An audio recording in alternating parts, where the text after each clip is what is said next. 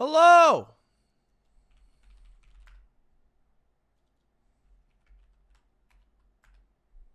What's up? What's up? What's up?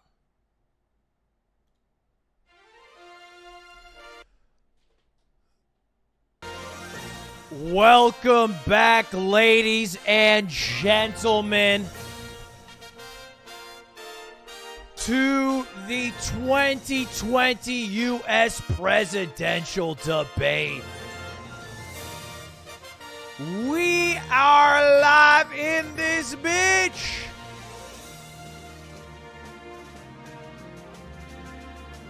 How do you do?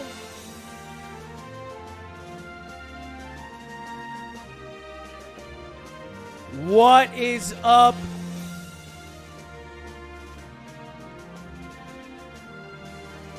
You laugh, you lose the presidential election.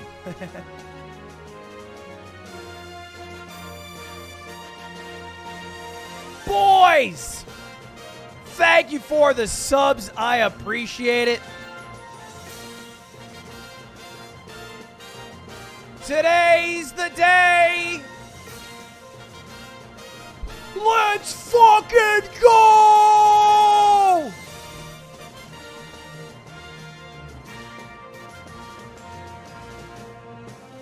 I wish I could do more shadow puppets. Gentlemen, today is one for the record books, not only for the United States of America, but for the rest of the world. Perhaps the largest voter turnout in the past century.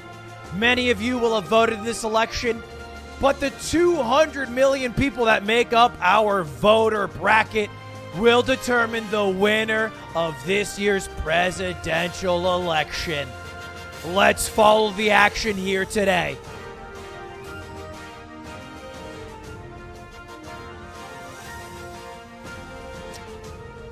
Doesn't matter if you're Canadian, United Kingdoman, or goddamn Japanese.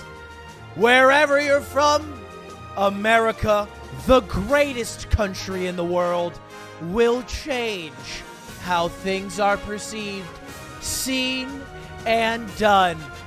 Most specifically, the Middle East. If you live there, a lot will change. We do a lot there. We do a lot. Not our fault you're born on oil. That's your fault. That's on you. That's not on us. Sorry, we're resourceful. Oh, my bad. My bad, I want resources. Have you never played Risk?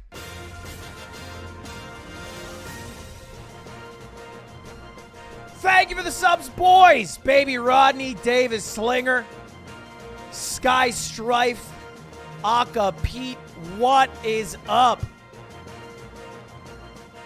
We already have a couple of confirmed states on this election day. Things are already heating up.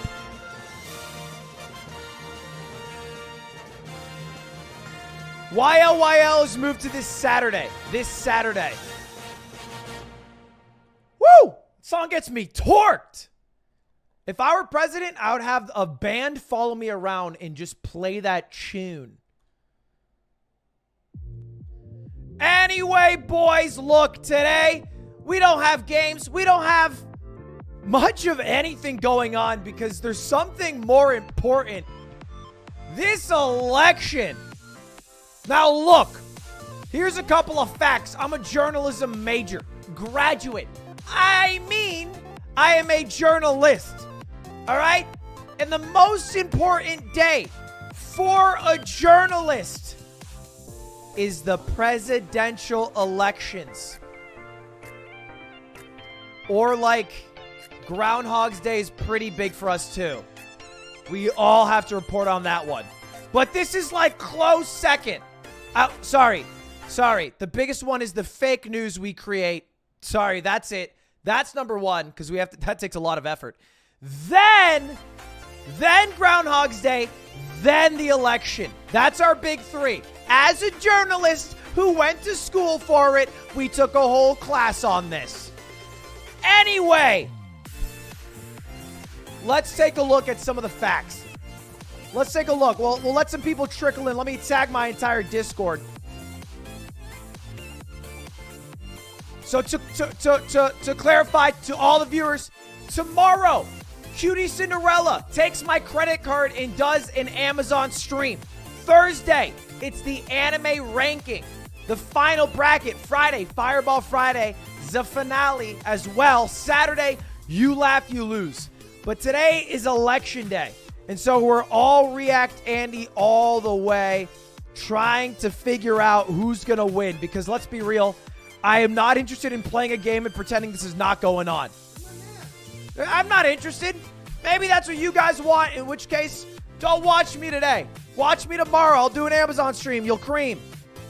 But I'm not going to just play a game and pretend that this is not way more fucking important to me. Schlatt 2020. Schlatt unverified on Twitter.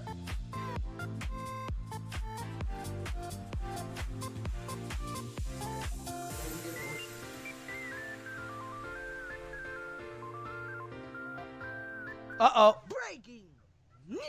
Wait, what was this? Breaking news.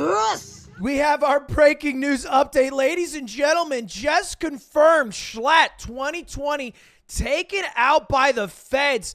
The checkmark actually removed.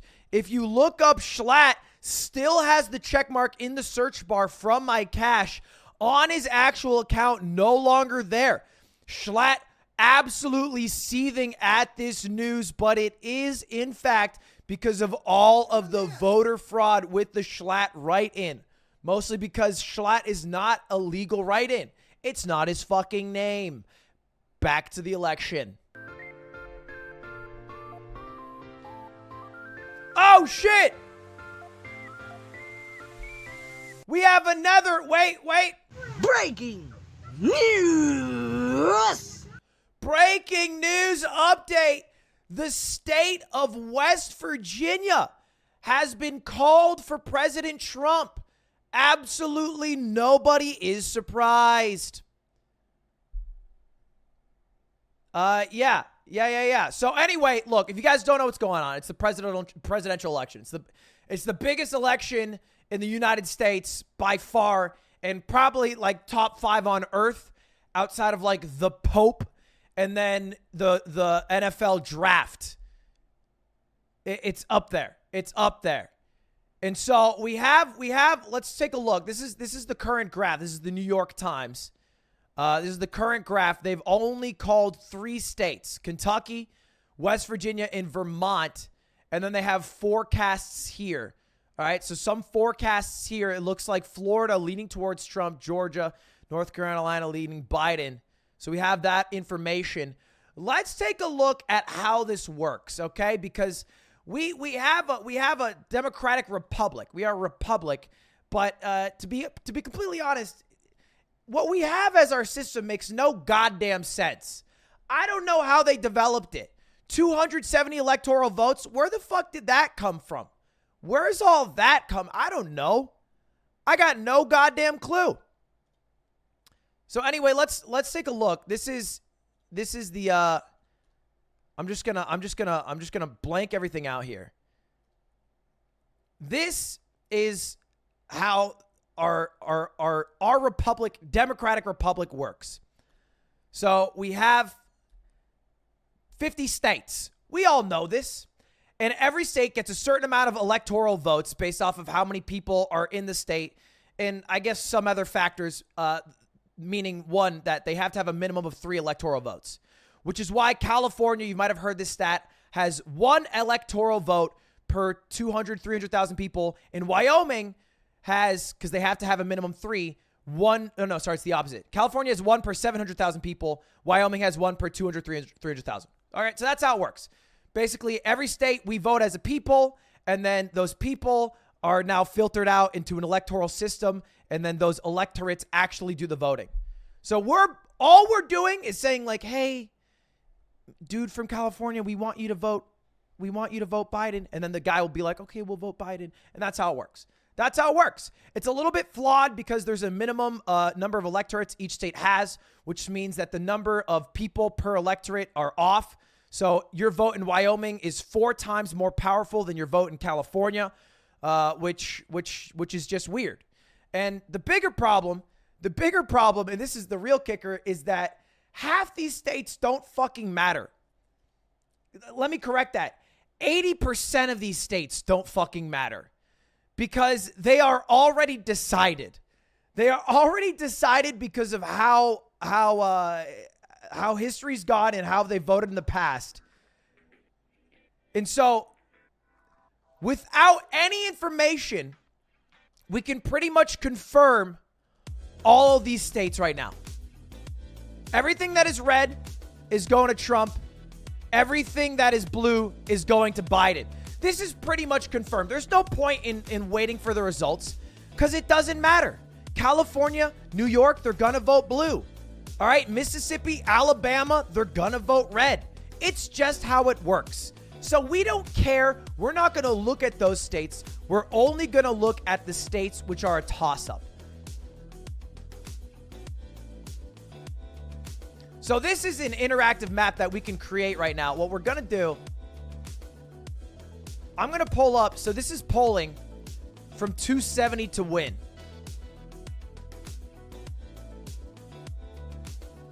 And all I'm going to do is I'm just going to make a map, right? I'm going to make a map from these polls where the poll has somebody leading by over 5%.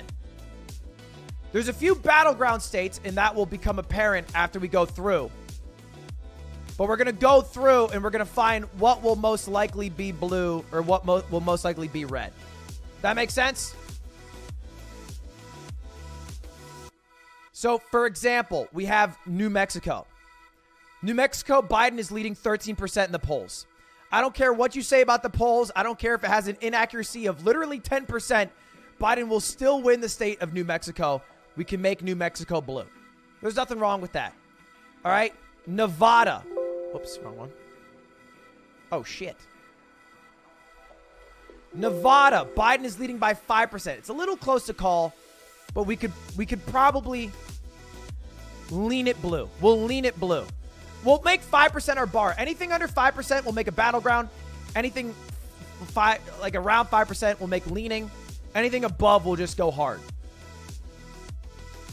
Colorado, very blue. 11%. No shot it turns up anything else. Nebraska, very red. There is no way Nebraska votes blue this year. 12%. 12% leading. Biden won Virginia. Biden already won Virginia. Fair enough. So let's add that to the map. We got Minnesota. Minnesota, Biden's leading by 10% in the polls. Very unlikely for that to swing. So we'll have that one to Biden. Iowa, Trump's leading by 1.6. That's kind of a battleground. We'll leave it. Wisconsin, Biden's leading by 9.2. Probably no shot he loses it. Michigan, 5.4. We'll have it battleground. It's close enough. I guess Nevada was similar, but it's probably leaning. Ohio, Trump, 0.9, too close to call. North Carolina, Biden leading by 0.3, too close to call. Georgia, Biden leading by 0.2, too close to call. Florida, Biden leading in that poll, but actually, I think Trump's leading now. Still too close to call. Too close to call all those. Texas, too close to call. Arizona, too close to call. So this is where we're at. This is where we're at right now in the election. And really, if we're looking at this, this is Biden's game to lose. If we're going to relate this to like a Super Smash Brothers Melee match, this is Biden's game to choke. I actually forgot about, hold up. Let me give Biden New Hampshire. New Hampshire voted blue last election with Hillary, and I think is just more blue this time.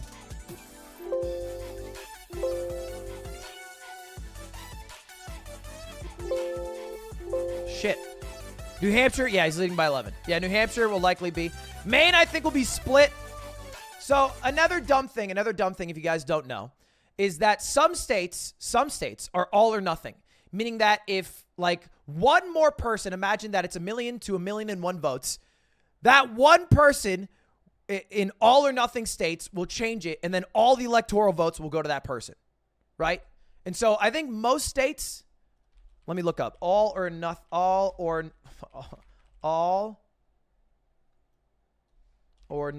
oh my God, states.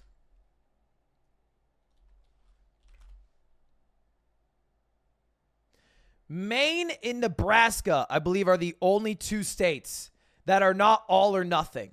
They're broken up by districts, and so they can have split votes, which is kind of cool. That's kind of cool. 48 states are all or nothing, which is absolutely brain dead dog shit stupid. Look, we don't have a democracy. I remember being in my civics class, and she asked, what is our system of government? And everybody answered democracy, and I answered republic, and I got free apple juice from the vending machine from Mrs. Givens because I answered that question. And she was the hottest teacher in the high school, and I thought there was a slight chance that maybe something freaky would happen. Nothing freaky ever happened, but it's still true. It's a republic. And so it's a little bit fucking jank and a little bit fucking dumb, but it's all or nothing. So that's why they bring up the stat from 2000 election, Bush versus Al Gore, where the state of Florida was won by a few hundred people, and that decided the election. I don't know if you guys, we're all too young for that likely, but if it was not all or nothing, it would have been a different story, I'm sure. We'd have had a little bit of a sweat. Anyway, this is all to say that if we were to assume, right, just looking at this chart here, assuming that Biden gets Nevada and Michigan, which isn't too out of the loop, the rest of these states are battleground states. All right, we can even give Trump Iowa. We'll give Trump Iowa, and we'll give Trump Maine. It doesn't fucking matter, to be honest. Maine is pretty irrelevant. The rest of these states, actually, Maine kind of does matter, because then, yeah, if he does get Maine. Anyway, the rest of these states, so 1, 2, 3, 4, 5, 6, 7. I think these 1, 2, 3, 4, 5, 6, 7 states will determine the election. This is it. This is the only thing we care about tonight.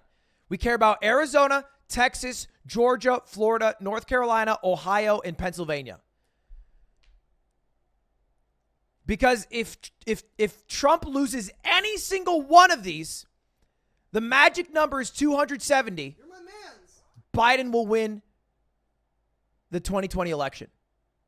That's how it works. That's how it works. You got to get to 270. Now, admittedly, maybe some of these were a little brazen to lock up. Specifically, Nevada possibly could go red. Michigan maybe could go red. Perhaps New Hampshire or Maine, perhaps. Kind of unlikely. But if this, and this is, I would say about 80% to be true, the case of what's kind of locked, then any one of these 7 states, which are all battleground states, if they swing blue, will make Biden the president of the United States for the next 4 years. Probably the next 6 months, because that motherfucker is 97 years old. But he will still be president for a little bit. All right? For a little bit, he's got that shit on lockdown. So all we have to do is keep track with this chart here. This chart here is the New York Times needle. They are guessing based off the votes that are already counted where it's leaning. And so right now, Florida leaning very heavily towards Trump. Florida was kind of an interesting case. Let's look up Florida history.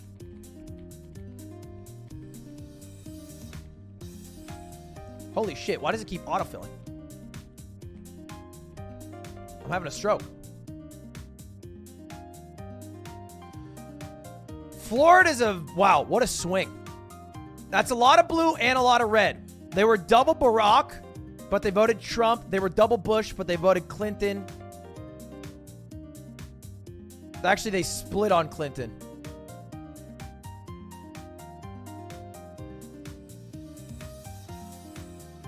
Yeah, look at the percentages. Yeah, this is insane. 50.01%. Where's the George Bush one? 48.85% to 48.84%. That's like when I try to do the 50-50 with you guys, and you guys are off by 1 vote.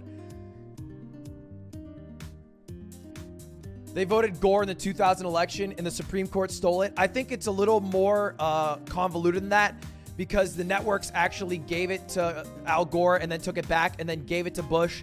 And then Al Gore conceded victory in the state of Florida. But then after seeing more information, took back his concession, which isn't really something you should do. And then that went to the Supreme Court. And then there was recounting available. But then the people who were actually recounting got persecuted by people who didn't want them to recount because they thought they were stealing the election from Bush. And so then they stopped recounting. But then they also threw out 20,000 votes in a butterfly ballot. There was a lot going on. There was a lot going on. There was a lot going on. It was a little bit fucked. Yeah, there was a, if you guys don't know, there was a heavily blue, like, county that had a butterfly ballot. So rather than being like, you know, like Donald Trump, and then, boom, Biden, Joe Biden. It was like Donald Trump here, and then the one below was some random fucker, and then Biden was over here. It was like split in a butterfly way.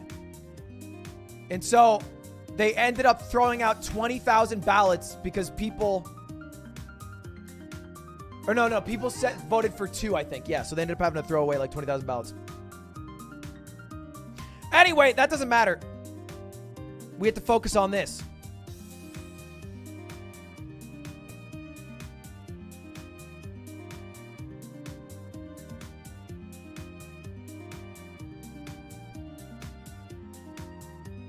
So we have Florida leaning towards Trump. 95% Trump wins it. Let's go to our chart and let's just give it to Trump. We'll just give it to Trump. We'll assume that this call is most accurate.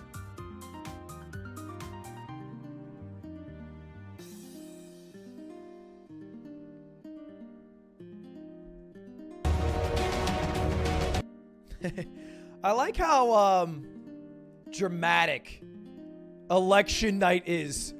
Journalists are like, it's like fight night, bro. They all get amped up.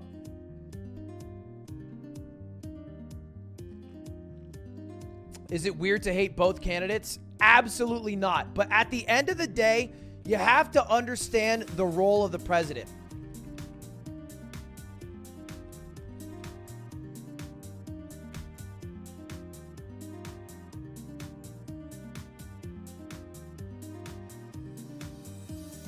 So look, the president has, they're not all powerful. It's not a dictator, but they have 4 powers, all right? We'll look this up. This is classic civics 101. The president does 4 things, all right? I pulled it up on Google. Number 1, commander-in-chief of the armed forces, all right? This is war. They are the commander-in-chief. They decide war shit, army shit.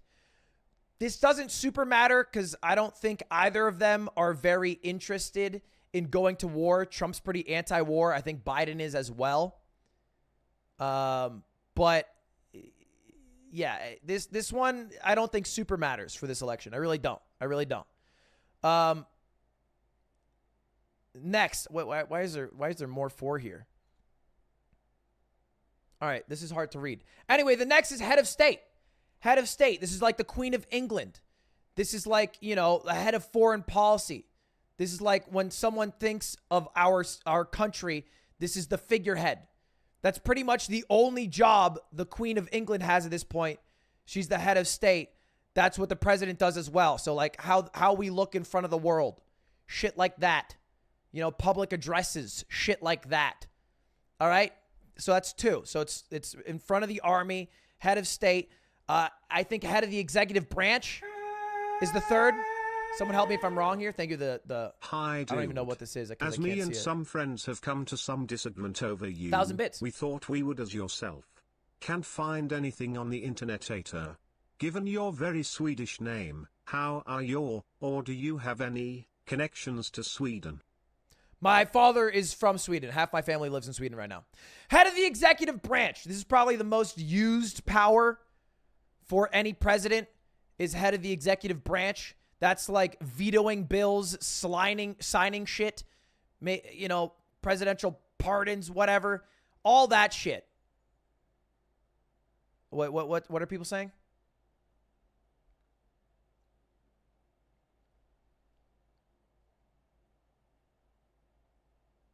State voting results. Hold up. I don't have notifications on. State. I'll just look it up. State voting results. Dude, I poured water on my keyboard and now it autofills in Google. I think the down arrow key got broken.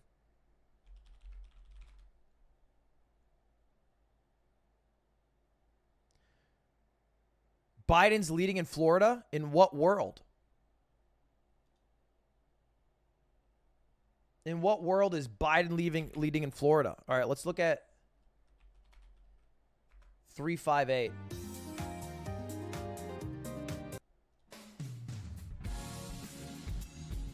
Is it 358?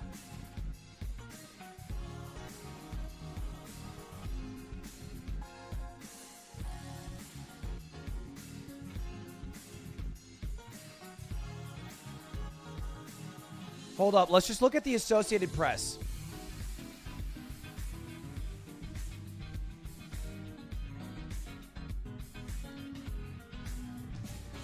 The one... Look, I'm going to be honest. Media are all fucking desperate to get results out in what could end up being a resultsless night. And the one people I trust are the Associated Press. Because when I was in journalism school, that's what every fucking news source used was AP. Everybody did. Because AP just gives out their news shit for free and you can just use their wire for any news update. And then there's like a database. There's a database that AP just uploads to. And everybody, Fox, New York Times, whoever the fuck uses AP for information. All right, hold up. Let me turn on links. I'll turn on links for today. Be good, chat. Or else I'll have to turn it off again. What? Lamaulad, I can't believe they featured on weirdchamp.org LMFAO weird champ. None of that made any sense at all. I don't know if Brian's having some goddamn strokes, but... All right, you got to make sure to chill with the links. Chill with the links, or we're going to put in sub-only, boys. We got to chill with the links.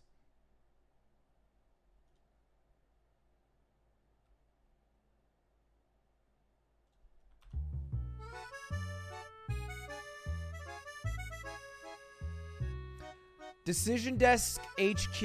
I don't really trust Decision Desk HQ. I think Decision Desk HQ calls things a little bit early.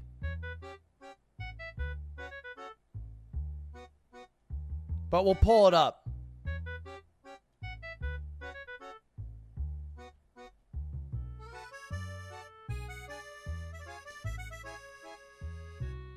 So, kind of a big factor here is that in a lot of these states, the first thing to be counted are the mail-in or early ballots. That's the first thing that's counted.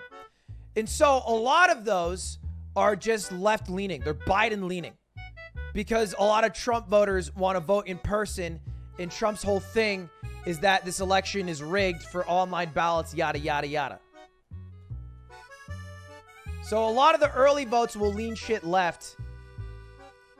And so if it's early left and then goes right later, I wouldn't be surprised. But I would be surprised if it's the opposite.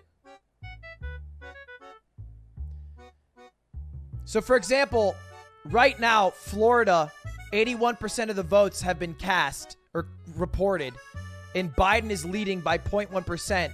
But the forecast is that Trump will win. Because all of this is the early voting. And then the late votes are going to be the in-person stuff, which is more likely going to be people who are voting for Trump who thinks that mail-in voting is rigged. Does that make sense? That's why they have Trump winning even though Biden is leading. It doesn't make sense on paper, but it makes sense with that information. So I think Oh, did they not? You have to sign up. So I think this information here, well, this one does say 97%. Oh, no, they say 83% to 97% reported. I mean, we'll keep an eye on it. But bear in mind, it doesn't matter. Like, the thing is, if this is accurate for any of the 3 states, then Biden will likely win. Because this is our map, right? These are our battleground states. Arizona, Texas, Ohio, Georgia, North Carolina, Florida. We'll make Florida a toss-up again. North Carolina, Pennsylvania, Ohio. And DDHQ has Biden leading in Florida, Georgia, North Carolina, and Ohio. If Biden were to win any of those, he would likely win the election. Trump won South Carolina. Yeah, that's why this is also fucking ridiculous. Because they're reporting that Biden's leading in South Carolina, but that's with 3% of people voting. And again, that's early voters. There's no shot. Let's just look at South Carolina voting record.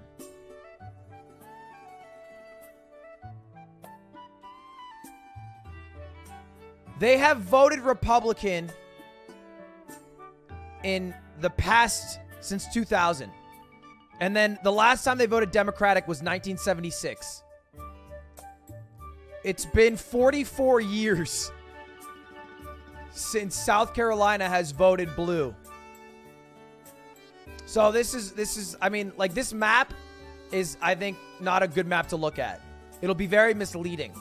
Because again, all the early votes are going to lean blue. All of them. For every state. And you can't look at that and then trick yourself into thinking, oh, Trump might lose.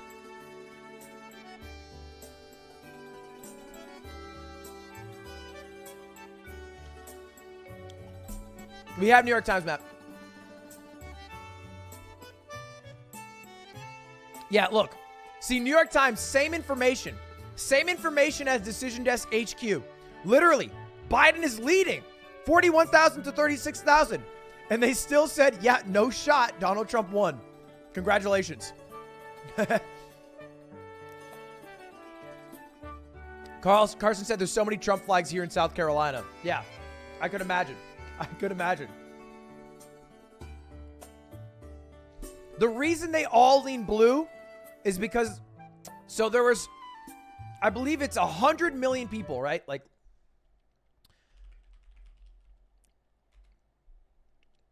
this is the math. There are, let's see, how do I find the number? Is there a way to just find the number? Okay. There are 239 eligible voters in the United States. That's how many people can vote. Last election, 136 million people voted, which seems like a big number. But the fact is, 100 million people voted before Election Day. Okay? Let that sink in. 100 million people did not vote today. They voted yesterday or before. Either mail-in or early voting or absentee or whatever. So like 75% of the votes from last year were already done before Election Day even started. And because of that, Trump's entire rhetoric is that mail-in voting is rigged, that ballots are getting burned in a river in Ohio. People who are supporting Trump do not support that. They think it's a scam. They do in-person voting generally. Right? This is a broad general analysis. And so early votes are going to lean blue because red voters don't want to do what is called a scam in Trump's mind. So that's why Biden's leading in South Carolina, but he's going to get fucking destroyed. Hi dude. Yo. As me and some friends have come to some disagreement over you, we thought we would as yourself. Can't find anything on the internet. I am Swedish. We had this one already. Thank you for the 10, buddy. Did I vote? Of course. I'm not brain dead. I did vote. The one thing I'm actually most excited about, I mean, the presidential election I have almost no impact on. I'm in California. But I'm really curious to see the result of Prop 22. Oh, fuck. Oh, shit. Okay, we have a lot of states called. We have a lot of states called. Holy shit. We just had so many states called in 1 second. All right, ladies and gentlemen. This just in, the New York Times now calling the state votes for Massachusetts, Connecticut, New Jersey, Delaware, Maryland, and more for Biden. Uh-oh. Ladies and gentlemen, the New York Times calling Oklahoma, Mississippi, Alabama, Tennessee, Kentucky, West Virginia, South Carolina for President Donald Trump.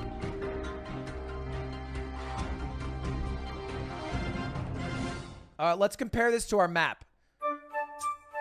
So we made a map based off of polls. I want to side by side it.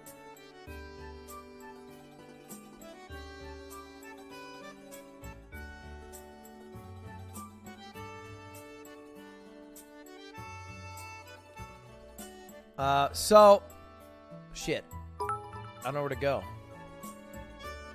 I believe it's a democratic republic because we vote for representatives, not directly for the decisions. But democratic is an adjective changing republic. We're at the end of the day a republic. Anyway, so on our map we already had Oklahoma for Trump. We already had Illinois. So this is the map we made. This is the map we made. This is the map of results being declared. So Illinois for Biden, we figured. Kentucky, Tennessee, Mississippi, Alabama, South Carolina, no shock there. Virginia, Maryland, Delaware, New Jersey, Connecticut, Rhode Island, Mass, Vermont. Nothing here is a surprise. All very standard shit. We should not be surprised by any of this. We should expect to hear results in Indiana that lean towards Trump. The one thing we're interested in is Ohio, Georgia, Florida, North Carolina. Florida's the one that we're going to find out in the next 30 minutes or so. And if Donald Trump loses Florida, then he's kind of fucked, to be honest. But I do believe right now the New York Times has Trump winning in Florida. Yeah, they have him at a 95% chance to win Florida. DDHQ with more results in now has Trump leading in Florida with about 10 million votes counted. Still a very close poll, but he's leading by about, 40,000 there?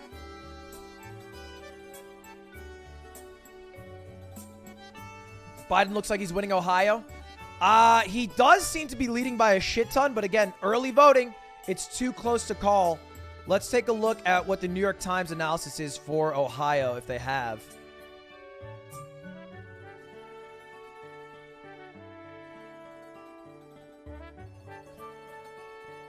This is such a confusing map. Do they think this is not confusing? Oh, I see. It's like a snake map. So if it's ranking things in order of difficulty for Trump to win this, or Biden to win the state. So Biden would have a really hard time winning Texas, but if he does, he wins the election. And then if Trump wins Texas and Biden wins Florida, I see. It's like a tree. So everything going towards the left is Biden winning. Everything going towards the right is Trump winning. And so the quickest path for Trump to win is winning all these states in a row. Biden can win if he just wins Texas and Florida. I see. Yeah, this is kind of scuffed, though. I actually think it's an ugly way to portray it. I do want to take a look at Ohio. Let's take a look here. All right, 31% reported in Ohio. No surprise that Biden's leading early on. Absentee voting was about even.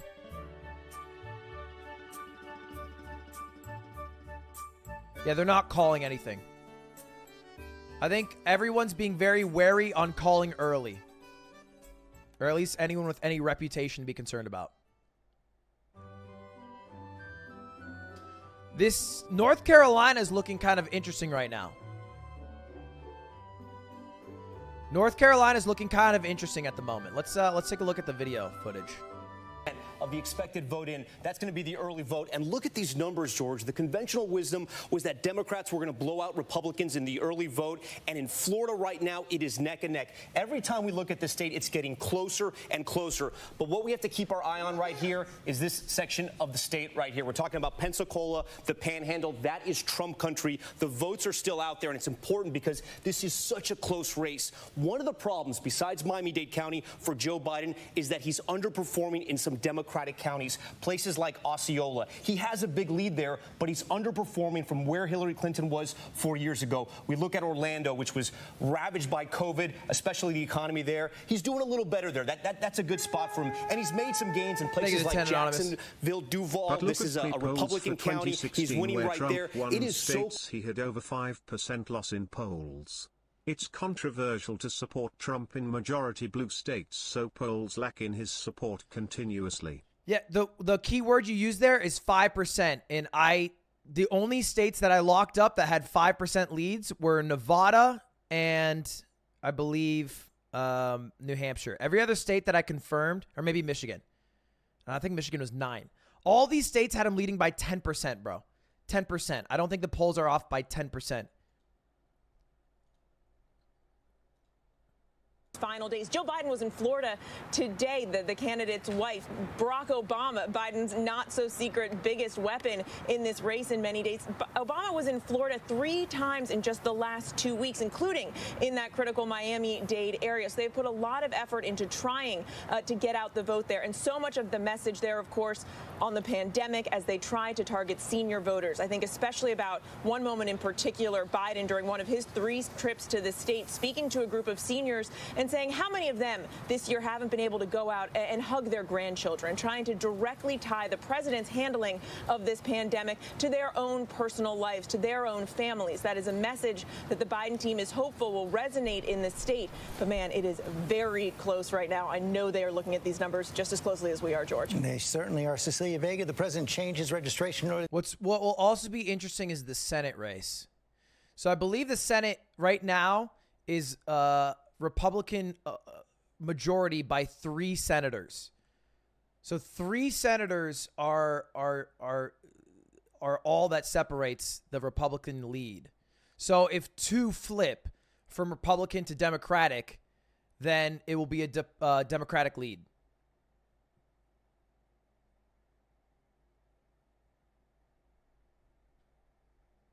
Sources who are telling us that the president... Yeah, I believe it's the Georgia Senate race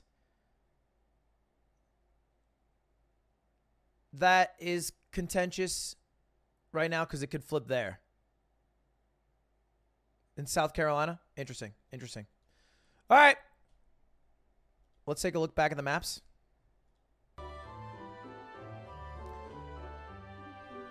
Let me go down here, actually.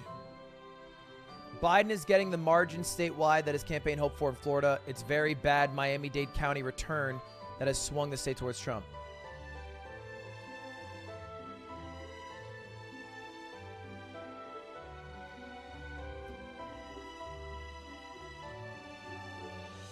Democratic donors spent $100 million opposing Senator Mitch McConnell of Kentucky. He wins in the quickest race of the night. What a waste of $100 million. Damn, they really just spend money on anything, bro.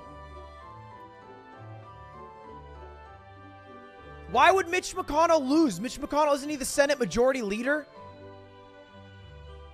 He's the leader of the Republicans in the Senate. Is he really going to lose? That's crazy.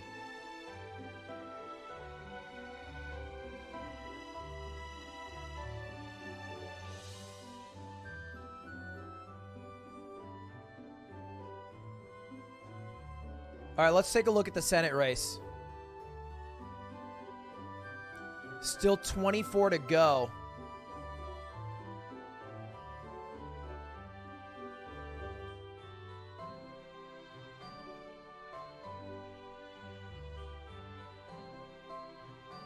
Is this the one that we're assuming is contentious?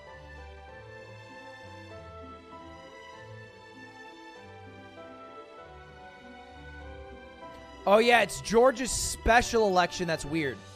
Well, this one doesn't matter. So there's a special election because there was a Georgia senator who recently retired because he just has, what's it fucking called? He has some illness. So he retired. He's gone now. So they're having a special election. But the way the Georgia special election works is that if no one gets a majority, there will be a runoff vote in January. And so this is kind of like a Lincoln situation where there are two Republicans battling each other. I think Doug Collins is the newcomer against Kelly Loeffler, the incumbent. And so you might think to yourself, why are the Republicans fighting each other for an easy win for the Republicans? It's because it doesn't matter. If they don't get 50% of the vote, neither of them will be actually in the Senate. They'll go to a second poll in January. So this poll doesn't fucking matter at all. Maybe it'll be interesting later, but this one's interesting. If Texas flips, because right now John Cornyn is the Republican senator. And then if Jamie Harrison, I think if both Texas and South Carolina flip to Democratic senators, then the Senate will be controlled by the Democrats. Unless I'm smoking absolute weed.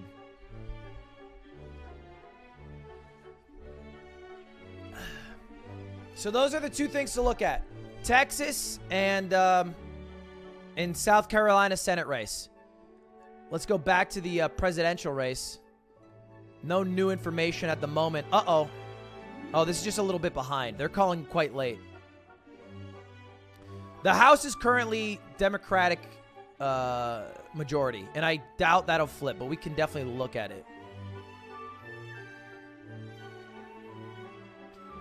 There's so many shit in the House. Look how many fucking people are in this bitch.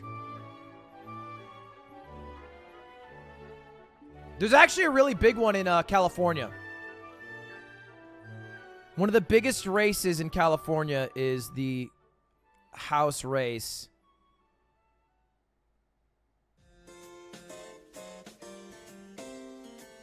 I can't find it. Oh, there it is. What are your thoughts on California's Proposition 22? Young Kim versus Gil Cisneros is an interesting one. I don't know what the fuck that dono said. What did it say? Prop 42? I like Prop 420. Blaze it, baby.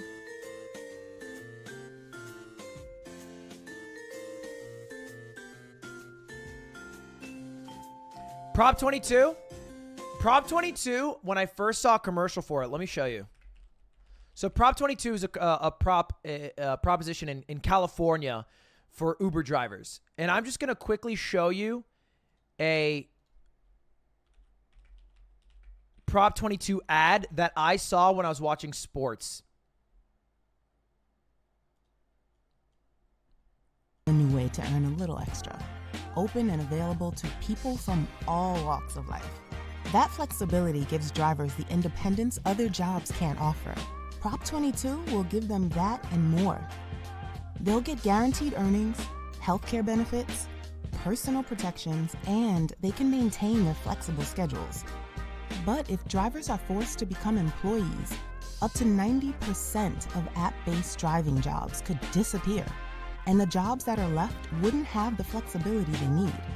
There would be set shifts, flat wages, and limits on when and where they could drive.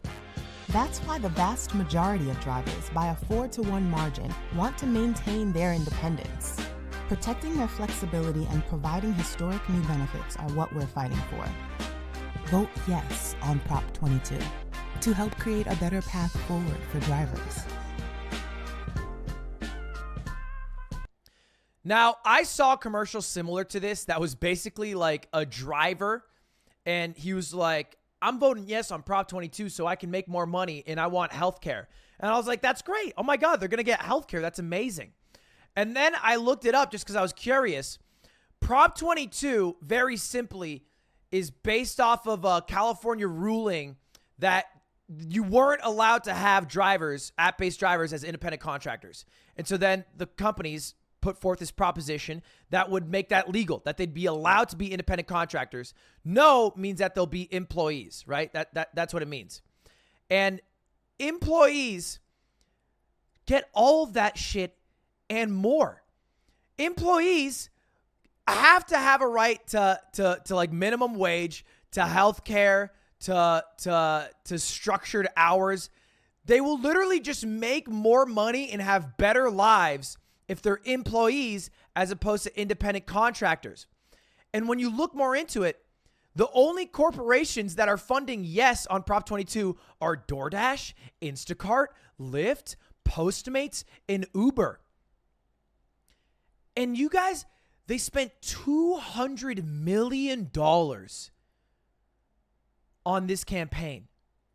Uber themselves, I think, put in $50 million to try to get Californians to vote yes on Prop 22.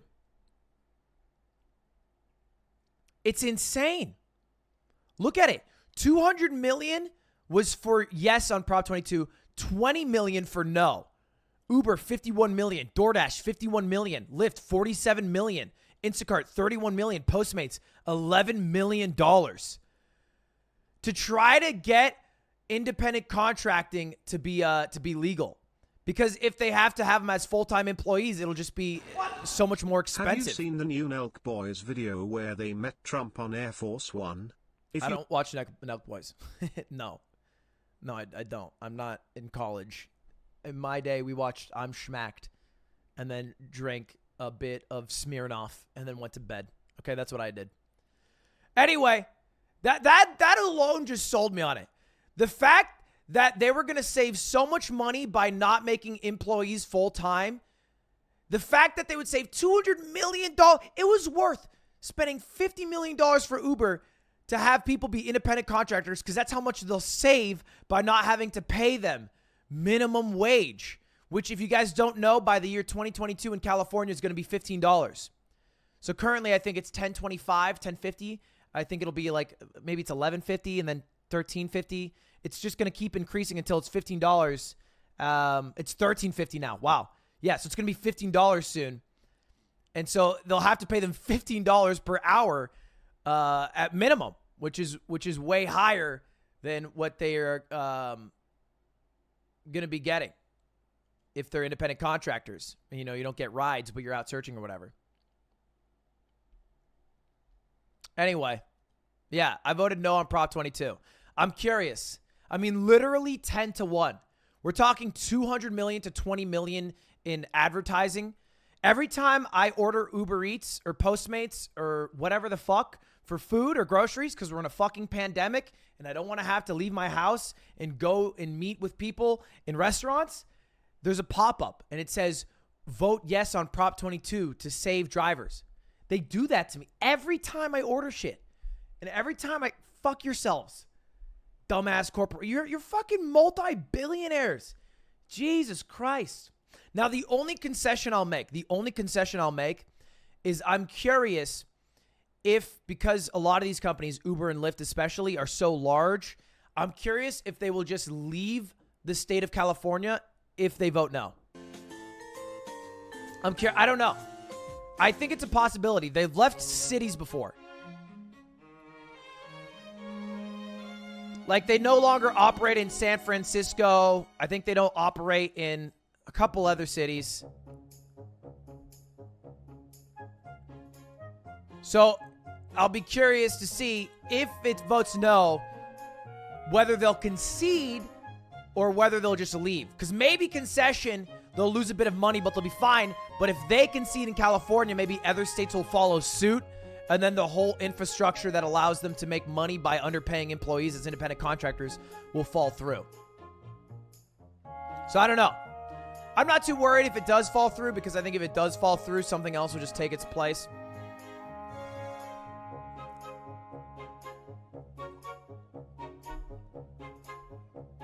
Nothing new's been called, I don't believe. Let me look at...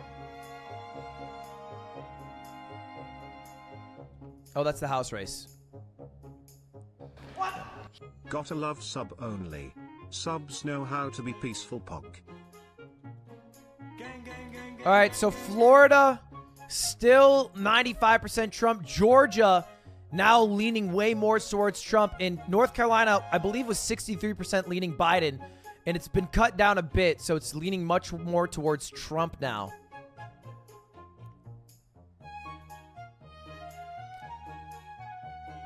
So yeah, again, this is the outcome of these three races. We're only looking at Florida, Georgia, North Carolina right now. If Biden wins one, Biden is most likely going to win the presidential election. This is the graph that we created on 270 to win. If any one of these is blue, whether it's Florida, 270 is the number, it's the line right here, or whether it's Georgia or whether it's North Carolina, Biden will win the election, most likely. Any one of them will get him there. Now, this is with me giving him Michigan and Nevada. But I think Michigan we don't have much info on yet. Actually leaning Trump right now, but that's with 2% reporting. But the Michigan polls had Trump leaning by, or Trump losing by a lot. This is called Home Sweet Home.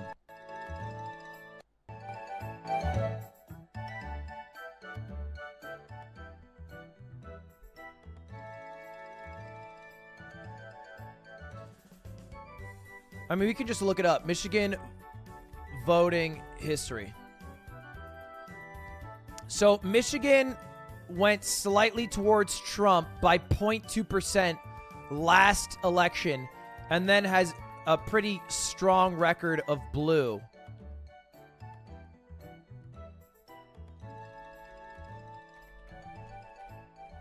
So if we look up, let's dig a little further. In 2016,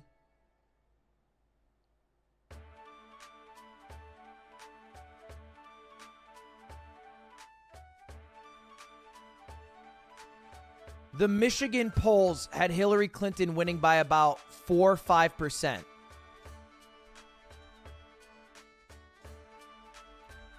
What? And then Trump ended up winning.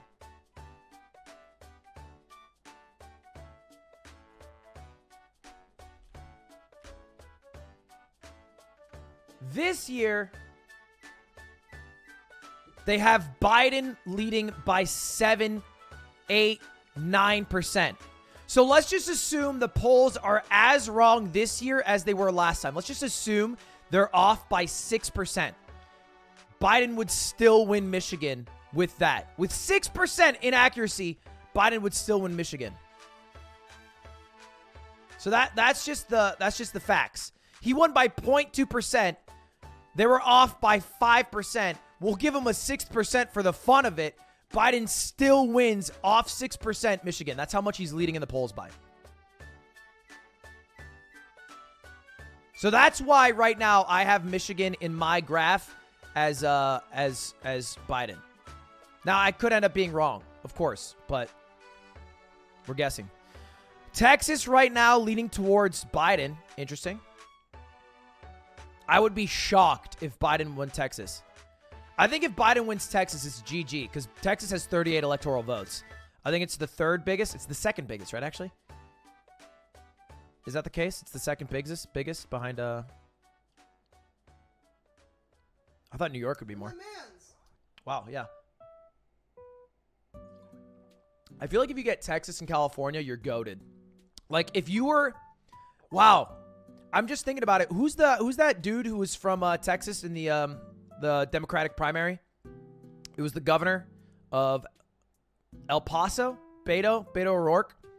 If you're from Texas and you're Democratic, because being from there oftentimes makes you have a boost, and then you also just auto get California and New York because those just lean so heavily blue, you're already at 68. What is that? 73, 123 electoral votes. You're already like halfway there. That'd be so OP. What? I think Wisconsin is gonna be a swing state. Would it be crazy to switch it on your map? Wisconsin? Let's take a look. So we did the math with Michigan. Let's take a look at the math with Wisconsin. So Wisconsin, Biden is leading in the polls by even more than Michigan. He's leading by 8 to 12%. But let's just be a little more conservative, assume he's leading by 8%. And then let's take a look at the 20... Fuck me, my H key's broken. Let's take a look at the 2016 election. Hillary was leading by about 5 to 9%. And then let's take a look at what happened. My God. Dude, my mouse keyboard broke. So last year, Trump won by 0.7% in Wisconsin. The polls had Hillary winning by about 5-6%. Let's assume, and let's just give Trump 7% inaccuracy, Biden would still win in Wisconsin. Assuming this is wrong by 7%, Biden would still win. Still, it's absolutely possible they're wrong by that number, but that's why I, in my graph, in my chart, think Wisconsin and Michigan are likely to be blue.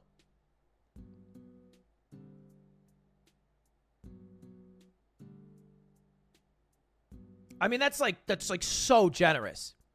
Like, polling is not voting. Polling's polling. But being wrong polling by 7% and still winning is kind of crazy. Nebraska could end up being interesting, but I think Nebraska's pretty firmly Trump. I think Nebraska splits up their voting, though. So Biden will probably cop an electoral vote or two. Because they split. They're the only other state outside of Maine that splits up their electoral votes. They're not all or nothing. But it's also 5 electoral votes, so who gives a fuck? Iowa's more blue than you think. Maybe, but they're all or nothing, and I think this is, at the end of the day, Biden's election to lose. And so I would rather just confirm Iowa and give all of Nebraska to Trump and then see where it stacks up. But you are right in pointing out that Wisconsin and Michigan are the 2 states that I gave to Biden that are, out of these, maybe Nevada included, the most likely to be inaccurate. And that would flip the script.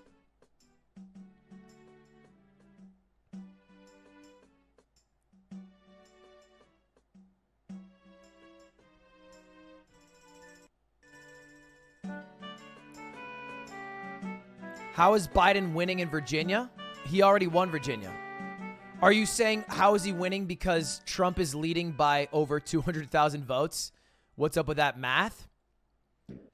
I think the logic is that usually really big cities and counties are much more blue leaning, and they're also much more densely populated.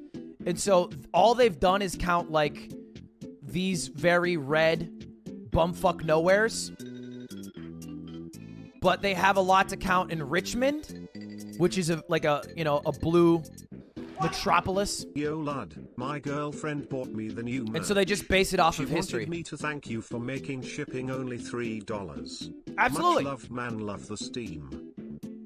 I think we did a much better shipping solution this time. It was much cheaper.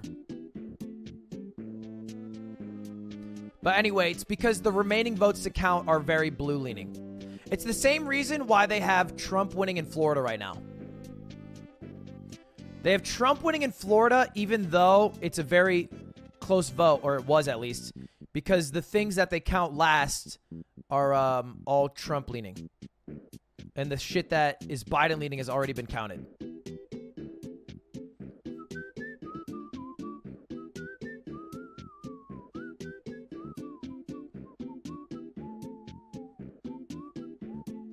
Yeah, Trump outperformed Miami-Dade too. I don't even know if that would have mattered. Probably the least contentious poll in Florida they've had in fucking years.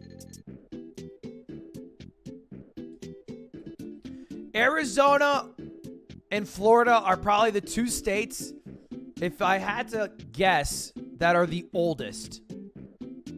States by age.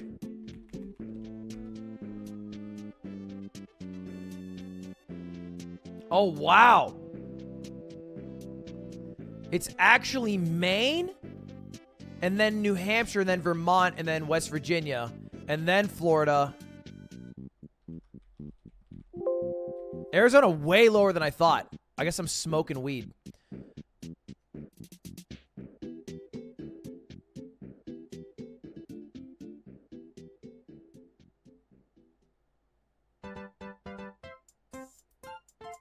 Why are you guys question marking? I think 20% of Arizona's electorate is like above fucking 70. There's a bunch of retirement homes.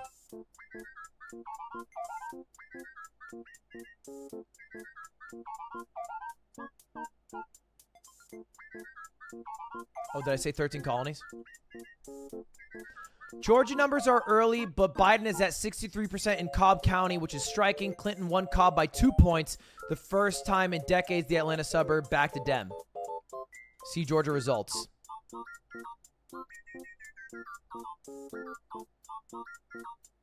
It's still leaning Trump, but I guess that's interesting for some reason.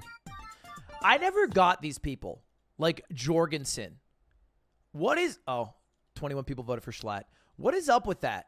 Like, what are they doing? You know what I mean? Like, what is the goal of getting 10K Hey votes? lad, oh Frog here, just wondering where Schlatt is on the polls. Like, who are these Biden and Trump guys anyway, keep up the good content. Thank you, buddy. Oh, they just called Arkansas. Breaking news. Arkansas has been called.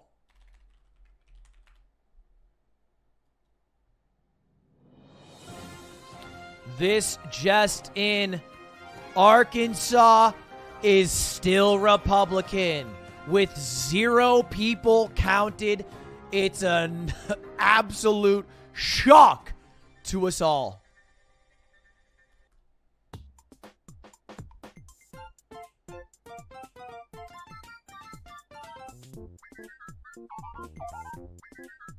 Tom Cotton re-wins. Isn't Tom Cotton the one that was racist? Am I smoking weed?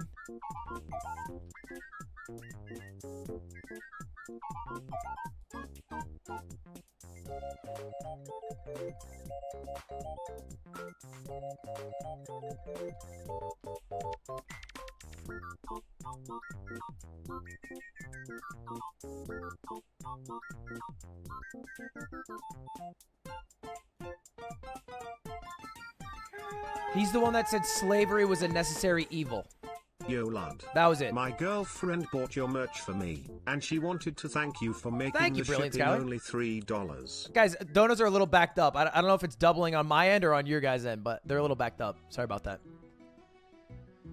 Yeah, his exact quote is, slavery was a necessary evil upon which the Union was built.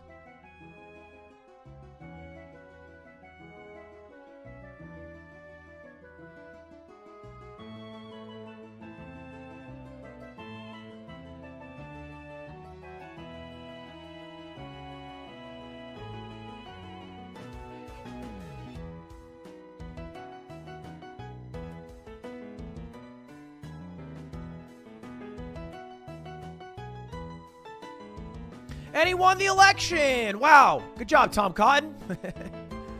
Arkansas. It's different there, I suppose.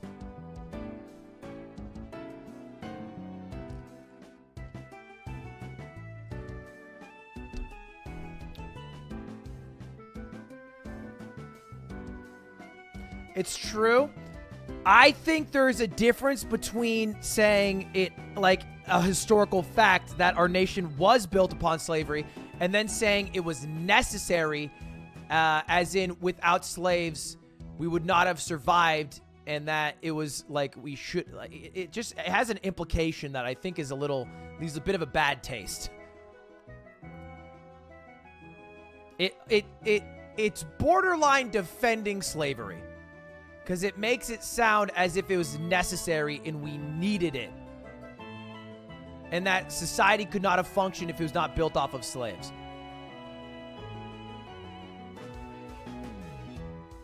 I'm being very generous to Tom here.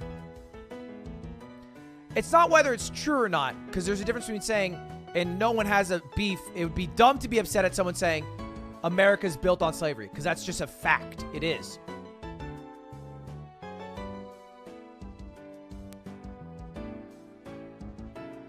But saying it's necessary while also signing a bill that limits the funding towards 1619, a project that explains the history of slavery, is just not a good look. I don't need to defend Tom Cotton. I don't give a fuck about that old ass man. It doesn't look good. It does not look good. His optics team has an L there. His last name's also Cotton. Also a bad look. There's a trifecta going on. We don't need to get into this anymore, but we can admit this. We can admit it does not look good for Tom. He looks bad.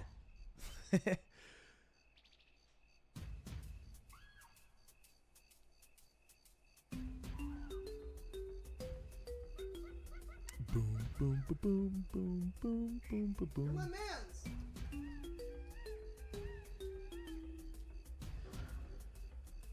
All right, we are still waiting here. Oh shit, I refreshed by accident. Let's double check the Senate race, because I think the Senate race was interesting. So the two Senate races we're looking at is Texas, which now is leading towards the Republican incumbent. And then the other one was South Carolina, which is still leading towards Jamie Harrison. So kind of interesting here. Uh-oh, North Carolina. Cal Cunningham. Cal Cunningham kind of taking a lead there. Again, 2 flips in the Senate means that the Democrats will have a majority, because I believe the way it's broken up right now is there's a 3 leads. I think there's 2 independents, 100 senators total, 2 per state, 3 independents, and so there's, I think, 50, right? Am I doing the math right?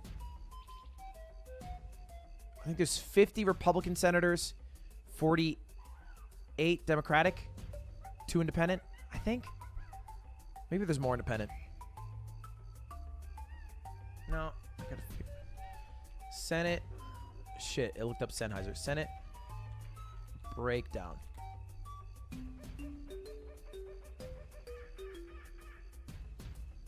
Right now, there are 53 Republicans, 45 Democrats, and 2 independents. Okay.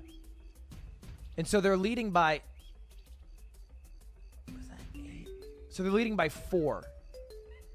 So the Democrats win 2. But I think the independents vote with the Democrats, which is why it's not as big of a lead. It's kind of confusing. To me, at least. I'm pretty sure the independents vote Democrat, but are actually independents. So it's actually 47 Democrats in terms of what the voting does. So then the Republicans are leading by 6 people, which is 3 seats you need to flip. And right now, the Democrats are on pace to flip maybe 2, 1 in North Carolina, 1 in South Carolina. And Texas is interesting. Anyway, let's go back to the presidential election, because that's a little more important.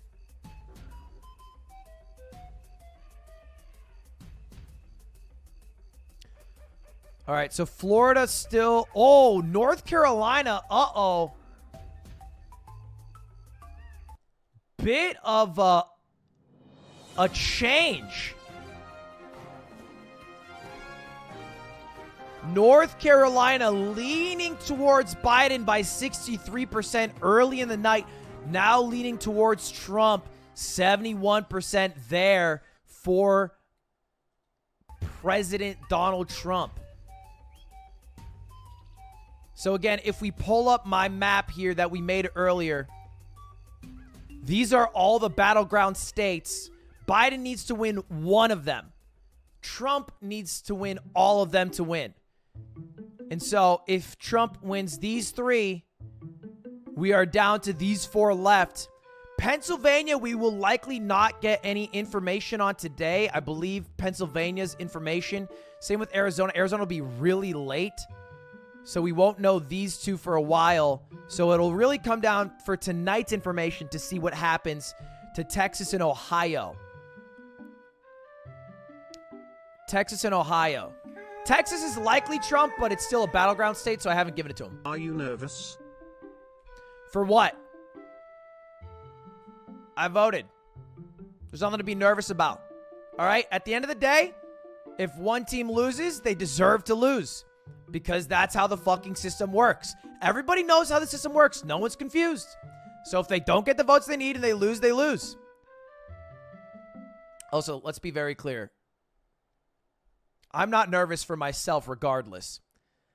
I am a white upper class man who has a shit ton of subs. My life will be impacted almost zero by the election of either of these presidents. In fact, if Biden gets elected, I will pay more in taxes. That's what'll happen, which I also don't give a fuck about. I don't care about paying taxes. It doesn't bother me. So either one, sure. My life, totally fine. Now the lives of every other American, empathetically, I'm nervous for them. But for me,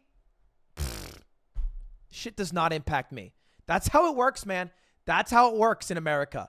Once you're rich, doesn't fucking matter what happens. In fact, you're only worried about getting maybe a little more rich. But I don't care about that. Speaking of which, guys, hey, make sure to use your Twitch Prime subscriptions. We do have 23,000 people here. It is absolutely free. All you have to do is click on a stream you like. Go ahead, hit that subscribe button. It'll say subscribe free. Make sure to use it. If you don't lose it...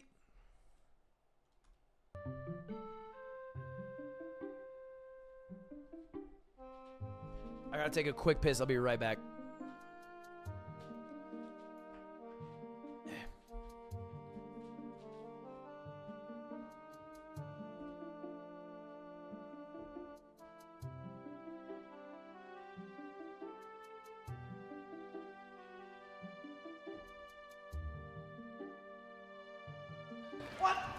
Love your content. I was wondering what your thoughts were on Joe Jorgensen.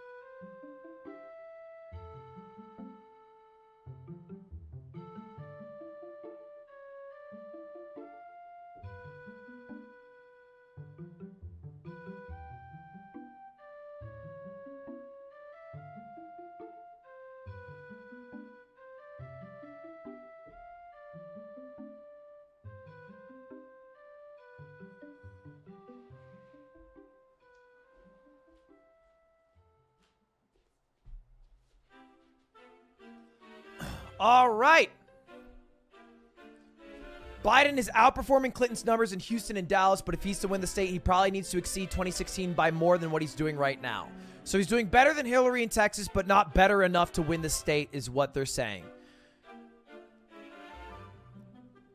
I thought, okay, so let's just look at the polling. Most of the workers don't want Prop 22 to pass because if they become employees they can force them to work certain hours. Currently most of the workers can come and go at their own time. My mom works for Grubhub and DoorDash and doesn't want it to pass. Well, I think that although I understand that logic, and that probably is the majority of people, those people do not rely on those companies for their livelihoods. Those people use those apps as side income. Some people use those apps as full-time jobs. And those are the people that I'm more concerned about than the people who are making a quick buck by driving 5 hours every month. So I think it's important to recognize people who are using it as a gig job and the gig economy, or people who are trying to use it as full-time work, especially when it's so hard to find full-time jobs. If it was possible to use Uber as a full-time job, I'm sure many more people would do it too. So although their stat might be right that 95% of people approve it, those people are not doing the bulk of the hours. I would like to see the hours that those 90% of people do, because I'm sure that it's like a couple hours a weekend at most. Anyway, North Carolina polls. My girlfriend and I love watching your content. Is there any proposition that you're comfortable sharing your opinion of besides Prop 22? Yeah, I'll share it on anything, any policy. I just don't usually say who I'm voting for as a human because that's what you're taught in journalism school because it shows a bias. But I can talk how I think about things. Well, I think everyone kind of knows where I lie as a human. I just think saying it as an influencer means absolutely nothing except creates a circle jerk for people to go, and I don't care for that. I don't give a fuck if you like who I vote for or don't vote for. You mean nothing to me. I'm in the 1%. Give me your Twitch Prime, please. All right, so North Carolina. At Ludwig, the first drive for DoorDash and can make up to $20 an hour in Illinois and pick my own shifts and work another job and do DoorDash whenever I want to on the side. As a driver for DoorDash, I support this.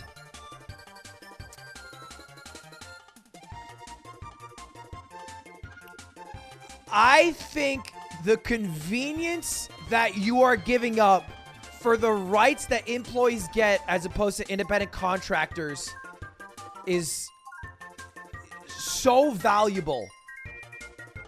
And I feel like you are underestimating that. Especially in an economy where we have like 10% of the people unemployed because of COVID. You could immediately pick up a job and do it and get actual, like an actual job. Like, what is more important? The ability to make a couple side bucks doing this thing, or the ability to just get an actual fucking job that can support you and your family? I think that is more important to me than making sure a college kid can get $100 to buy weed. And I am obviously exaggerating on one part of it, but I just prefer that people have full-time wages and are able to live off of them. Anyway, I think it's almost guaranteed that Trump wins Texas. So I just pulled up the polls. The polls had Trump leading in Texas, and they had Biden leading in North Carolina. But if we look at the forecast right now, North Carolina is leading Trump. And so if they were off for North Carolina, it's probably not that great to one-to-one transpose it, but it just seems kind of unlikely. Obviously, states are different. Campaign messages are different, but it seems a bit unlikely. But we'll see. In Florida, exit polls, 42% that said they were better off today than 4 years ago. Leave it to retirement homes to say that. Mid-pandemic, my dumbass can't even go to a fucking restaurant, and they think it's better one-to-one. That's crazy. That's crazy to me. I mean, and look, the pandemic was not caused by Donald Trump. Absolutely not. There are many more factors that come into play, but that is crazy to me. Oh, shit. No. No, I never.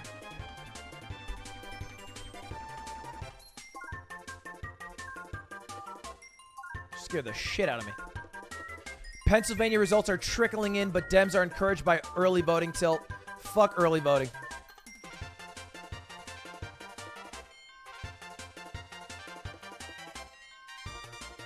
All right, what does DDHQ have?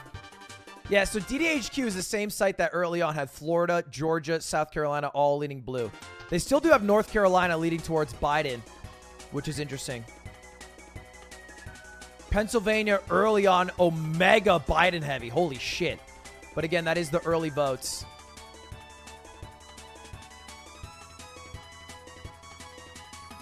No, like, fuck early voting. Sorry, early voting is good. But fuck reporting early votes and then putting it as light blue hashes, because it's misleading on who's actually winning the state, because early voting naturally leans blue. And so reporting early voting just so you're the first news site that uses it so you get more clicks ends up having pretty inaccurate results for what's actually going to happen. This is now like hard red on their map, and it was light blue at one point because of early voting results being shown. And so the way New York Times does it is they have it as contentious, even though like they at least put in like estimations in place for remaining counties. And DDHQ doesn't do that.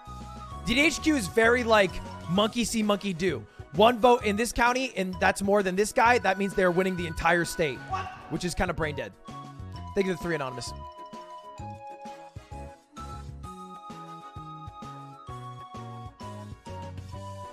I do think it's, so I don't super remember 4 years ago, but I have seen like they're boarding up LA, they're boarding up New York, they're boarding up like downtowns in all across the country.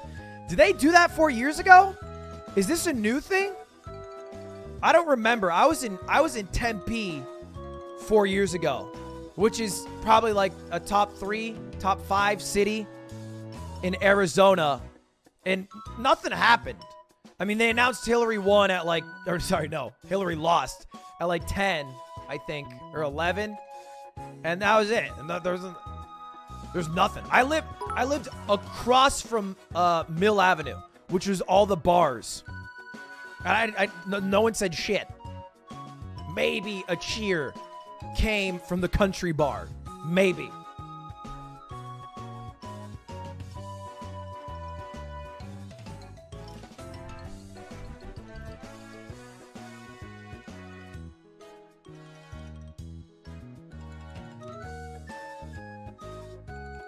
Thank you for the subs, boys. I really do appreciate it. Sorry I'm not reading it out. I'm just trying to keep up with all this shit. All right, so let's go back to the live election lead. I think Georgia ticked down a bit, but it is still leaning Trump pretty heavily. Now they have Trump winning all 363%. Yeah, this is I think this is one of the most expected scenarios. I think there were 2 scenarios that were pretty realistic going into this. One was Biden winning, and then 2 was us not knowing what will happen today. And so it is very possible we all stay up till 3 a.m. and we don't know who wins this election. What? And then there's a third option that we have Trump announced as a winner, but I already answered the nervous question, but no. I'm rich. Rich people don't get nervous about elections. I'm nervous for you guys. Good luck.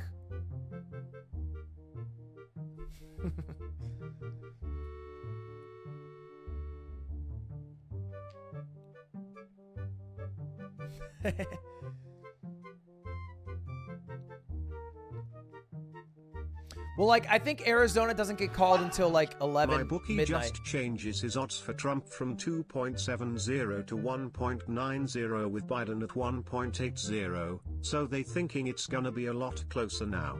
Well, yeah, that's obvious, because I think going into this, there was a possibility that Biden would win any of these 3 states, and if he did, the election would likely be over.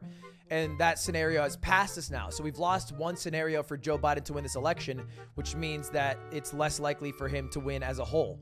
It doesn't mean that it's leaning towards Trump completely, but it is now less likely that he wins because he lost his quickest path to victory. I wonder if this path shows it. Yeah. Ludwig, as a Trump supporter who really enjoys Twitch, sometimes I feel ostracized watching all my favorite streamers. I was a big supporter of AOC streaming on Twitch and moving politics forward into the modern age. Big love, chat. GL to everyone tonight. Yeah, I think that's fine. I think you feeling ostracized is normal. People who have, like, politics is a makeup of your beliefs. And so aligning yourself to a party is basically revealing your beliefs. And if your beliefs don't align with another person's beliefs, then you likely will not get along with that person. I think it's all very normal. That's all very normal things to have happen. You're my mans.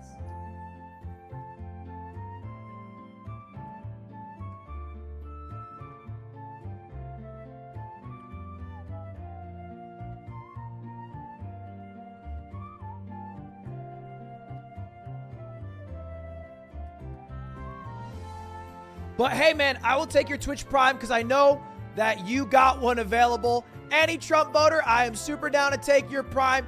And you guys got to be saving up your money, all right? Because, look, maybe Biden will win, and then maybe one day you'll magically make $400,000 and have to pay taxes, which is so scary, I know. Who would want to deal with that? That sounds terrifying. So drop your Primes on me now, and that will be an investment.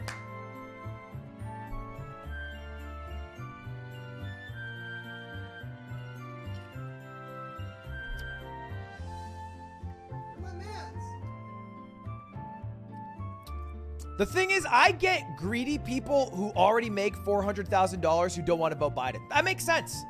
Self-preservation and the desire for more money, that's like, I think, a totally human trait. The people that are making like 50K up to 100K max a year, who are like, maybe I'll make 400 one day, blow my mind. What the fuck do you think's gonna happen, bro? Are you gonna trip on a goddamn first edition base set Pokemon box sealed? Is that what is happening? What? Thoughts on Joe Jorgensen? Because everyone is able to look at statistics and understand them and be like, okay, wow, so only 1% of these people will make this much money. 99% will make this much money. I currently am making this much money, but I will be here.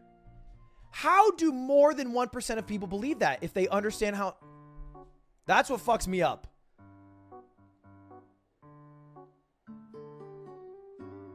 Anyway, buy United Airline. Kidding. Thoughts on what did that guy say? I ignored him. Thoughts on what?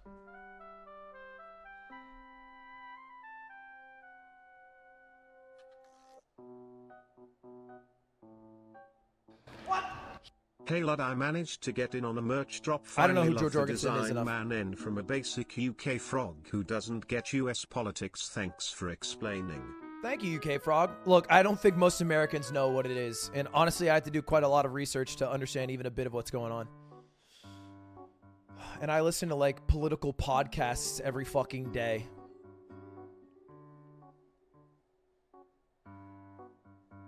Oh, he's that third party guy that's getting 10,000 votes. Yeah. I don't know. Does he have a driver's license? Does she believe we should have driver's license? If she does, then I don't fuck with her.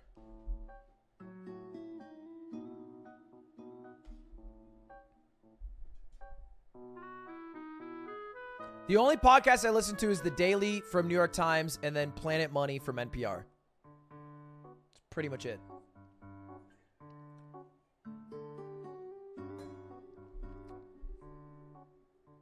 And they both have political things, but one's based around economics.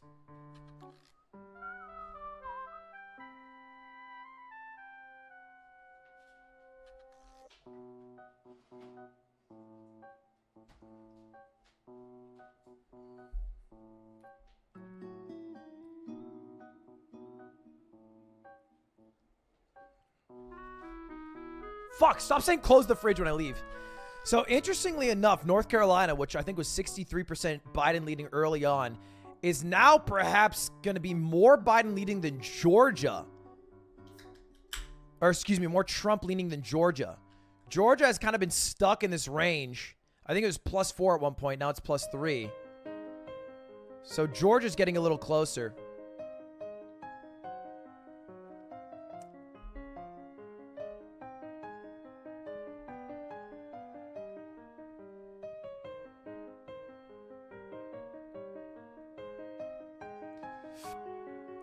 I think Schlatt's impact on this election is literally 0. Trump won Florida. I will wait until it is called from the New York Times or the Associated Press.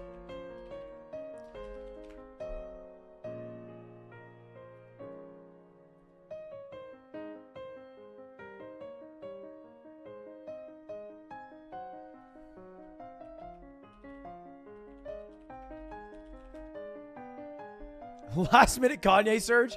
Imagine, ladies and gentlemen, I'm sorry, Texas is suddenly, yes, gold diggers being played from the streets. The remaining 35% have voted for Kanye West.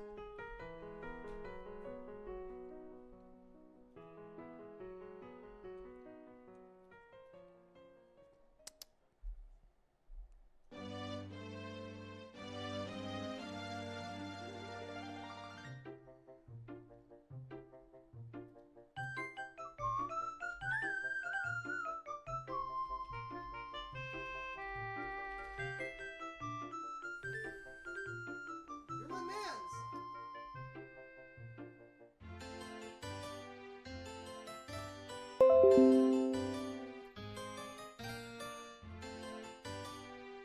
I think AP's site is so shit right now. I can barely load it. Thank you for the subs, boys. I appreciate it. Sorry if I've missed any of them. In fact, I've literally missed all of them. But I still thank you for all your primes. Trump won Indiana. Yeah, I think we had that, though, right? So, again, this is our map that we made. And so our map that we made gave all of these states beforehand to Trump and all these states to Biden. And everything I've predicted, that we predicted, has, yeah, even Nebraska right now, has ended up becoming true. Literally everything we've put so far has been accurate. Michigan and Wisconsin are the only two, maybe Nevada, that we'll see. But so far, this is the case. And so if you guys weren't here at the beginning, these states that I've marked as blue is just based off of polling and history. It's pretty likely, except for maybe Nevada, Wisconsin, and Michigan, if something nuclear happens, that all these will be accurate and all these will go to Biden and then all the reds will go to Trump. As you know, or if you don't know, it's 270 electoral votes to win this election. It's 270, right? And so all Biden has to do is win one of these battleground states. So currently all 7 of these, Arizona, Texas, Florida, Georgia, North Carolina, Pennsylvania, and Ohio, are all battleground states. If Biden wins any one of them, based off this, he'll win the election. From Aussie land here and punching on 20 hours awake from my overnight shift, but genuinely intrigued by all this American learn I'm getting. Keep up the good content. For sure, bud. Now, this is all based off of polls, so nothing has actually happened with the voting. Polls doesn't equal voting. But I think it's likely. Some people are saying Michigan, Wisconsin. So just so you guys know, the polling for Michigan and Wisconsin had Biden leading by about 10%. I think a little more for Wisconsin, like 11. Michigan was like 9, 10. The polling last year had Hillary Clinton leading by about 6%, and it was wrong. What? If Trump wins, are you taking your mam and cutie and moving to France or UK? Save Yeah, no, I'm elections barely affect me. Man, I hate the Libertarian Party. So, if we're going to assume that the polls are as wrong this year as they were last year, let's just assume they're wrong by even more. They're wrong by 8%. The last time they were wrong by 5, 6%. Let's assume they're wrong by 8%. Biden would still win both Wisconsin and Michigan. If they're even more off, not last year, last election, sorry. So that's why I gave it to Biden. And that maybe is wrong of me, but most experts, I don't think, consider Michigan or Wisconsin battleground states. Thank you, Chess Monster, for the 15 bucks. You should check out countergambit.us, countergambit.us, for better Senate prediction. No, I don't care about quicker. I just care about accurate. What up, Lud? First time donating. Love what you do, bruv. I've been a lurker for some time, but I'm going New to Mexico. drop a sub for you. Also, can you give me a PogChamp one time for the one? Hey, one time for the one, baby. No shot. No shot at all.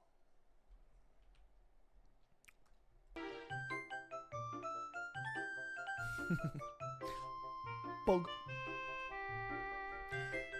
I gave him a bug.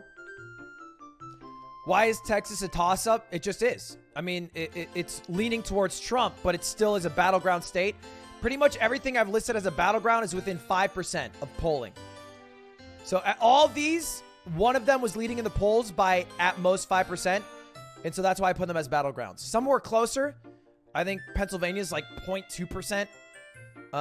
And Arizona's like 5% Biden. In Texas, like 3% Trump. But it's still a battleground. Because that's within the margin of error that happened last election. So I'm operating within the margin of error of last election. So Trump needs to win all these 7 battleground states to win the election. Jimmy Carter is still living and served 1 term. He is eligible to be president. Yeah, I guess that's true. He's also 93,000 years old.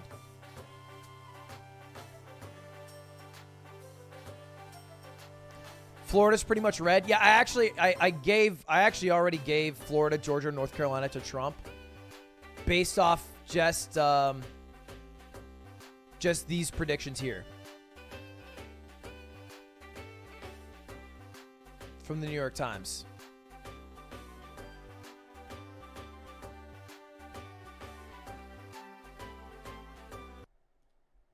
Arizona describe themselves as independents, and that's something that we're going to watch here tonight as we start to get results. George. Okay, Whit Johnson, thanks very much for getting more results. Now we can project that Joe Biden is going to win the state of Connecticut. No surprise there, of course. Joe Biden will win the state of Connecticut. Bro, they called that shit years ago. They call that shit years. What do you mean, bro? You could have called that yesterday. That is a state that Donald Trump made a play for. His team has said that they believe they could flip that from blue to red this time around. Alex Johnson is there. Alex Perez is there, excuse me. Alex? Hey, George. Yeah. Hey, George. Yeah. So Minnesota really has been. The fuck is wrong with these people? Are they doing a Joe Biden impersonation?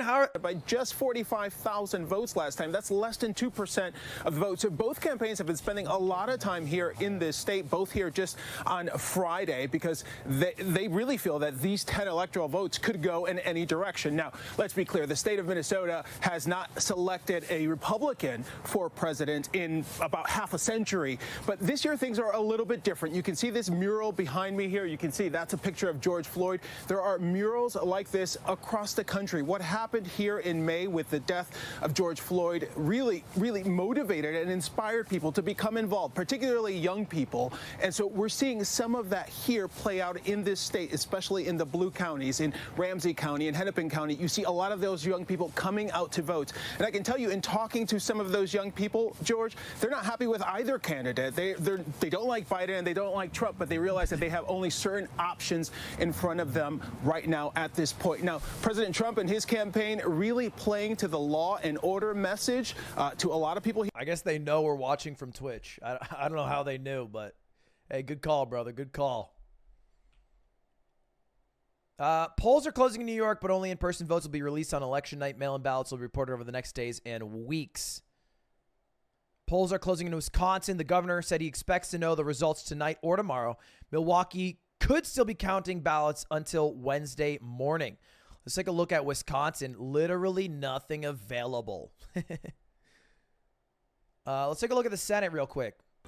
So again, I think the Senate lead is by 3 people. Texas, kind of a close race still. South Carolina. No, that's not the one we're talking about. Oh, no, yeah, it is South Carolina. Yeah, Lindsey Graham's crushing again. North Carolina, Cal Cunningham, kind of with the lead here. I don't think there's anything else too interesting.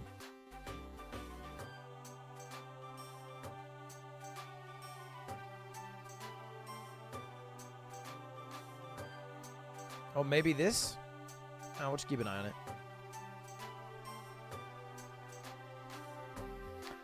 I do not think I should even be considered to run for president. I need at least 20 years of knowledge and then also optics. My optics isn't good right now. I ban people too willingly. I think that's a flaw.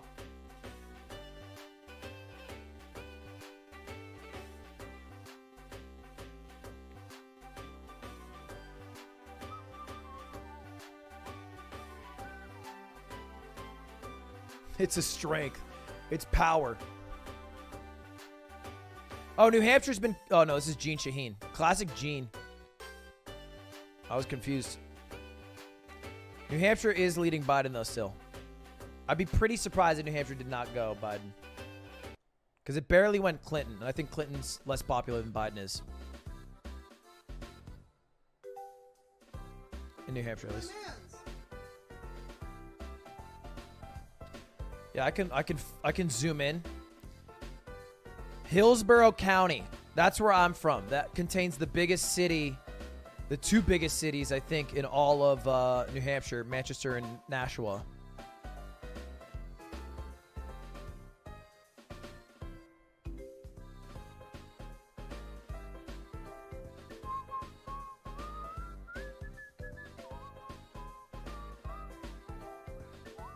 I think the further south, the more democratic New Hampshire is. Because Massachusetts is very democratic and a lot of people just commute. We're polling.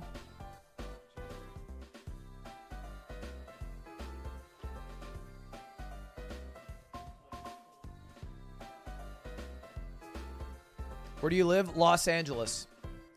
which will vote for Biden. I mean, at least the state will. It's fucking California, bro.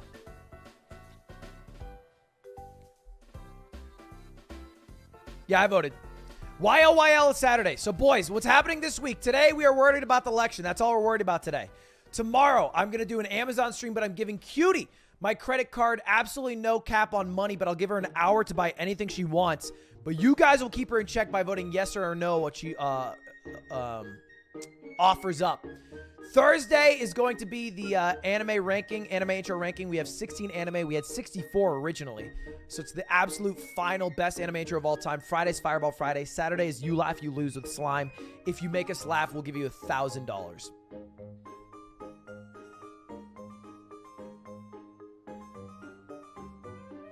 I think it'll be both of our channels live at the same time. Look at Michigan. I'm not worried about it. I think that early polling in reading into it too much when major areas haven't been counted is a little crazy. But I don't know enough about it.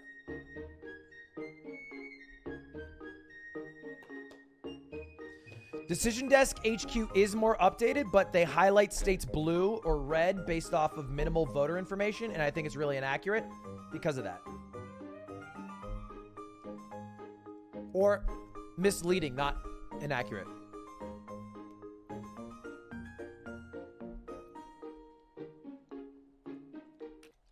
For example, DDHQ had Biden winning Florida, Georgia, and South Carolina early on. And now they have Michigan and Wisconsin both going to Trump. But it's based off of likely one county that is very red. And so to look at this and be like, oh, fuck. Also, Texas is going to Joe Biden is crazy.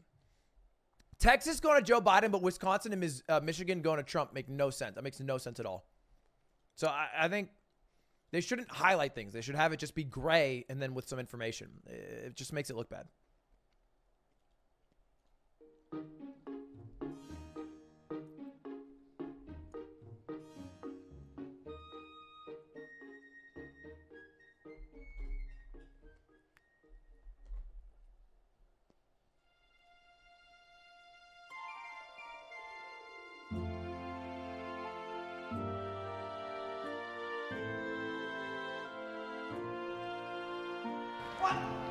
Even if Biden loses the election, there are some important historical trends to consider.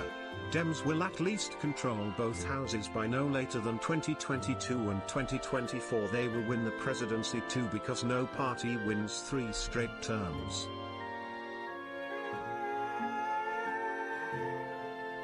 Can I get some pogs for voting, chat? Pog. I'm eating grilled cheese.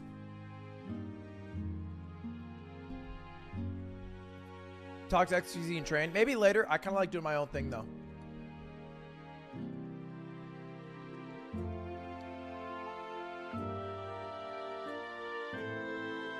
What? Biden winning New York's not surprising. Trump told the New York Post he was putting New York in play. He said he'd campaign there. He did not.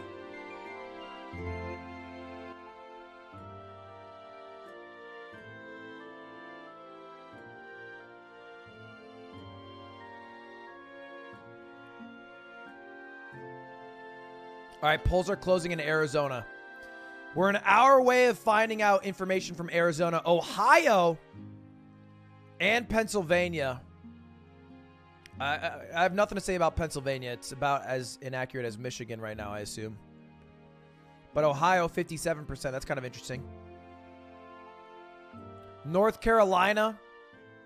It's so interesting to me. I don't know why they're calling it like it is right now. But North Carolina is leaning 88% Trump for him winning. Likely for him to win, according to the New York Times. But with 78% of the votes, they have Biden up by 100,000. I guess these last areas are very red. Big YouTube frog, have you heard of one a pound? Maybe you won a pound on these nuts forehead. Did you really think I would say what's one a pound that quickly?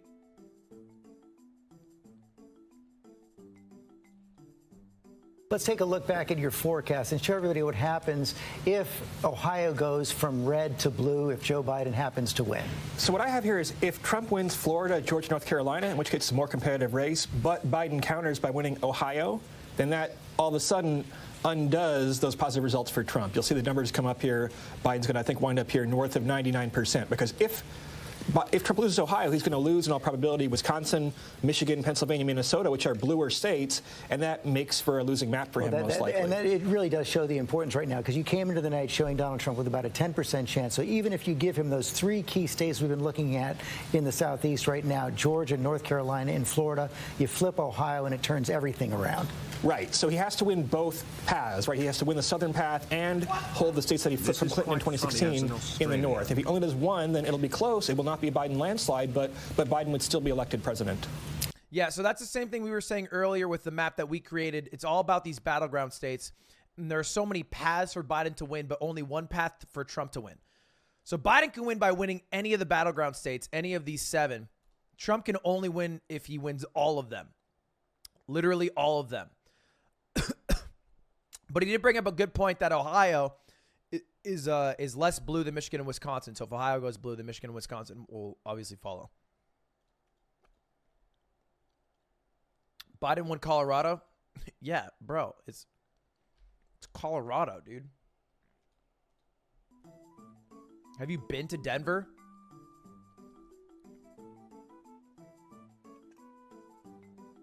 They probably still vote blue because they think that Dems are going to legalize weed when it's already legal there.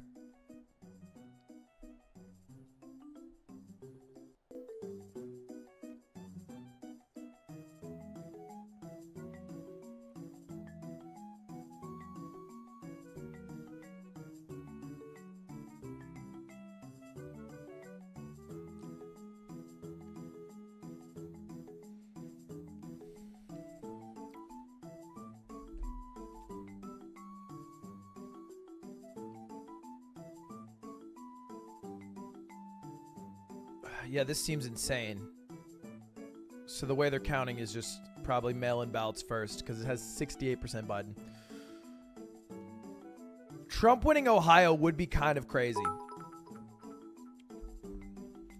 Opinions on Prop 16? Prop 16? Is that the prop with the medical equipment? You're my mans. Oh.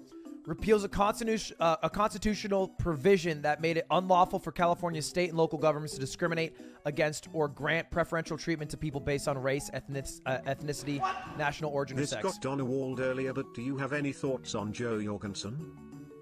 No. Absolutely none. They're irrelevant. Yeah, this was such an interesting prop, right? So, you get your ballot, and in California, they're actually very cool. Like, they have a guide that comes ahead of getting the ballot that tells you everything. When they have a prop, they'll tell you what, yes, no, yada, yada, who supports it, how it'll affect us fiscally. They'll have, jobs of people who are running for shit. They have some information. And so when I was reading this, I was like, okay, if I vote yes, that will repeal, and then you can't discriminate. Okay, that's good. Discriminating's bad against granting preferential treatment to persons based. So I was really confused. It's like, is this affirmative action or is this a discrimination bill? And it was impossible to fucking tell with the way it was written. I had to look it up to see more information.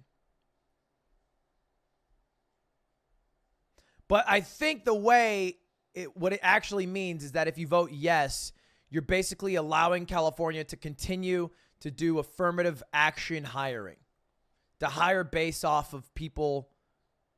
I think that's it. Yeah. It basically allow people who are disenfranchised to have a better opportunity to get jobs or require a certain amount of minorities to be hired at a location. So that's what yes is. But it's worded in a way that it's like, If I say yes, gay people will no longer be allowed to go to Chick-fil-A. It was confusing as fuck.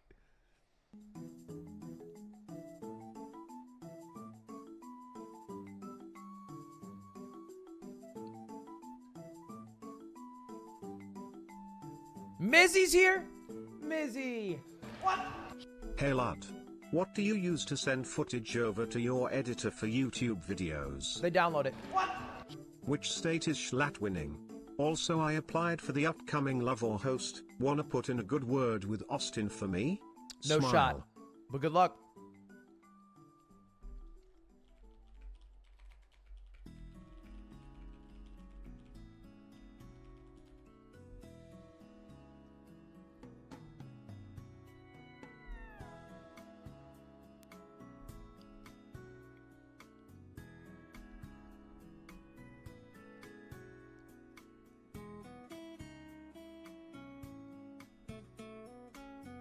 You're my mans. Need more water. Fuck.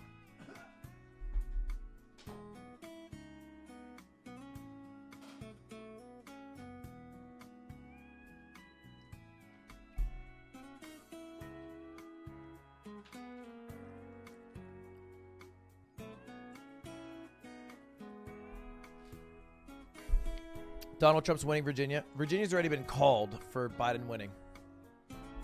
He is winning in terms of the amount of votes that have been counted at this moment, but some smart people somewhere decided that based off historical votes from counties, Biden won. What the fuck?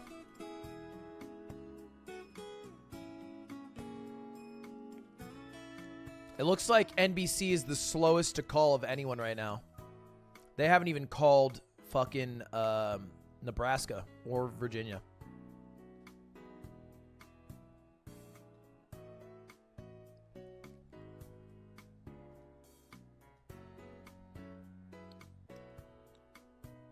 All right, we got some more votes in Ohio, Michigan, Wisconsin. Would you do Still a no one. political compass test? I've done one on stream before. They're very long and boring though. Bro, it's already 3 a.m. in Germany. How long am I gonna stay awake?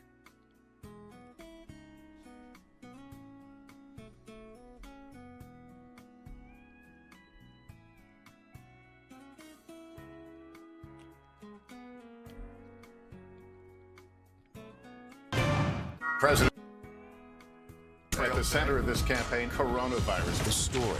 The Battleground Blitz as we enter the final stretch of the 2020 race. From every angle. If you were sitting here talking to Joe Biden and President Trump, what would you want to tell them right now? On the ground. The winds fanning these flames are expected to...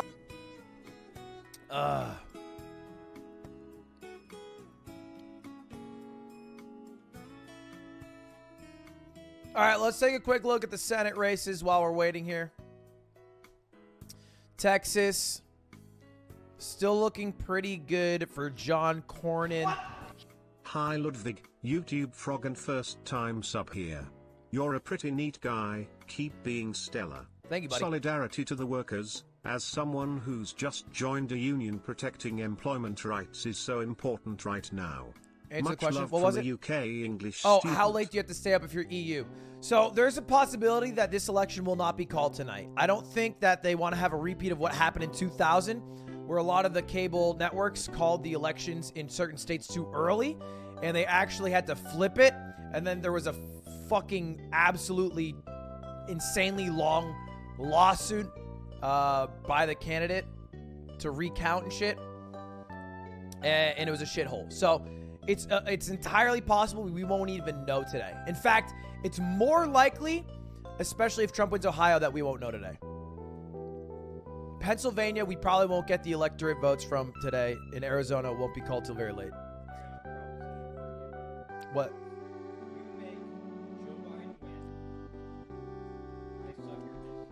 Get the fuck out of my room.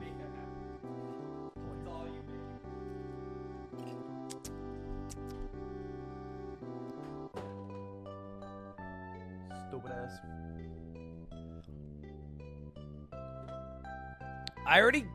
We already did the fridge joke. Move on. All right. So North Carolina, Still looking good for Cal Cunningham. South Carolina, Lindsey Graham's going to crush, I'm sure. The special election, I don't think super matters. Michigan, interesting. Interesting. Spiky, thank you, buddy.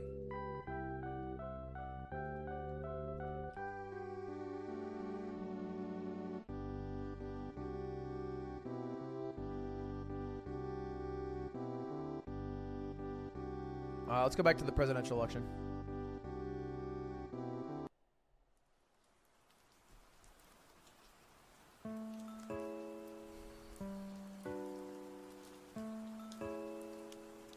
Yeah, Florida just seems like it's 100% going Trump. Let's put it on our map. Oh, we already did. Cat?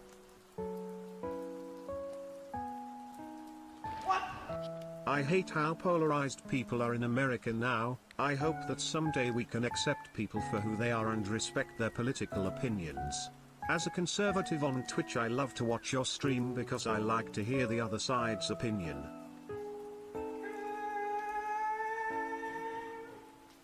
If Biden loses, the Dems will control the Senate no later than 2022.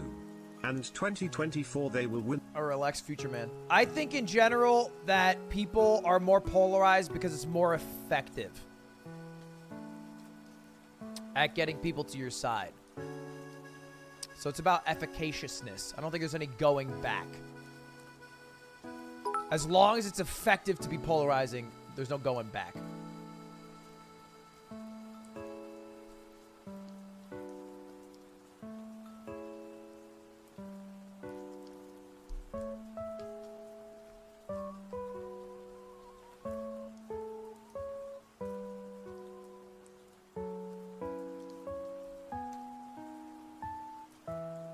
Ohio kind of crazy right now.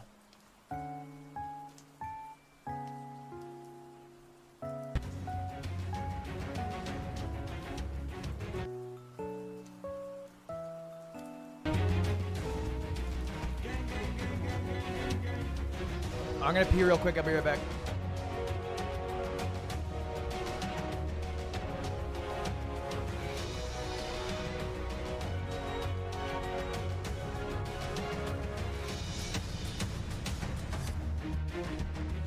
ABC News, straightforward. Good Morning America tomorrow morning. Wake up to real-time answers, real-time results the morning after this historic election with the most powerful team in politics live. First thing in the morning, ABC. Good Morning America. Hello? This is Montana Highway Patrol. You're looking for a couple of missing teenagers. That's right. Last seen in a red Focus.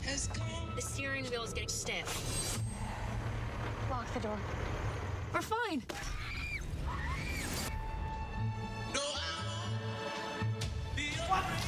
Why isn't the California area showing up for votes? Got ourselves a predicament. Oh, shit.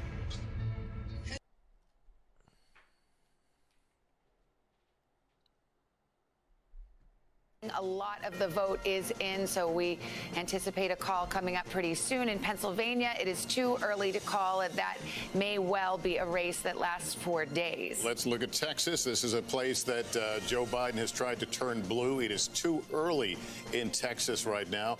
Arizona, it is too early as well. Oh, why Let's is take my a look cam at not Arizona, working? see how much vote is in at this hour. Too early to call. It doesn't look like they've reported any. Chat! Let's go to Michigan now.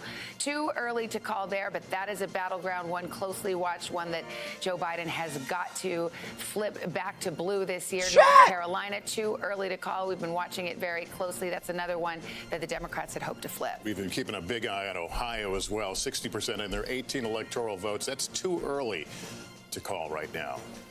And Georgia as well. This is another state that Joe Biden has tried to add to an expanded map. Too early in Georgia. The map's starting to fill out a little bit, but we've got the big remaining questions. I don't believe we've yet to call a battleground, Chuck. So well, we haven't, and we certainly haven't seen a flip yet. But Florida looks like, we have an idea where it's heading because we're telling you. We think Trump is leading here. We're at 80%. Let's look at how, this is North Carolina. This, to me, is the next shoe to drop here, I think we see as the vote comes in. And as you can see, Joe Biden's margin is now less than 100,000, still 20%, still 1 million votes to go. That that, right now, the way that's eaten, let's see. It's these gray counties that we don't have anything in yet. And if you want an idea, this one next to Raleigh here, this is something that's expected to be a big Trump county. You have this empty county here. Franklin's expected to be a Trump county. This one here. So you can see this is why there's pessimism on the Democratic side, optimism on the Republican side when it comes to where remaining we are with counties North Carolina. are I'm red. gonna take you over to Georgia. Let's just get an update there to see. We're looking, this vote's trickling in here, 40%. We're still, until I see more than 1% out of DeKalb, we still got a long, long way to go in Georgia with the same game. But going back to North Carolina, that's what we're going to keep following. That should be the next shoe to drop, I think, before 11 o'clock. Ladies and gentlemen, quick update for your presidential election.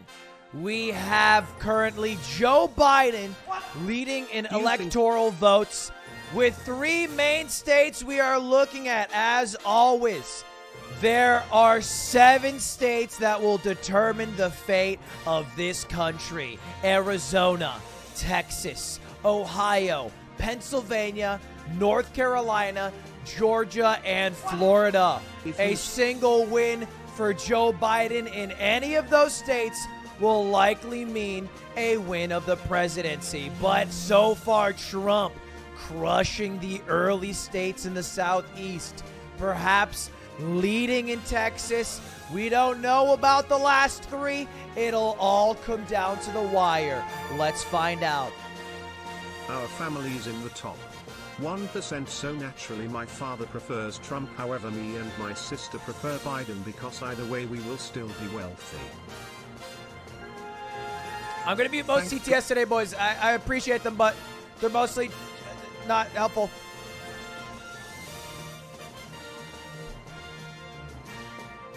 North Carolina's blue. Currently, the estimation is for a Trump win by 94% in North Carolina. North Carolina currently has more votes for Biden, but his lead of about a few 100,000 is down to 46 and falling. Very unlikely for him to win this state with those factors in mind.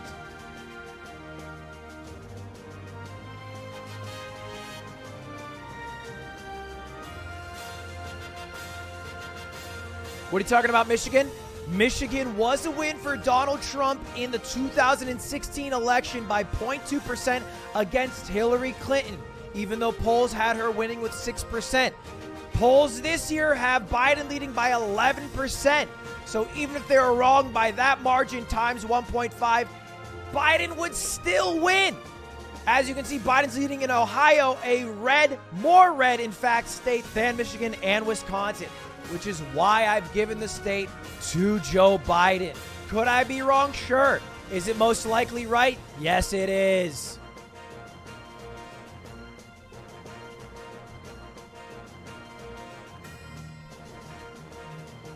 Uh-oh, the vote flips in Texas. Biden had an early lead, now on Trump's side. Let's take a look at the specific counties left to go. Dallas, 81%. Very big Biden energy. Austin, of course, going to be the bluest of all in Texas. Almost completely counted, though. These main cities, these clusters of blue are already counted. But as you can see, we have all of this land to go through that will all be leaning towards Donald Trump. So we'll see. We'll see. Will the cities have more power than the rural outback? I don't know. We won't know until later.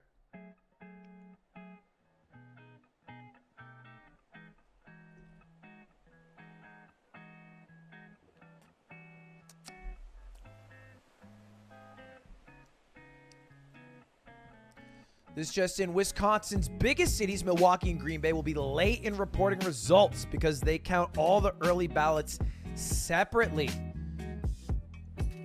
So a lot of the votes for Biden there won't come in. Usually the way it works is that cities lean blue, suburbs and rural area leans red.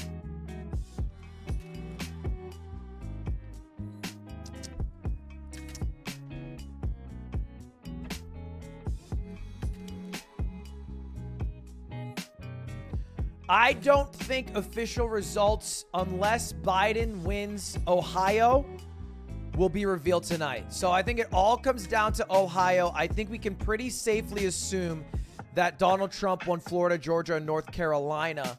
We'll find out Texas tonight, but unless Biden wins Ohio, then we will not know who won this election, because we're not going to know all Pennsylvania's numbers. And then Arizona will barely get them there, but that's also assuming we have all the numbers in for everything else confirmed. 270 on the dot. No one would call that. No network would feel confident enough if it's 270 on the dot to call it. So they would probably wait. So I think we need an Ohio win for it to be called tonight. I think there's pretty much no universe it's called for Trump tonight. I think. Maybe I'm crazy. Unless he wins Michigan or Wisconsin. He would have to win with Michigan or Wisconsin for them to call it for Trump tonight.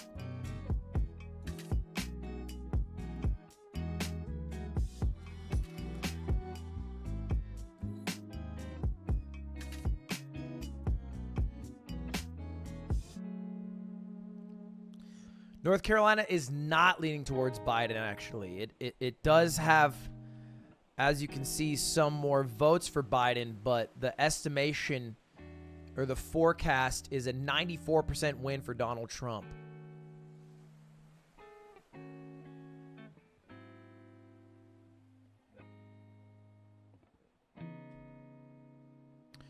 Forecasts can be wrong? Sure. Sure they can. But what is most likely?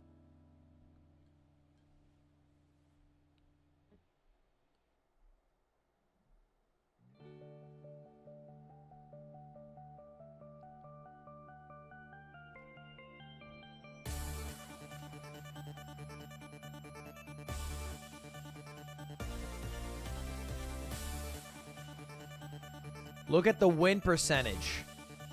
Look at it. It is not going up. It would require an insane New England Patriots versus Atlanta Falcons spike. Oh, shit.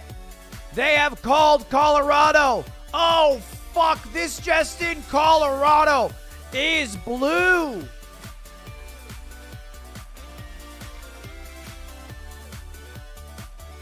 Philadelphia, where Democrats have to run up the score. Look, Joe Biden's doing good, but again, George, it's so early. There's nothing really to pull. Do we have anything from Erie County? And then I want to bring John in. Yeah, Erie County, we have Donald Trump, barely won this just by a percentage point 4 years ago, but it was one of those swing counties that Obama won. And you can see right now, I mean, John, it's neck and neck, but 4% in. 4% in. But I've got to say, if you go back to the Philly suburbs, Montgomery County, Delaware County, you see Biden with nearly an 80-point lead. It's 16% of the vote in. What's really important here, though, George, is, as I understand it, almost all of the vote that has been counted are people that voted today on Election Day. Pennsylvania didn't start counting in those collar counties of Philadelphia. Yes. This is day of voting, so they still have to count all of the mail-in vote. They didn't start opening the envelopes until today. Yeah, a few states had this rule where they wouldn't open mail-in votes until the day of the election, which is like, why are you just making it harder? Why are you making the work be more difficult the day of? Christ. Interesting. Already in the suburbs of Philadelphia. Those used to be swing areas. Now they're trending deep blue. I mean, early indication, again, 17% of the expected vote in, but it's day of vote. We have some exit polls from Pennsylvania? Yeah, Pennsylvania, when you compare it to Ohio, Michigan, Wisconsin, Pennsylvania actually in the exit polls showed Donald Trump's worst performance so far tonight when it comes to his approval rating. Let's dive in here and see what the exit polls show us. Again, these are preliminary. Whoa, that's polls, as we sick. mentioned earlier in the night, do reflect Damn, both, that technology is John dope. Carl was mentioning people who voted today and those who were voting early in person. As you can see, let's try to refresh that and see if the job performance comes up. 52% disapproving of Donald Trump and his performance. whether or not to contain the pandemic first or rebuild the economy. You can see overwhelmingly they say we've got to take care of this coronavirus in the U.S. And they say that Joe Biden is the best to handle that. When you look at the economy, Donald Trump and Joe Biden neck and neck in Pennsylvania. The most important issue in Pennsylvania, the economy, pandemic, they're behind. It's interesting. Let's look at independents in Pennsylvania. Joe Biden owning independents so far as the exit polls are concerned in Pennsylvania. Chris Christie, neighboring state of yours in New Jersey, always going to be an uphill battle for the president, but essential. Listen, vital. Has to have it. And I do think, though, that the things that we're... That fucking Chris Christie's dumbass? There's underperformance in Philadelphia, even though those numbers don't indicate. All right, I don't want to talk to Chris Christie, bro. Will be inside those boxes tonight. Yeah, Chuck, what does it look like, North Carolina? How much vote is outstanding? Well, we still have 20% of the vote outstanding. And I remember how I began the night with you guys, and I said, hey, I want to take you back to 2012. And even though this was when Barack Obama narrowly lost North Carolina, there was a lot of blue here on the border of South Carolina. These are some rural African-American counties. Now, let me show you what's going on. I told you this was going to be one of the keys. The good news for Joe Biden, he's blowing the doors off in these suburban counties. We showed you Charlotte. We showed you Raleigh. But remember I told you about Richmond, and I told you about Robeson. Where's Robeson County here? Right there. Told you about this one, African-American county. Look at Trump's number. He's got to be overperforming somewhere, right? If in order to make up that ground. Well, we found where he's overperforming. Number one, this was an important Obama county. These are some rural African-American voters not turning out. Interesting. That's what this says, not turning out. Maybe they showed up on Election Day, and we shall see. But there's not a lot of vote left here. So when you're looking to see where the president overperformed in order to make up for these losses, that they're worse in Wake County, worse in Mecklenburg, Wilson, Guilford. He's making it up, it looks like, in some of these border counties in South Carolina in particular. But this has to be a bit distressing, that rural African-American vote is not showing up the way it showed up for Barack Obama. All right, Chuck, thank you. And we want to check in with Texas. It's still too early to call, but we are showing that the president is leading with approximately 74% of the vote in. We'll take a quick break here. More election night coverage when we continue.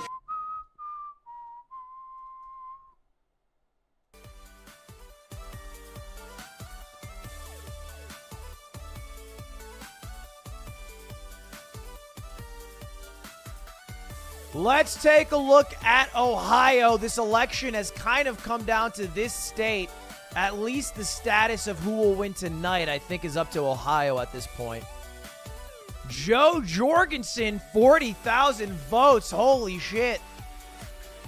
Why?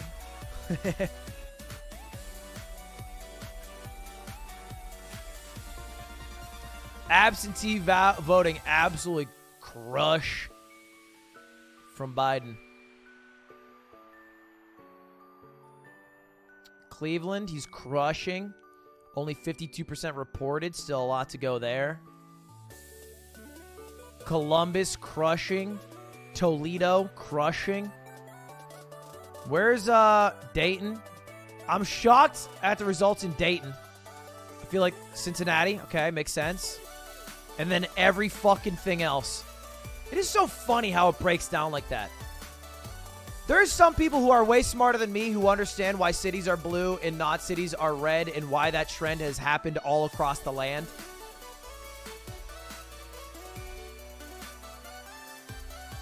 But it is still interesting.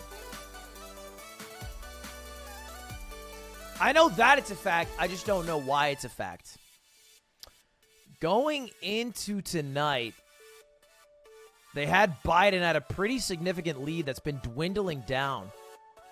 Ilhan Omar wins re-election. John Hickenlooper wins the Senate seat in Colorado. Don't think either of those are a shock.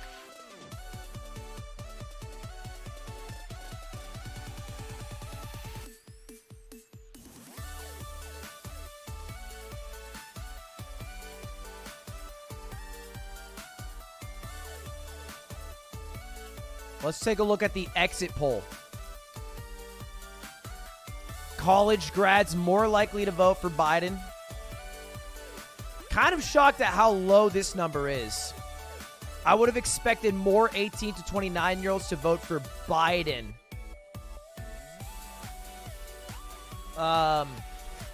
Just based off of where I see 18 to 19-year-olds on TikTok and fucking Twitter and all that shit. Like, this kind of makes sense. This kind of makes sense. This definitely makes sense. But I thought it'd be about equal, like 63-63. But I guess it's pretty close. Honestly, wait. It's both. Hold up. Wait. It's 37% here and 37% here, but this has 4% more for Trump, which means that 4% was lost to the Libertarian. Oh, Gen Z. Oh, Gen Z. What are you mad you got fucking license plates? You mad about your driver's license?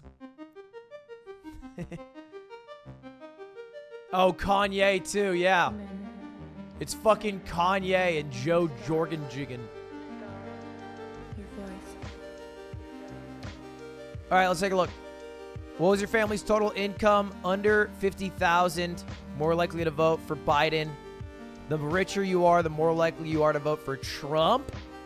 Compared to 4 years ago, is your family's financial situation better? 82% of Trump voters said yes. I guess that makes sense. That makes a lot of sense. You would not vote for the same guy if your circumstances got worse in your own opinion.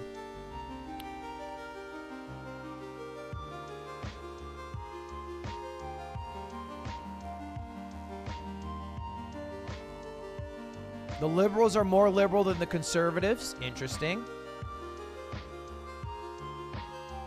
Independents leaning towards Biden. Interesting.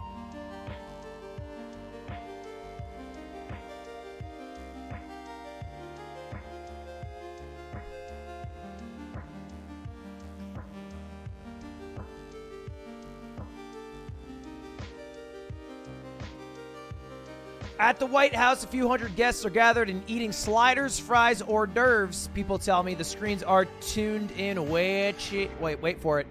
Fox News. Really important in the Midwest. So you think this thing's moving to the Midwest? How does that blue wall look tonight? It's looking pretty strong. The fact that we are so competitive in Ohio and doing so well in like the Cincinnati suburbs, the fact that Iowa is still in play, but it's mostly, as you know, those two states of Pennsylvania and Wisconsin, it's going to take a while to get their votes counted. They just started today, and I think your viewers know that, but they've got to remember that, whereas Minnesota and Michigan may be coming in sooner. And so it's going to be a lot about that. The fact that we've got four. Cool. I don't care. How does the election work? All right, I'll give you a quick update. Boys, all right, here it is. So, 2020 presidential election. We are a democratic republic. We vote, and that vote will help electorates decide who to vote for. It's an all-or-nothing system in 48 of the 50 states outside of Nebraska and Maine. So, 51% of the people vote for Donald Trump and 49% vote for Joe Biden. That entire state's electorate will vote for Donald Trump. And to win the majority of electorates, you need 270 total. 270 is the number. Coming into today, a lot of states are locked up just because of past trends, but there were 7 battleground states. They were as follows: Arizona, Ohio, Pennsylvania, North Carolina, Georgia, Florida, and Texas. Biden, as you can see based off of the polls coming in, had a really close number to 270. He literally only needed one of those states to become the next president of the United States of America.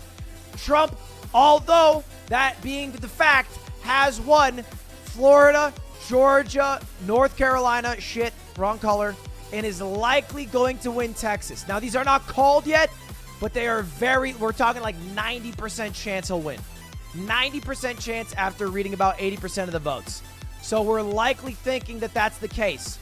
If, for whatever reason, all right, Ohio is blue, then Biden will 100% win this election because Ohio is more red than Michigan and Wisconsin. These are the only ones that I gave to Biden that might be a little bit controversial.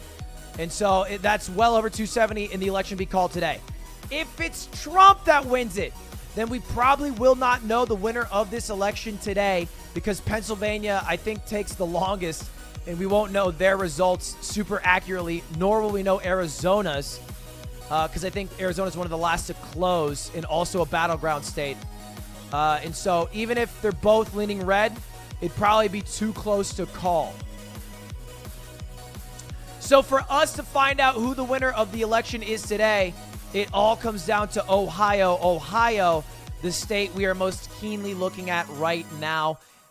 And early on, it's leaning towards Joe Biden. But as you can see, we're talking 0.3%. I mean, we're talking 8,000 fucks. That's it. That's all. We'll go to this one. It's a little more updated. This one, in fact, has Joe Biden losing already to 20,000 votes. This is New York Times. This is DDHQ. But there's no forecast yet for it.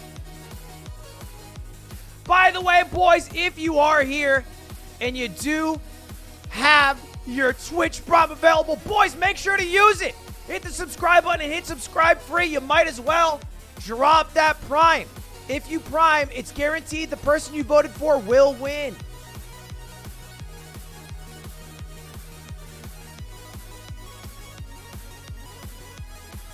One of them. Probably the superintendent that you voted for your area. Kanye? Thank you to the Primes. Bubble Puppy, Kent, Stenson, Be Health. Thank you, buddy. So right now, they are predicting, and this is the early indicator of how this election would go were these three states, Florida, Georgia, North Carolina, all the southeast states. If Biden won one of them, he was probably just going to win the election. I think this was at 70% at one point that he was going to win one of them, but now it's 80% that Trump will win all three. Probably a little bit higher. The only one that's kind of in contention here is Georgia. North Carolina, Biden's still leading, but I think the rest of the suburbs are pretty red. Let's take a look at what they think about Texas. We go a little bit higher here to Denton County. It's the same story. President Trump underperforming there. But here's something that's interesting. In Houston, Harris County, the biggest county so far, it's essentially the same race as it was 4 years ago. Harris County, Houston, is an area where the Democrats have to run up the score even more if they have any chance of winning in Texas. Because you go to one of these red counties, George, look at that, in East Texas, it's 3-1, and it's like that all across East Texas. Matt Dowd is in Texas, man. It looks like John Cornyn is going to be returned as a Republican senator from Texas. But in the final days of his campaign, he started to break a little bit uncharacteristically. Thank you for the sub, boys. I appreciate it. Trump. Log, Green Cat Live, Thomas. Well, Dill I think Weed, he saw the numbers in Texas and the changing nature. He's catching up to the changing nature of the state of Texas, which, as we've talked about earlier, has gone from a solid red state to now, I think, a slightly red state. I think in the end, Biden's going to get really close in this state as I look at the numbers. Very close, closer than any presidential candidate in 40 some odd years. But I don't think he's going to have enough. It's those last 2 or 3 points that are really hard, but he'll get really close. The other thing I'm going to say is what's played out in Florida is not playing out in Texas. So I think I'd counsel everybody to not interpret one place as meaning it's going to affect another place. The Hispanic vote here went really well for Joe Biden, much better than Donald Trump did. Thank you, good guy, Mitch. Leoxicon. Guppy, 5 gifted. One state, someone gifted me 10 and I missed it. And I feel like Florida, a dick. But it may not necessarily be about others. What are we seeing? Thank you, Matt, in the exit polls in Texas, David? Tactical Tickler, thank you, buddy. Was saying, some pretty decent exit polls for the president, though, who's looking at this 55% approved. But to Matt's point on the Latino vote, which is significant, 59% went for Joe Biden, though I'll point out that Hillary Clinton had 61% 4 years ago. So Joe Biden still has some room to grow there if he's going to match her numbers. Okay, coming up on 10 p.m. in the East, polls are going to close in 4 more states. We'll be right back.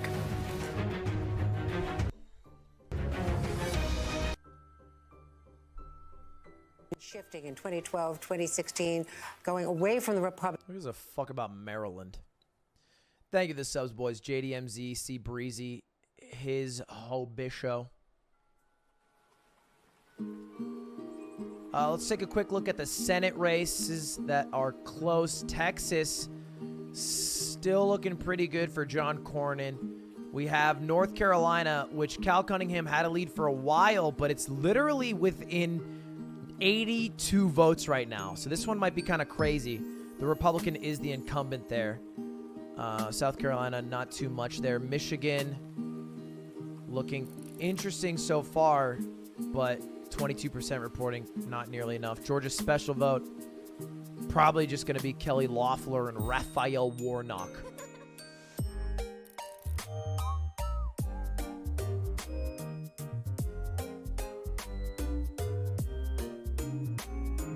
No, I'm not saying. I'm just saying Maryland is not that exciting of a state in a presidential election. It's relax. Thank you, N2DKB, Muscle, Bocce Board, Dark Foam, Nate Ham. Thank you, boys.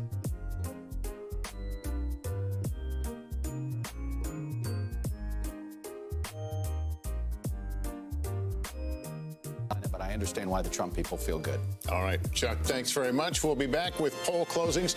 Everyone fucking leaves every 5 seconds. 4 more states at the top of the hour, including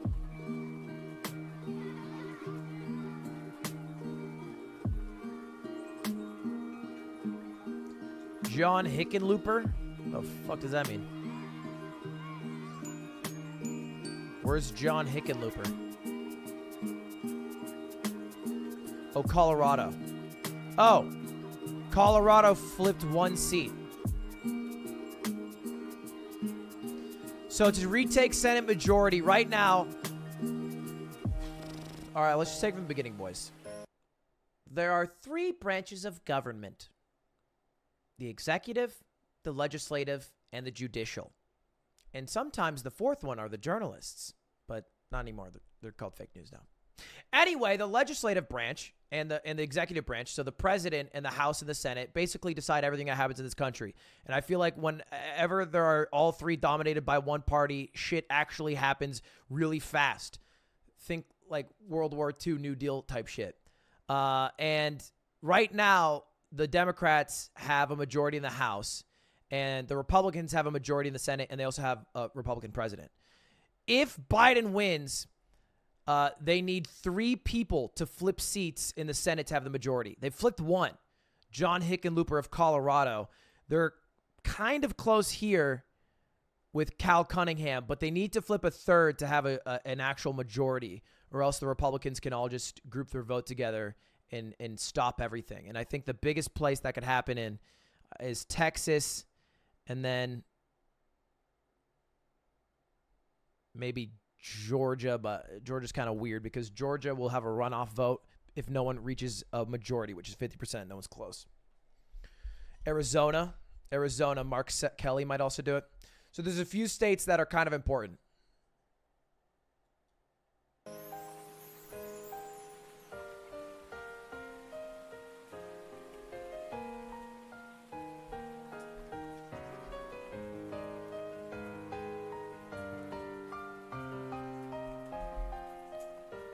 The Supreme Court's Republican. The Supreme Court does not have an identity. At least an explicit one. They're not Republican. They can have conservative voting patterns, but they are not Republican.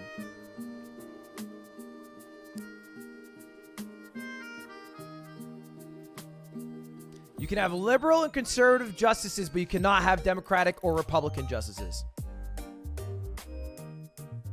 DDHQ, look at DDHQ, North Carolina. DDHQ with, oh. Whoa. What is this? New York Times called North Carolina 95% Trump. But DDHQ says with 99% of people reporting their votes, Joe Biden has won by about 10,000. Ignore Pennsylvania. It does not have nearly enough votes, and it will not until way later in the night. But 99% reporting is kind of crazy. Let's take a look at North Carolina. What's up?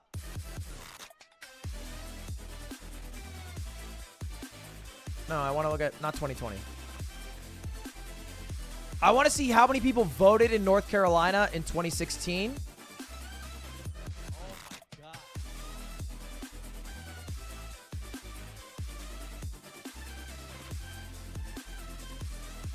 It was 2.362 plus 2.18 for at least the presidential candidates. Or wait, can I just do this? Hold up.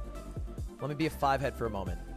So we have 2, 3, 62631 divided by 49.83 times 100.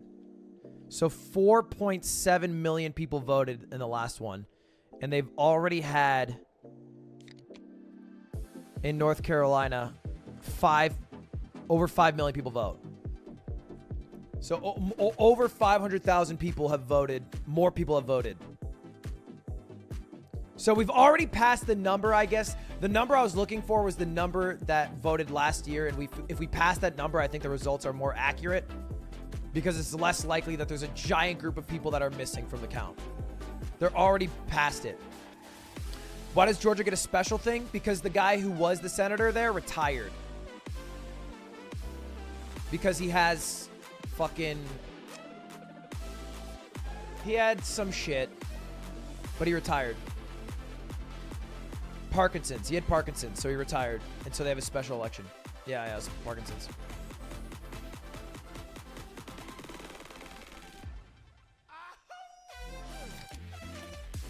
I am still confused by this estimation.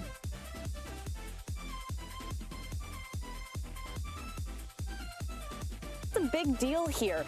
I also spoke with one farmer who said finally someone is standing up to China. He said, quite frankly, that is something that the Obama... I think the Electoral College is absolutely brain dead.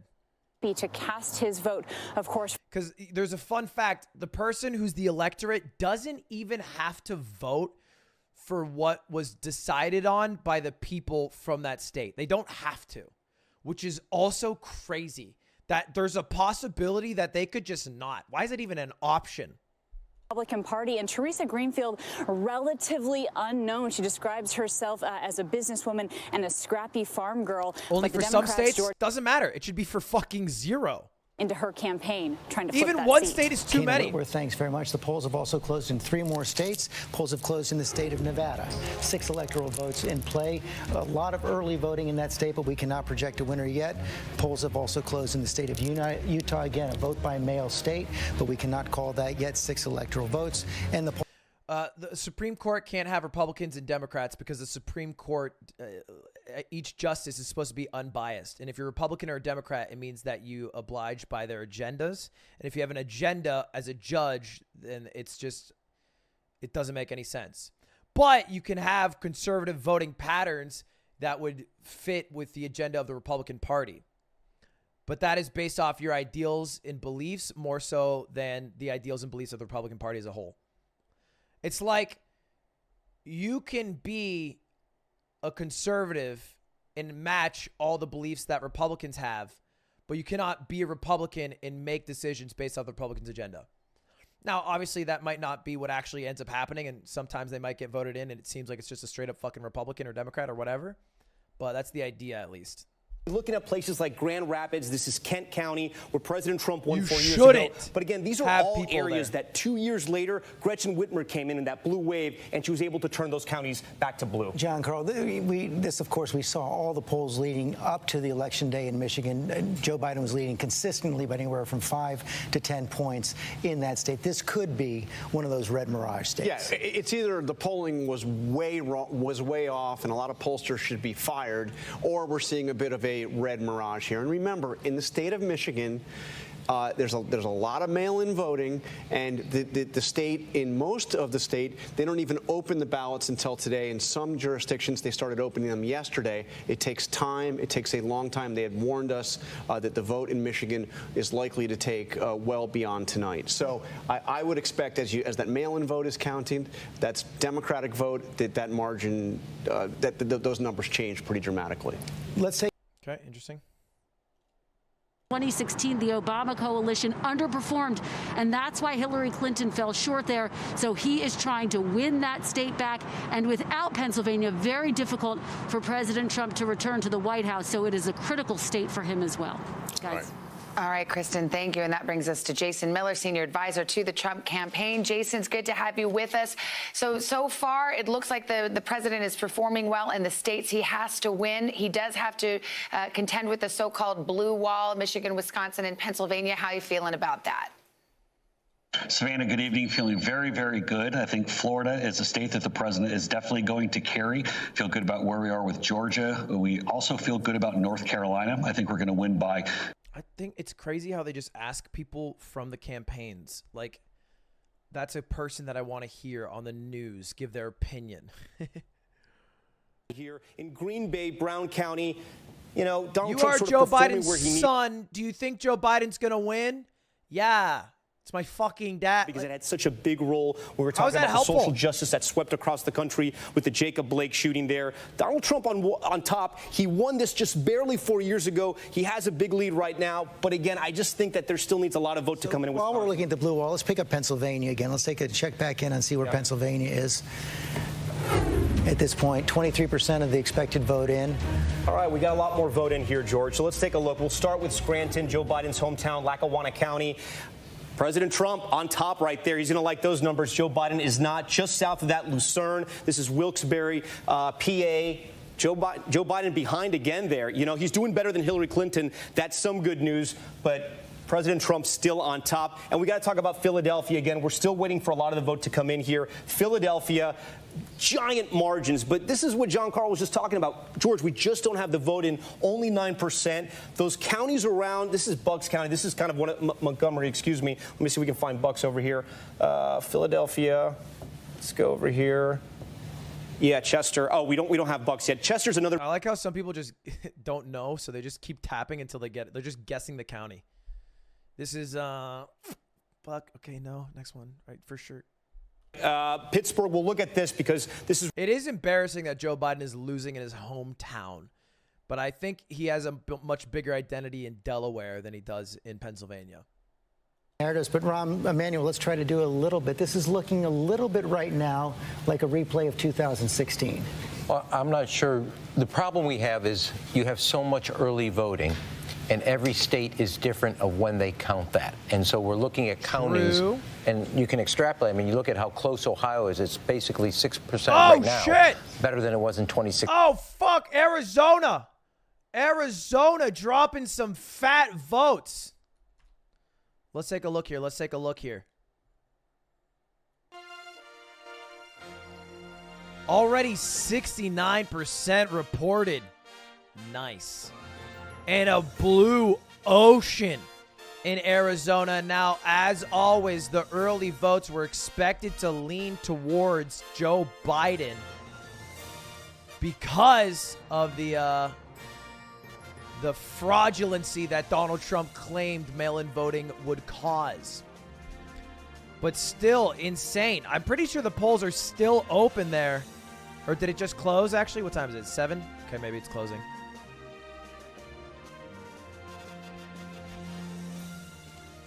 Arizona was barely red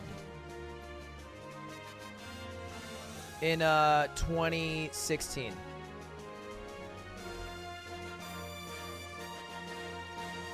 In 2016, Donald Trump won Arizona by about 90,000 votes. He got 1.25 million votes and won it.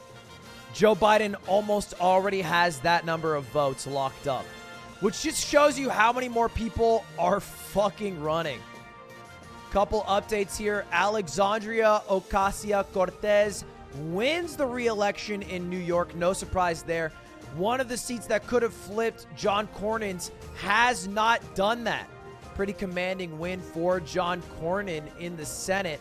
Only one flipped seat so far. Still taking a look at North Carolina, which is leaning even more Republican as the night goes on. But there is still Mark Kelly with a pretty commanding lead. Arizona looking quite blue on this evening.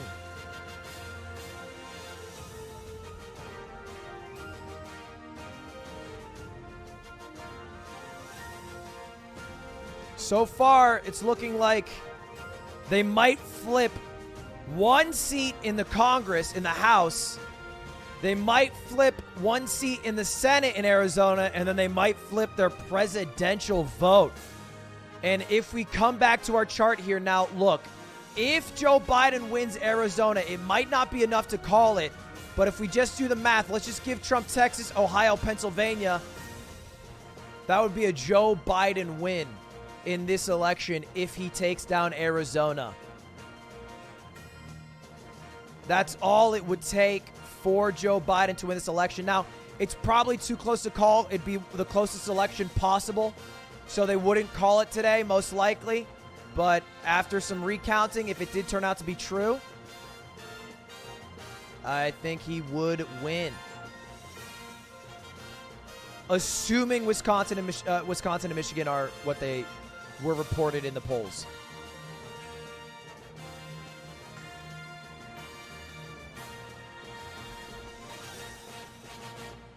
Looking here, yeah, North Carolina, New York Times isn't budging on this. They really think that Trump's going to win North Carolina. They have him at 95%. But if we look at DDHQ, on the other hand, has Trump now winning. It did flip. It did end up flipping. So North Carolina did flip. With a 99% in. They have almost 1 million more people who voted this year than last year in North Carolina. But it is still a win for Trump. I think he won it last time as well. And so that's pretty much what we called. Because we were going by the New York Times numbers. Alaska is firmly red. Alaska is almost always red. I probably just based off the issue of fracking alone. Their economy is based around oil drilling. And if you like oil, you like Republicans.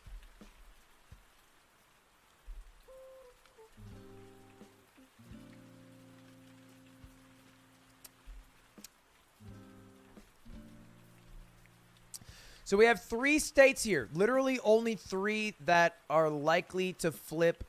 It is possible that these 2 that I called as definitely Joe Biden are not definitely Joe Biden, Wisconsin and Michigan, respectively, could go to Trump, in which case if they did, this election would be very hard for Biden to win.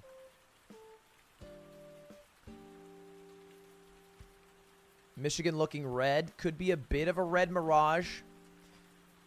Because 100 million, over half the votes are probably over half the votes this year are all early voting or mail-in voting, which is counted differently in every state. And I don't think they are even cracking those votes open in Wisconsin until later. So a lot of the Wisconsin voting, I'll just pull it up on New York Times. A lot of the Wisconsin voting in like Milwaukee or any of the cities, Green Bay has 3%. Madison, like these won't be counted until later in the night. 3% in Green Bay. I mean, we can just pull it up right now. 2016 presidential election in Michigan. So in Michigan,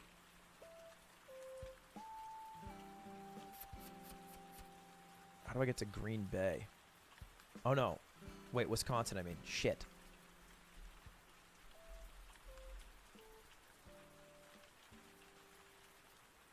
Oh, it's still ain't red. I wonder what the number is. Is there a way to find just Green Bay?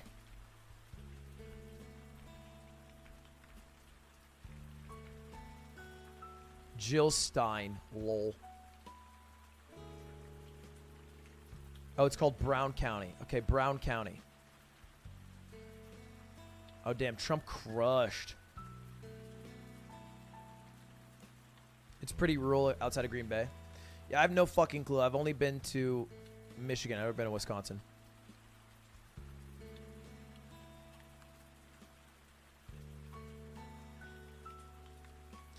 Arizona, 4% more of the votes have trickled in. Biden's still crushing. The polls are not closed in Nevada. A judge ordered a 1-hour extension in Clark County, which includes Vegas.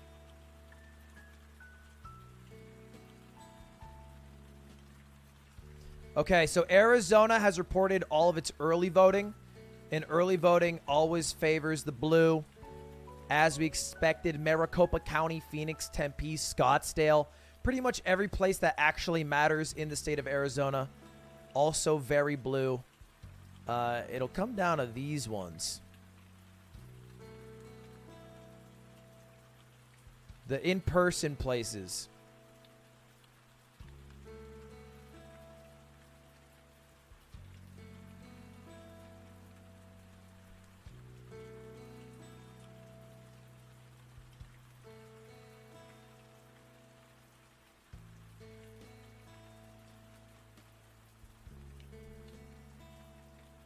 Ohio's really the most interesting thing right now. Trump currently leading there, though. According to DDHQ, with 80%, Trump is ahead. Still have a lot of Columbus, Cleveland, and Toledo left, which are just fucking havens for Dems. And a lot of the rural area is already reported. So it'll be kind of interesting. Because we have like another 70,000 who'll be voting for Biden here.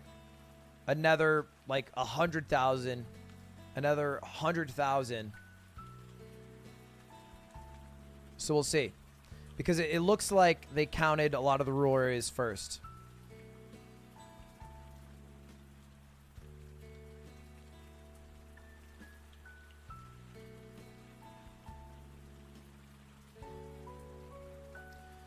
Can I get a forecast on different states outside of these fucking... how are we still talking about Florida, bro? How are we still talking about Florida? I want to talk about Ohio.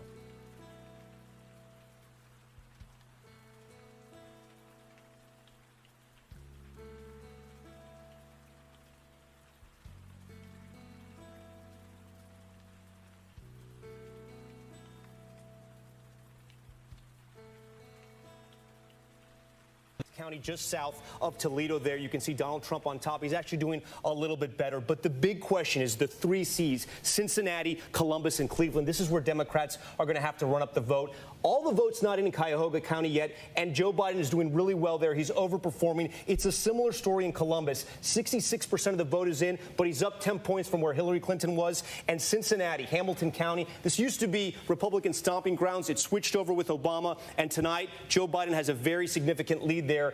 George, the story is this. He's going to have to run up the vote in the big cities. The rural counties are sticking with Donald Trump tonight. Well, that seems to be the question, that the margins are good in the cities for Joe Biden, but are enough voters coming out for him? We've seen significant turnout in the three Cs. I mean, not just early vote, but on Election Day. I mean, they were predicting at about 2 o'clock in Hamilton County, we were at 60% of our total registration number, which is a really, really, really big deal. And they were projecting to beat 70% of our total registration number, which doesn't happen all the time. I think the big thing is these urban centers, they're counted slower. That's where most of the votes are, and they'll come in later. And I think they will make the difference, particularly because he's overperforming Hillary Clinton by so much, which means that the work is working, that the message is getting out to those folks. The other big question, Matt Dowd, might be, are Donald Trump's voters coming out in record numbers as well?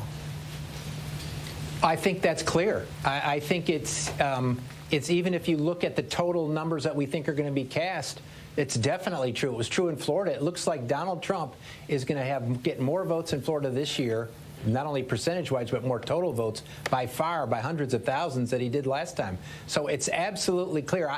I disagree on part of this. It's not as if the African-American vote's not turning out and there's a problem. They're turning out. But the counter to that is Donald Trump's supporters are turning out even in greater numbers than they did in 2016. Okay, let's take a look at John Carl. I mean, you just have to say, look at those rallies that he did. He did 17 rallies over the past few days. He did something like 27. Show me charts. We're going to get these straggling rural counties that will add to his number, but that there was still some room to grow in the big blue counties. There's still a lot of vote in Wake County, 16% of the vote. This is that's a lot of voters that are left, and this has obviously been a huge Biden county. You look in Mecklenburg, Not much left there, obviously, just 94% are in. Guilford, this is Greensboro, still a decent chunk of vote here. And then everywhere, Trump's strength is like a little bit everywhere. And that's the thing. You go, and I go back, I'll tell you, this rural African-American turnout is just such a, and I just want to just show you here where Trump is overperforming Robeson County. This is where he is able, he's adding to his numbers. We don't see this in some of these places. Is that African-American voters not turning out? This is not turning out. Or because the president has made an effort to attract African-American Look, we're not seeing enough evidence there. This is not, this to me looks more like not turning out. Okay. On that front than it does anything else. Because you look, it's basically Biden's number and Clinton's number. They're not that different, 95% in. So you've seen in other places where there's some huge Biden overperformance here. These border counties along South Carolina are going to be, if the Democrats, if Biden comes up short, I would argue that's where he's going to find the votes that he should have gotten in order to get this, in order to make North Carolina happen.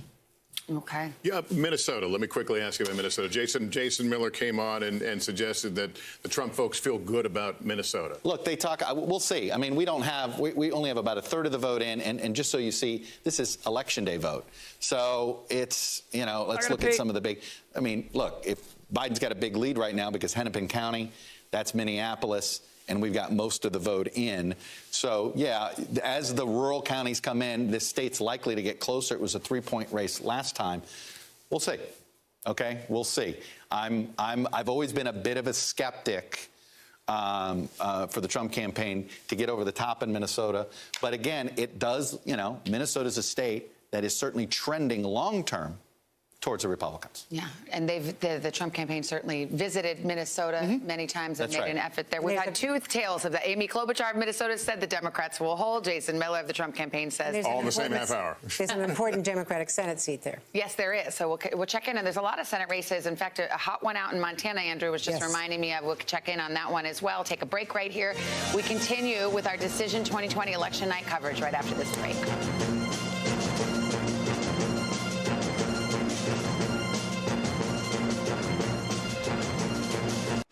You ready to go to work? I'm so ready Always go to commercial. She's Joe Biden's choice to be next in line. But who is Kamala Harris? Join me, Joy Reid, as I explore her life's journey from Oakland to Washington on my 6-part podcast, Kamala Next in Line.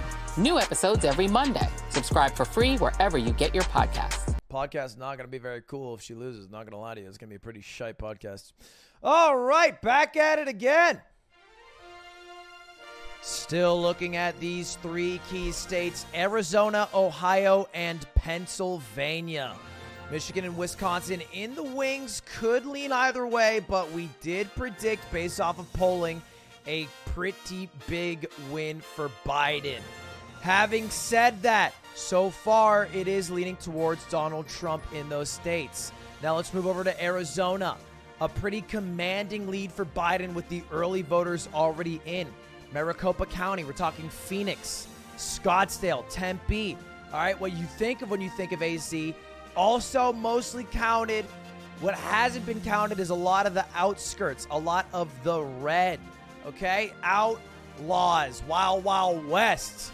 We got Ohio, 74% in, but the 3 C's barely counted yet, only 60% in Cleveland, 66 Columbus, and then only 69 in Cincinnati.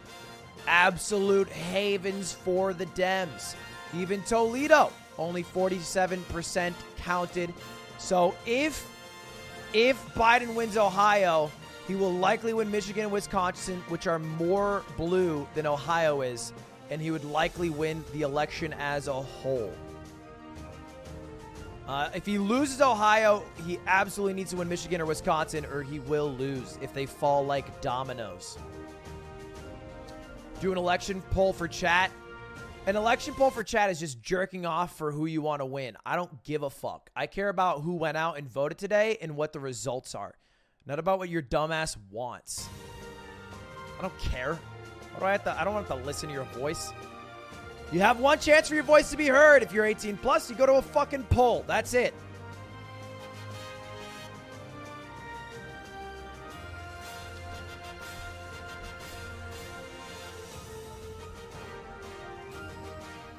New York Times has yet to call the election in Florida, Georgia, or North Carolina, but they are very likely going to just be straight up Donald Trump wins. DDHQ has reported 99% of voters and has Trump leading by about 40,000. Florida already called by DDHQ, and Georgia still up in the air, but he has a pretty predominant lead. So we will see as the night progresses.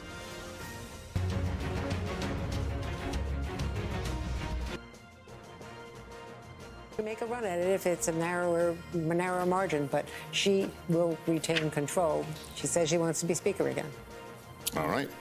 Well, we're going to take a break. Much more election coverage ahead. Stay with us. You're watching Decision 20. Take a look at Texas. Texas, I mean, I don't know what there's left to do in Texas. The only votes you can really get in Texas for Joe Biden, who's already down by a few 100,000, are in Dallas, Austin, Houston, San Antonio, any city. And those have been mostly counted. Maybe he cops another 60,000 here. Maybe, another 10 there. Maybe another 20 there. I just don't buy that he will recover a 300,000 vote deficit with those cities. While also keeping in mind that all these rural areas have to be counted, and they're going to be red. They're just going to be red.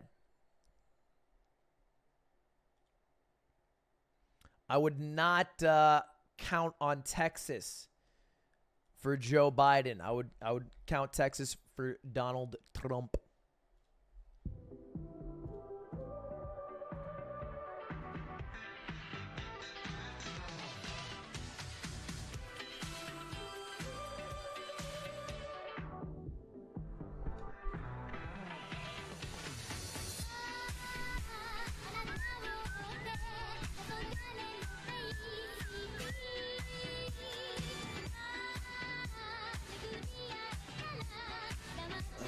In general, I think the presidency matters.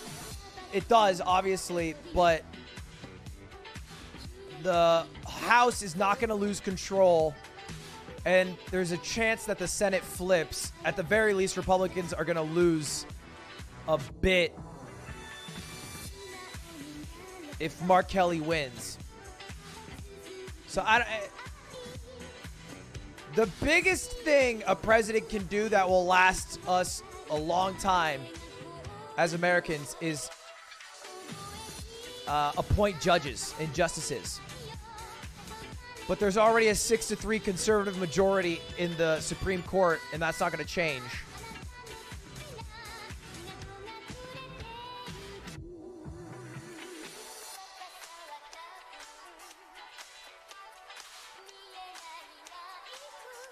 I will say, I think figurehead is an important thing. They flipped a seat. Where did the Republicans flip a seat? Oh, they flipped a seat in Alabama.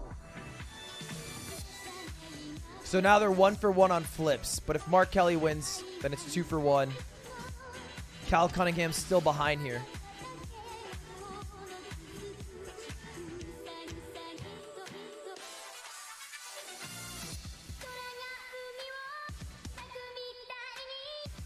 This will be a close one, I think.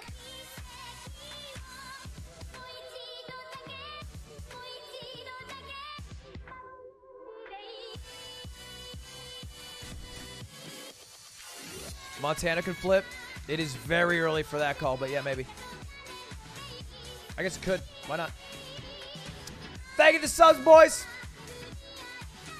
Appreciate it. Thank you to the Primer Z Knight. Thank you very much. JBR Jabs. Arky Wild Rocks, Lazy Wookie, Blissies.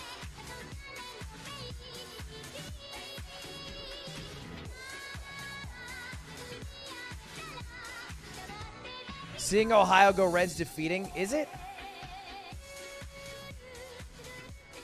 Ohio. Donald Trump crushed in Ohio last time. He won by 8%. Obama barely won Ohio on his re-election. He won it by a bit. George Bush. Yeah, it looks like Obama flipped it.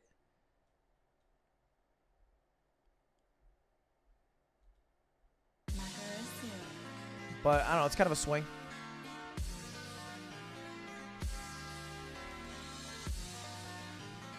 We'll see.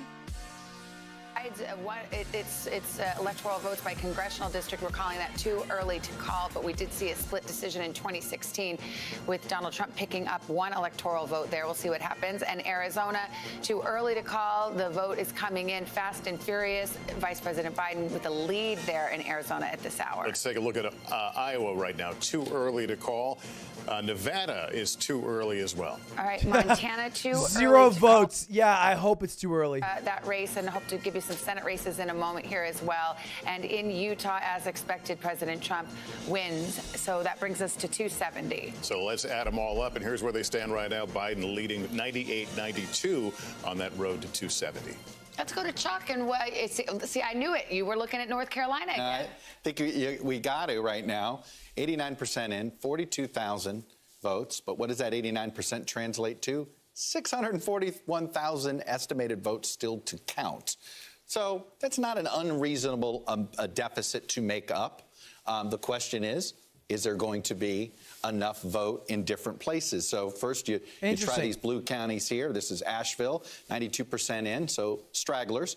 Guilford still sitting at 84%. This could be a decent chunk of vote for Biden. Charlotte, here, Mecklenburg County, as I showed you before, not too much. Let's see what Wake looks like. We still haven't seen some Wake numbers. So I have a feeling now, North Carolina, I think the last time I said, we might finally see some action. Yeah, we're going to see action. It's called, we're not going to call that race tonight. Like, it looks more and more like North Carolina is one of those that you're going to have to wait to see all the vote coming in, because it does seem as if there's enough in different red and blue areas to make you think that thing is going to be very, very tight. However, the Democratic Senate candidate, Cal Cunningham, is underperforming Biden. So I would just say, while Biden may have a chance there, it looks a little tougher there for Cal Cunningham. Looks probably a little better for Tom Tillis. 75% in. I just want to keep track here in Arizona as we keep going. We think about 800,000 vote remains. This is a ton to make up. This is almost like a 2-to-1 that he's got to make up. This is very tough. Arizona, the first, it could be the first state we're dealing with that looks like a state that might actually flip from 2016. Long way to go. Obviously, we want to wait for more of that vote in. But that's the first one of the Sun Belt. And it's been the one that Biden consistently led in the polls in, probably more so than any of these other Sun Belt states. How much is that driven by the Senate race there? Well, look, is it driven by the Senate race? Is it driven by what's been happening over 4 years? I mean, certainly Mark Kelly, ultimately, I think this is about Democrats just realizing that there's opportunity in Maricopa with these suburban, in the same way we saw basically the Denver suburbs take Colorado from a red to purple to blue. The Northern Virginia suburbs, and it turned it from, it was red when I first moved there in the early 90s, to purple to blue. Interesting. That's what both in Arizona and Georgia, that Democrats think, Maricopa and Phoenix, they think that's the key to turning Arizona blue, and of course the Atlanta suburbs. So the question is, are Phoenix and Atlanta ready to join Denver and the Washington, D.C. suburbs? And that's what we're going to find out tonight. Perhaps tonight we'll have the answer for us. Hallie Jackson's over at the White House.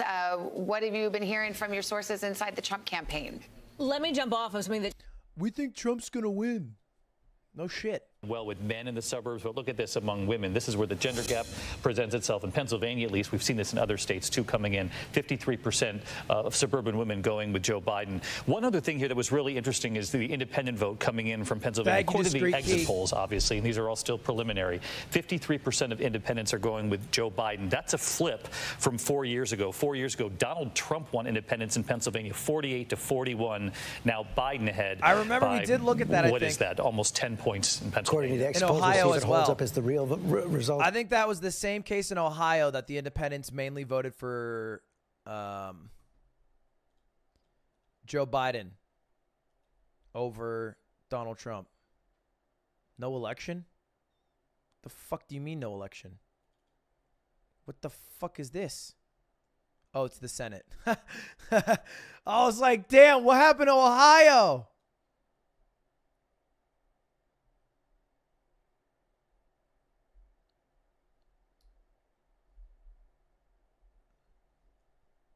Anyway, let's take a look.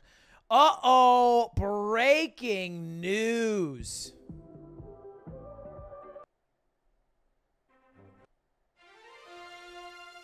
Donald Trump won Missouri.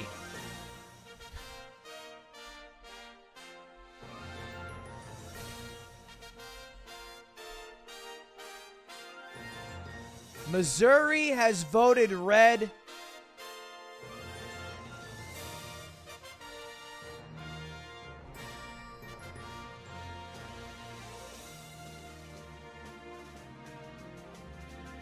since 1996. Since the year I was born.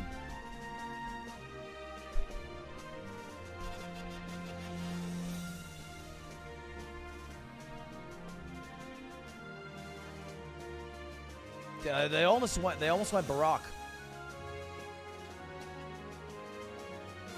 Oh, North Carolina. Score. I mean, this is such a close race. This was a state that President Trump outright won 4 years ago, and yet right now it's a nail-biter. A lot of the swing counties, President Trump has been able to hold on, especially in the southern part of the state on the border of South Carolina. But Charlotte, this is Mecklenburg County. This is where they wanted to hold the RNC, Republicans, hopefully to drive out some voters there later on in the year. That didn't happen because of COVID.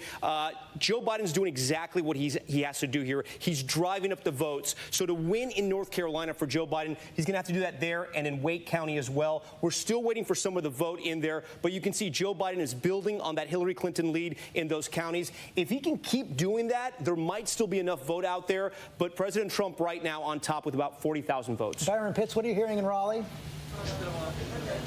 Well, George, I can tell you that at this point, the Democrats in this state are getting nervous. The expectation was that they knew they would have an early lead, but they thought it would be big enough that they could hold off a Republican surge. They were looking for a double-digit lead when the numbers came out, and it was only 9 points. And since that time, steadily as each half hour has passed, you've seen the President Trump gain ground, and eventually he's taken the lead. And the sense is that the Democrats may be running out of time. And, George, it's still early, right? I mean, North Carolina could go either way. But at this point, one of the things that we can see is that hard work can outwork money. In this state, for instance, in the Senate race, the Democrat outspent the Republican 2-1. And in TV advertising, the Trump campaign spent in TV and radio ads. The Trump and the RNC spent $41 million. Biden and the DNC spent $56 million. And that cash difference at this point doesn't seem to be a sufficient difference for the Democrats. There's so much fucking money, dude. I feel like we should have this law that's like, hey, man, you're not allowed to spend the money. You have to be capped at like $1 million bucks. That's it. That's all. That's all you're allowed. Just $1 million. $90 million on ads? Really? Really? $90 million. That's crazy. Why not just give like $20 to every voter? I'll give you $1,000 you come vote for me in this county. Let's fucking go. Probably legal. Well, George, we had a record early turnout. 100 million Americans voted early, whether in person or by mail. Yeah. And as we're hearing from all over the country, we had record turnout in many states. So I'm optimistic. When there's record turnout, often that means Democrats win. And I'm hopeful that Joe still has several paths to. Oh, it's probably some Joe Biden clown. Ohio is how the story of who the Ohio voter is changing for both parties. You have some of the more working class, traditionally Union or Democratic voters in times gone by that are now more in the Trump mold. And what the Trump campaign has tried to do in Ohio, as they have in other key battleground states, is to identify people who fit their type of voter profile, but who have not been casting ballots in years past, to squeeze out new votes among those types of voters in rural areas and in some of the exurbs. And that's where they see some confidence.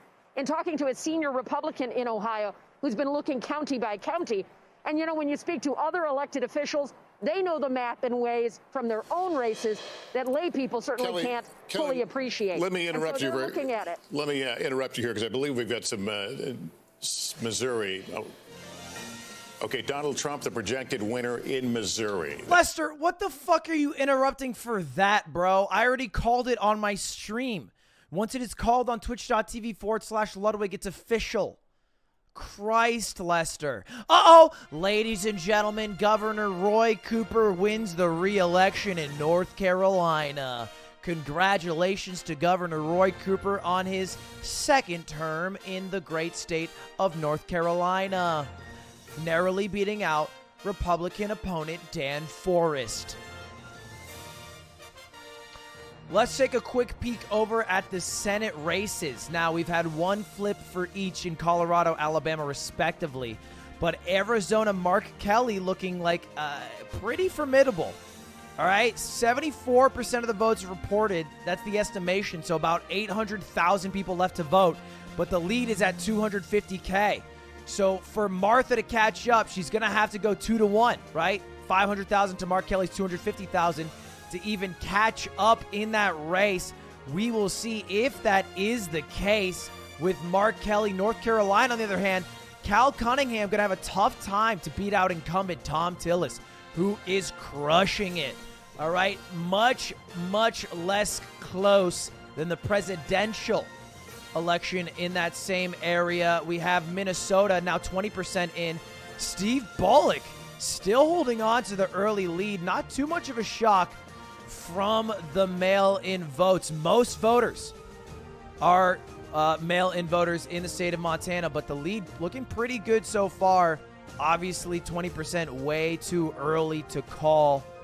Michigan, John James looking pretty good with 36%. Maybe another flip there. Iowa, wow, look at that. Teresa Greenfield crushing Joni Ernst. If you guys aren't aware, the Republican lead is 3. So if it's a 3-flip majority or 3-flip to 3-1 flip, like 4 flips right now to the 1 flip of the Republicans, the Democrats will hold majority in the entire Congress, the House and the Senate. So we will see. It is possible, but that the Senate goes blue and the Congress goes blue and the White House goes red, in which case Trump would have a hard time doing anything for the next 2 years.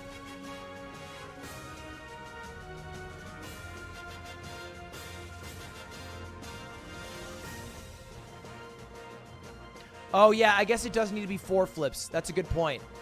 2 years? Well, they do Senate elections every 2 years. There will be more Senate elections in 2 years. That is a good point, though. If it is a tie between Democrats and Republicans, the tie gets broken up by the vice president, which is going to be a Republican. So it would need to flip by 4.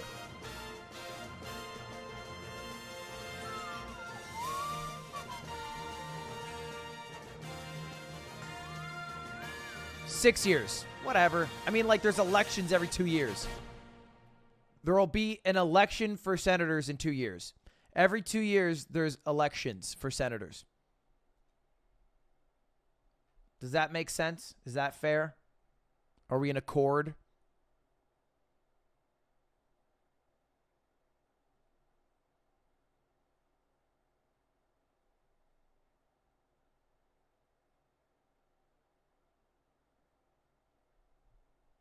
California flipped.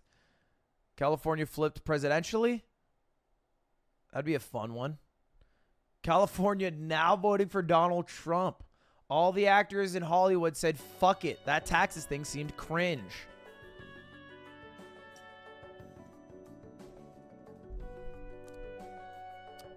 All right, Texas still leading by a wide margin for DT. Florida pretty much should be called, I think. North Carolina, too close, 1% difference. Georgia, according to the New York Times, is the closest. Ooh.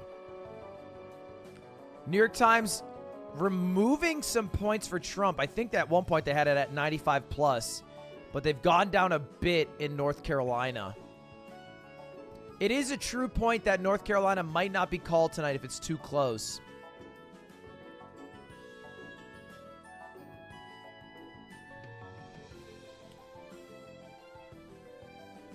Let's take a look at DDHQ, who have been counting the fastest. I think they've been wrong about how many votes have been in, though. Their estimation for how many votes, I don't think is very accurate. because they called North Carolina at 99% at 5 million and 300,000 more people have voted.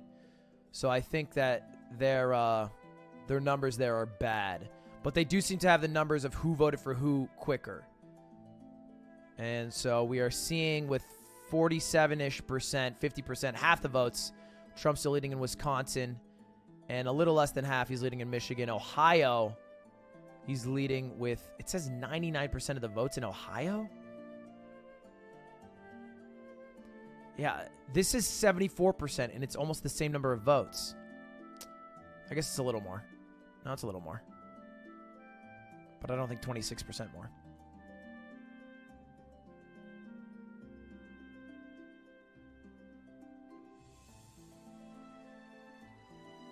No way Rhode Island voted Donald Trump. Yeah, this is why this website sucks absolute dick, is because they will literally color it, whoever's leading at that exact moment, rather than doing what the New York Times does, which is keep it gray but show you the numbers. So it makes it seem like there's a you know, a result that might not be the case. So early on in the night, Florida, Georgia, and North Carolina were all blue on this chart, which would have just been an absolute colossal defeat for Donald Trump. TTS is off. Howie, thank you to the Prime. Joe McMaster, Anarchy. Swayze, The Hunt. Thank you to the subs, boys. I do appreciate it. Check Google's results.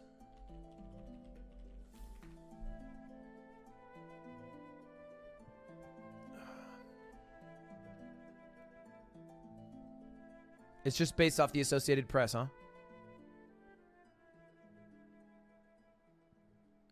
Is it really different? Seems kind of the same. They have 88% reporting in Ohio, though.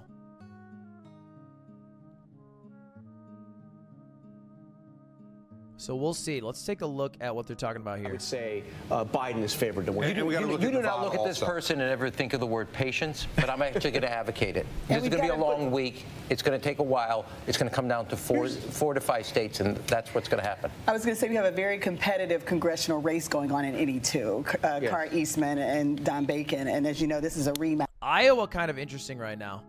So if you guys don't know, at the beginning of the night, I made this graph, which was states that I thought were pretty locked, and then I had battleground states only being these 7. Arizona, Ohio, Pennsylvania, North Carolina, Georgia, Florida, and Texas.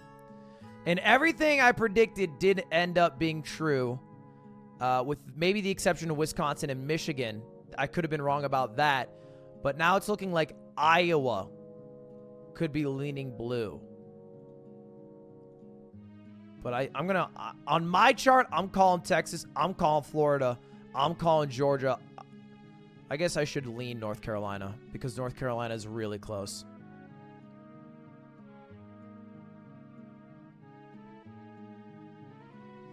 Because Iowa right now on the map, yeah, no, I have it here. Iowa is leading. But again, early leads for blue is what was expected coming into tonight. So I don't want to read into it too much. It depends on the state. Some states aren't counting mail-in ballots first because they're opening them same day. But Matt Carney, think of the 5 gifted, buddy. Atlanta votes have barely been counted. Yeah, I think that's why the New York Times has Georgia as the least settled one, even though North Carolina is 1% apart, is because of Atlanta and Atlanta suburbs. But, you know, we'll see. We'll see.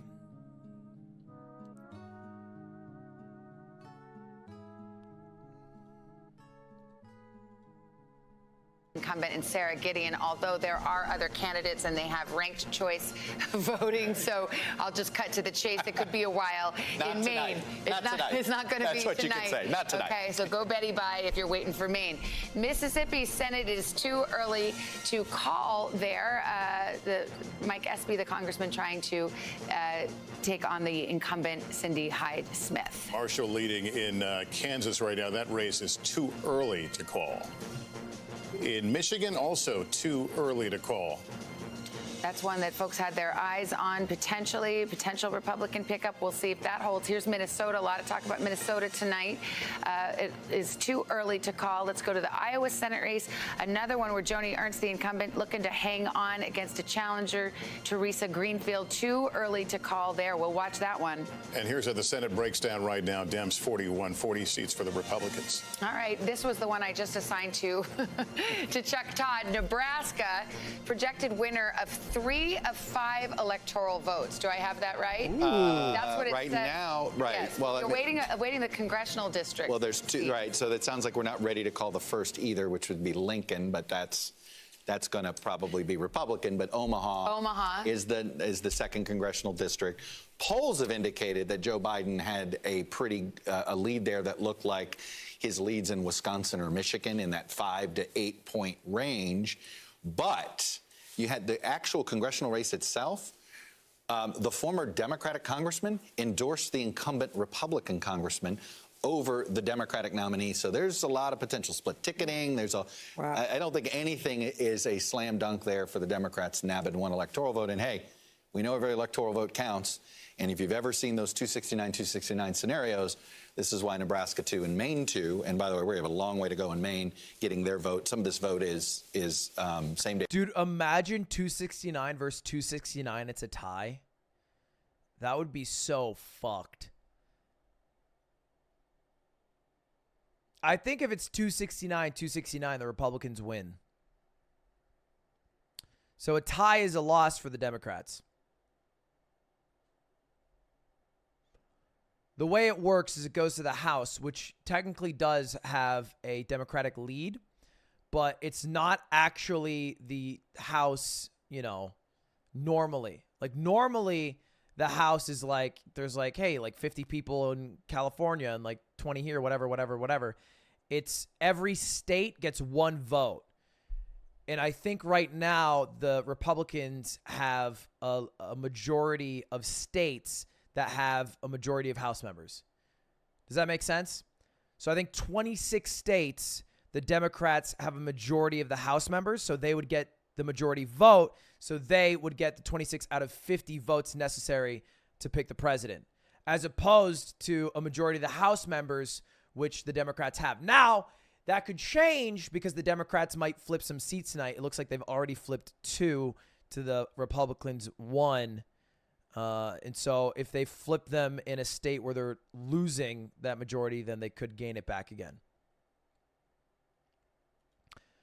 Can you explain well, there are total, the amount of votes that there are is it's 538. That's why that website, if you ever heard 538, it's called 538. It's because there's 538 electoral votes. So it's possible to tie if they both get 269. It's just kind of hard math-wise. See what happens with let's see what the whole Georgia Georgia ball of wax looks like before we just give out credit yet. David Perdue is the incumbent against Ossoff and John Ossoff, and that remains to be seen. We'll take a short break and be back with more. We've got poll closing. Fucking breaks these guys going to take, Christ. Toward Harrison, but in the end, Graham pulled this one out. He will hold on to his seat, and that will certainly help Republicans as they remain optimistic in maintaining a majority in the Senate. George. Janine Norman, thanks very much. John Carr, I want to go to you. One of the reasons Jamie Harrison was able to raise so much money is that Lindsey Graham become such a target of progressives and liberals, gone from being the best friend of John McCain to basically Donald Trump's biggest supporter in the Senate. Yeah, no doubt. I mean, there was when Obama first got elected, I think he was Rahm Emanuel's best friend. I mean, he was the Republican you like to work with. He was, but he hitched himself. He hitched himself to Donald Trump thoroughly and totally after calling Trump. Are you going to be a political Andy now? It's the 2020 presidential elections. If I watch the Super Bowl, are you going to ask me if I'm going to become an NFL coach? Are you out of your goddamn mind? It happens once every 4 fucking years. I will likely never stream another presidential election again because I probably won't be on Twitch in 4 fucking years. It's the one time in our goddamn lives that it's worth sitting down and looking at this shit in not unusual memes. Example of the really just astounding 180 that Lindsey Graham has done in recent years. Of course, he came out in the end of Obama's term saying he would absolutely never consider well, in 4 years, I got to run. Close to a presidential election. He went back on that promise, of course, leading the charge on the Hill to get Amy Coney Barrett confirmed. Lindsey Graham has really gone from being, one of the president's opponents, one of his fiercest. All right, let's take a look at this shit again.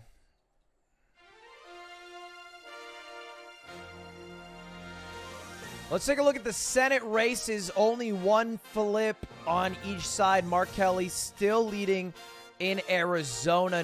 North Carolina still leading for Tom Tillis. Minnesota and Montana, though, Michigan and Montana could be two flips here for the Democrats and for the Republicans. Bit interesting there at the moment. We will see what happens.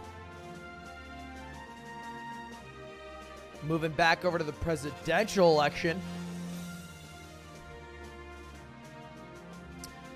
No new votes reported in Arizona. Ohio, still a pretty big lead for Trump, 400, 350, 60,000. Pennsylvania, big lead for Trump. Michigan, big lead for Trump. Wisconsin, small baby boy lead. We'll see what happens there. North Carolina, they've increased the cap, it looks like. New York Times has been flipping the script all over on this one.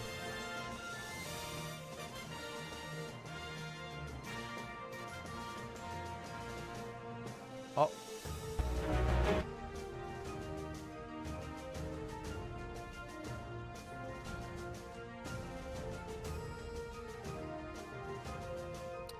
We can take a look at DDHQ, which has faster counts, but don't worry about the colors. The colors are brain dead.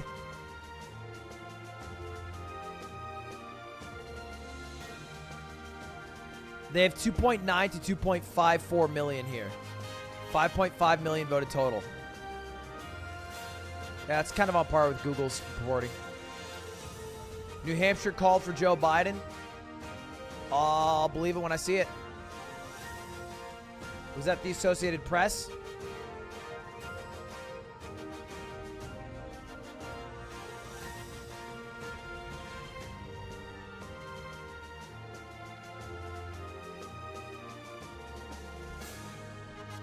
Oh, Google called it. So the Associated Press called it. All right, yeah, they called it in New Hampshire. I mean, no shock there. Look, we've been new. New Hampshire voted for Hillary Clinton last time, and if Hillary Clinton won, then no shot Joe Biden's going to lose. I don't think, let's take a look. Let's take a look at the 26 presidential election map, because I don't think any states that Hillary won, Joe Biden's going to lose.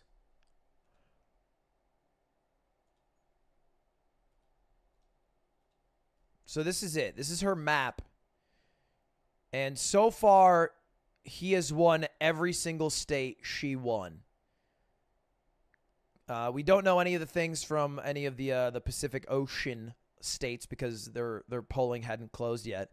But we do know as a fact that Joe Biden won New Mexico and Colorado, which Hillary Clinton did. Minnesota, he's on pace.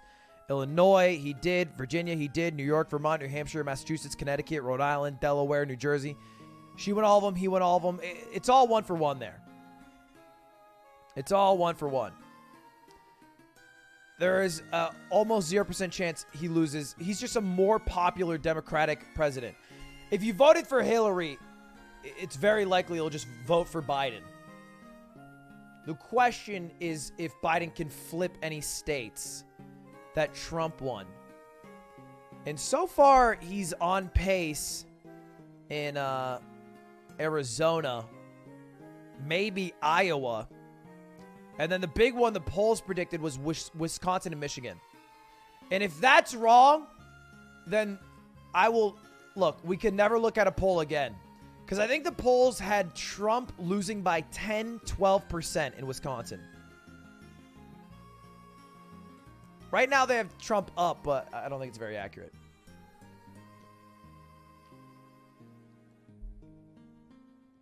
Look at Virginia. What's up? Oh, look at it on Google.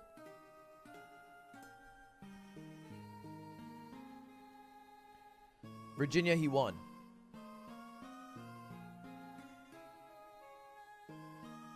Check on DDHQ.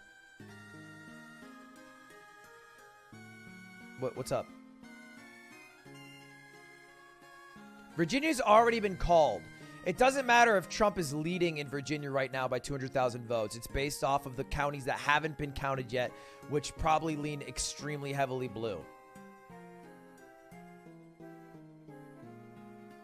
Like the Richmonds of the world. Richmond has only been counted for 18%. And then all of the red area has been counted 98 to 100%.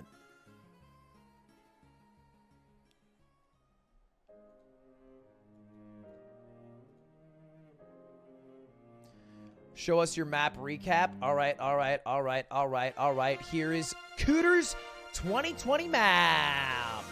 In my map, I had 7 battleground states. We are now down to only 4. Arizona, Ohio, Pennsylvania, North Carolina. Maybe you could throw Georgia in there, sure, for the fun of it. Florida and Texas leaning very heavily Trump at the moment. It's Biden's game to lose here. Now, this is on my map, assuming Wisconsin and Michigan go Biden, which is what the polling indicated. 12% in Wisconsin, 10% in Michigan. The polls were off by 5% last time. Will they be off by double this time? Maybe. Maybe. Who knows? I doubt it, but I could be wrong. Oh, shit. This just in. Joe Biden takes down the West Coast. And now it looks very bad for Trump, but this was expected. Cannot be mad at this. It was obviously going to happen. And this is what I mean by Biden's game to lose. So, look, if Biden wins Ohio, I think this is over. If Biden loses Ohio, I don't think we will know who the president is today, tomorrow, or maybe even this week. That's my hard read.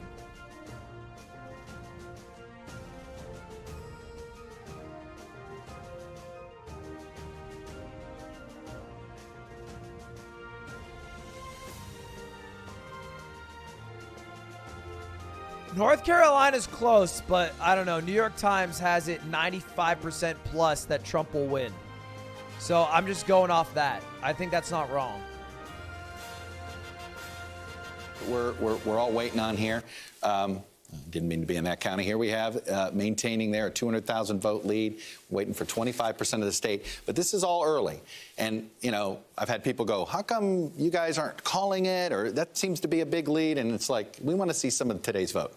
Right, this is all in the mail. We want to see some of today's vote, and I think that's going to be something there. Let me take you to Georgia here, because we're starting to finally get some real numbers in, 62%. We still have a lot of vote in and around Atlanta. All right, just Gwinnett County, only 17% reporting. And let's take you to DeKalb, 24% reporting. Fulton, only 43. Cobb, 54. So as you see, some of the outer suburbs are reporting in here. So I think we all want to wait to see what does this race look like when at least half the Atlanta vote and the Atlanta suburban vote is in. That's not yet in. And just to give you a quick update on North Carolina, as you can see in some of these places, we're still waiting for the same vote. I was at 84% in Greensboro, Guilford County, the last time we checked in on this. But the president's lead has expanded as more of the rural counties come in. I have to say, Jason Miller said that they were going to win the state by 75,000. He thought right now they have a 73,000 vote lead. But again, damn good call. There's a whole bunch of stuff. I think Biden might cut this, but not quite make it. But again, really not good news the way this is going on the Senate side of things. For the Democrats, really good news. Cal Looks Cunningham like getting crushed. Who was considered one of the more endangered. Now, okay, coming back to the map here. So I think the only 4 votes that differentiate between the Associated Press, which is Google, and New York Times is New Hampshire. New Hampshire has been called by the Associated Press, but not yet by the New York Times. But New Hampshire's pretty much a lock. But if I am wrong about Iowa, because originally I had Iowa as deep red on my map. This is my original map here. Which, if this was the map, then any blue win in Arizona, Ohio, Pennsylvania, North Carolina, or Georgia would be a win overall. But if I was wrong and Iowa flips to blue, then we're looking kind of weird. Then we're looking at tie territories depending on Nebraska and shit. Like if Nebraska splits up its votes or something, and then these all fall red.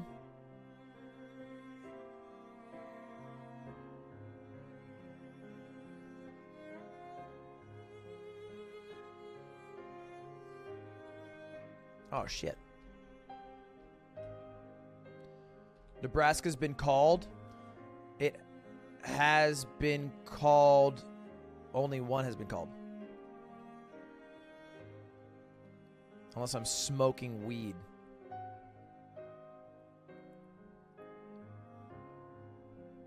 Oh, they have called it. So it's 3 for Trump, 2 for Biden?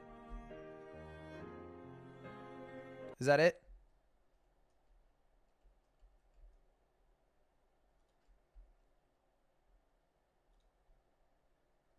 How do I even do that on my map, though?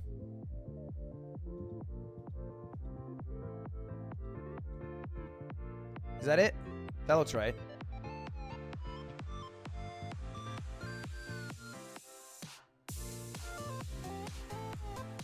New York Times called it. All right, they did call it. They did call New Hampshire.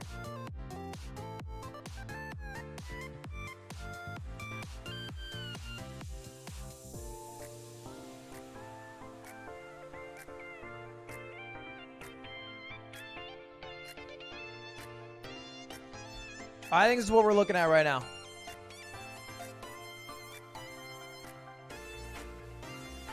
Michigan, Wisconsin update. A few more percentage coming in, but Wisconsin's not doing the mail-in ballot voting till later, which is why Donald Trump started with a big lead, as opposed to every other state which has had a blue lead early. Michigan, the same. Ohio's the interesting thing. A lot of votes counted for Ohio, and it seems really hard to make this comeback. Like, I'm looking at Ohio right now, and Trump is winning by 400,000 votes. So, I don't know. If 85% of the votes are reported with 5.2 million cast, 5.3 million cast, 15% left is only 750,000 votes, and he would need to go over 2-1 on the rest of the votes to win it.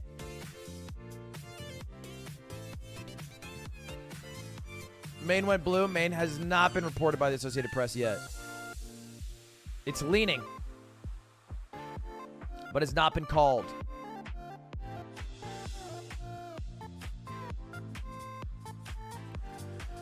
All right, so Trump's lead is 400,000 in Ohio. It says that it's 85% reported by the Associated Press, 90% here. So let's take a look. Yeah, even if it was 20% unreported, which is 1 million votes, he would need to go 2-1 on the remaining votes. Let's see what counties are left that he could go 2-1 on. Toledo, sure, but it's not very big. Cleveland, 25% left. There's still Columbus. There's still Cincinnati. There's still a bit of Montgomery County, but that's not much. He is going 2-1 here. But the problem is, yeah,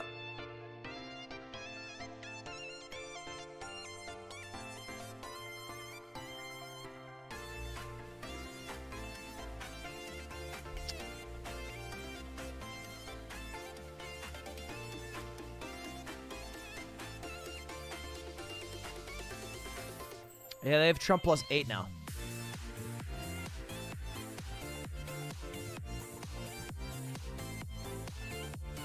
If Trump loses Arizona, though, I think he's kind of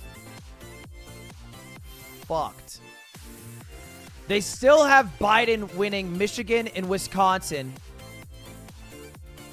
But they have him winning Arizona now. And also, Iowa's in toss-up. I mean, if he just wins these three, it's GG. He wouldn't need Ohio or Pennsylvania.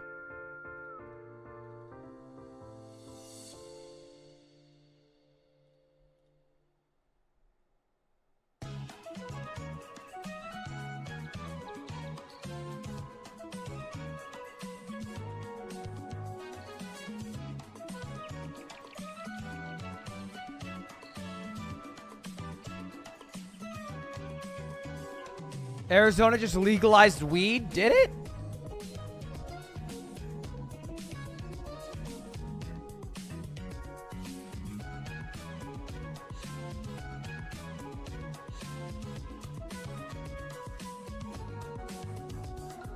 Wow. Prop 207 in Arizona has passed, which allows anyone over 21 to have up to 1 ounce of cannabis. That's insane for Arizona, which I feel like used to be so fucking hard-ass with the Joe Arpaio days. They used to have MICs. They probably still do, but...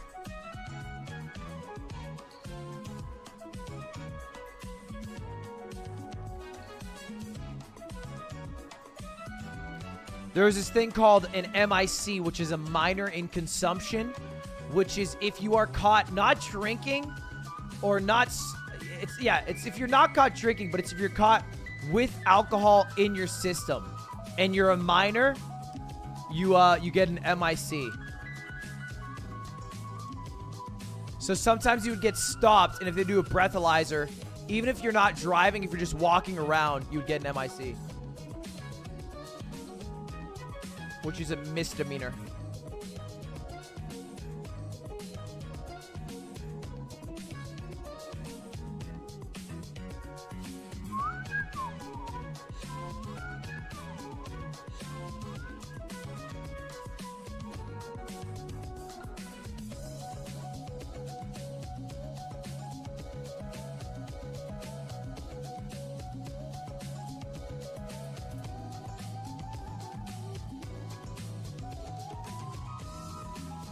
I want to take a look at some of these props.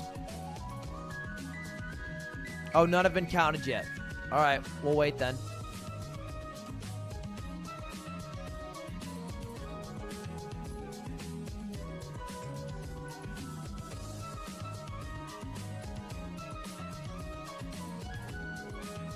Polls closed 13 minutes ago. And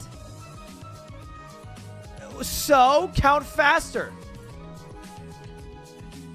$15 minimum wage pass in Florida. That's pretty sick.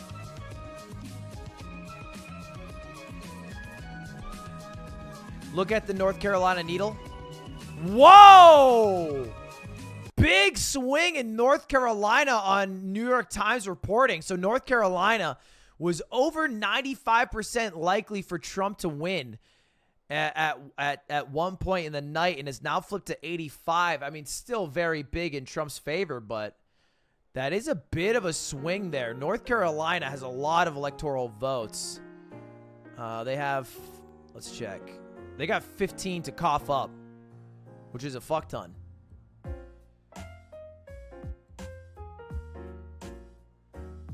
So we'll see. We'll see what happens in North Carolina. A win in North Carolina would mean that a loss in Michigan would not matter too much. Or a win in Michigan would also be the entire event. The voter turnout in North Carolina is crazy. We checked last election. There was 4.5 million people who showed up. This time there's 5.3 million and they're not done counting.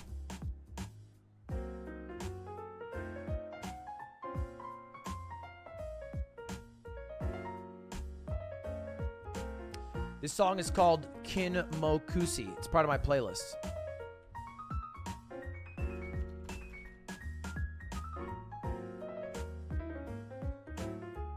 Nevada is the last to close their polls. They had one county that the judge ordered to open or keep open for an hour. Arizona, no new information. Iowa, no new information. Minnesota, Wisconsin, Michigan, no new information. Ohio. Ohio is the closest, I think, to being called. And Florida as well. Florida, Ohio, and Texas, I feel like should all be called soon. Damn, they're dropping it. They're dropping it here. North Carolina ticking down. Let's take a look what they're saying here. Percent of the expected vote in North Carolina. Very close race right now. Only about 70,000 votes separating Donald Trump and Joe Biden. Tom, what can we look at on where the outstanding vote still Florida, what's called? Okay, so let's look at the major counties here because that's what Joe Biden needs to win if he wants to pull off an upset here. We're looking at Mecklenburg County, the biggest county. This is the Charlotte area. Right now, Joe Biden overperforming. You can't watch ABC. Is that true? Shit. Fox called it. I don't give a fuck what Fox called. I look at the Associated Press like a good fucking journalist.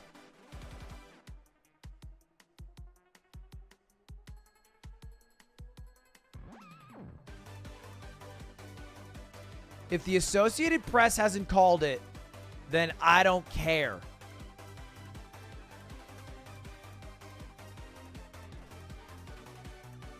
Sure, he will likely win Florida. I would not be shocked.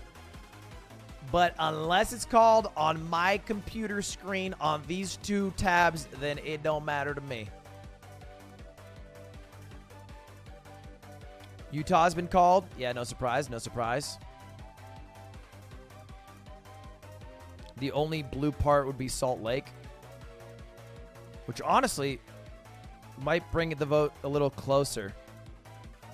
I'm curious. Like, I know he'll lose it anyway, but Salt Lake is growing. Let's take a look at the Senate race. All right, sure. Still only one flip. Arizona hasn't been updated at all. Montana hasn't been updated too much. Minnesota, nothing there. Michigan could be a flip. Iowa could be a flip. North Carolina, Tom Till is probably going to win. Ooh, look at the Georgia special election. Raphael taking a bit of a lead. The props, have they been updated? Oh, shit! Oh, fuck, we have some information on the props. 6% of the precincts reporting. Not enough to go off of. But let's take a look how Prop 22 did. Oh, bad start. Bad start for Prop 22. Prop 22 is the Uber Lyft prop that they put $200 million into. That makes it legal for them to hire workers as independent contractors so they don't get the rights of full-time employees.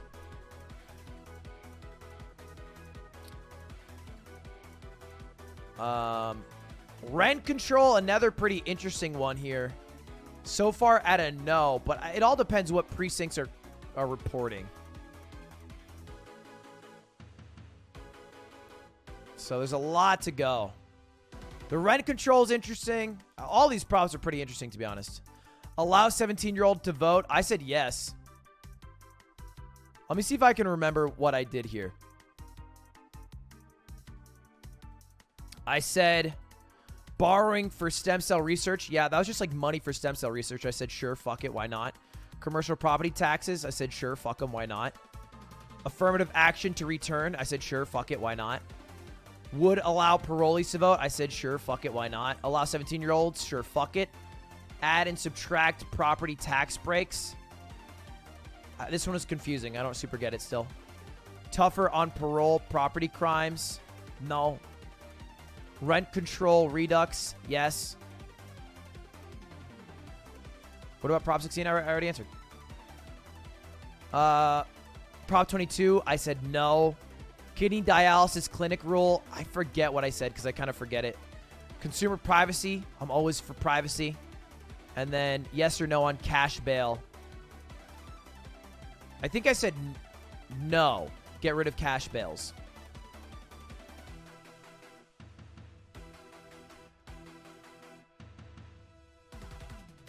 Why let 17-year-old votes? 17-year-olds vote? Why not? The fuck is the difference between 17 and 18? Are we really throwing a line down? Like 18 good, 17 bad. Really?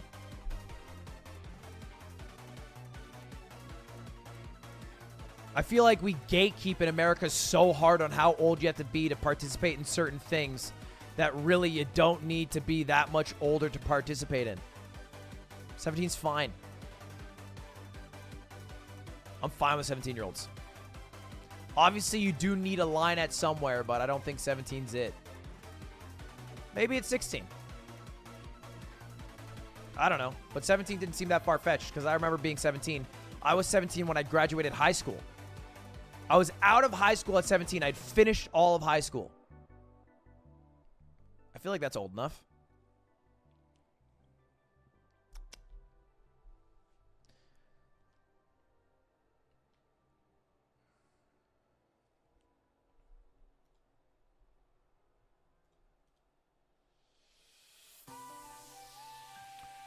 Okay, let's go back here. 209 to 118. No updates yet. Ohio, not too much has changed. Ooh, Wisconsin has a lot more people who have entered. And make sure that every vote gets counted in what ultimately may be one of several paths towards a victory by Joe Biden tonight or tomorrow. The Trump campaign threw out Minnesota as a possible pickup for them. Do you see that in the cards? Is it something you're worried about? I really don't. What I'm hearing from Minnesota elected officials I've touched base with is that although Minnesota is a state where you can show up and vote at the last moment, they don't see anything that's happened on the ground today that suggests to them that Donald Trump may unexpectedly take Minnesota. Senator, we have to say congratulations to you. You won your race. Turns out you also had a campaign to run. But what about what's going on in the Senate? I know Democrats had high hopes of taking back this Senate, but some of the races are not turning out as a...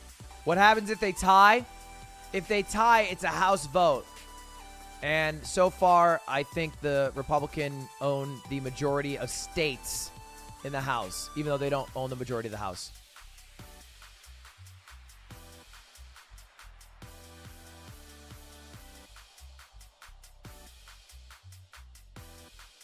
Check the New York Post. No. It's a shithole publication. You should get zero of your information from the New York Post.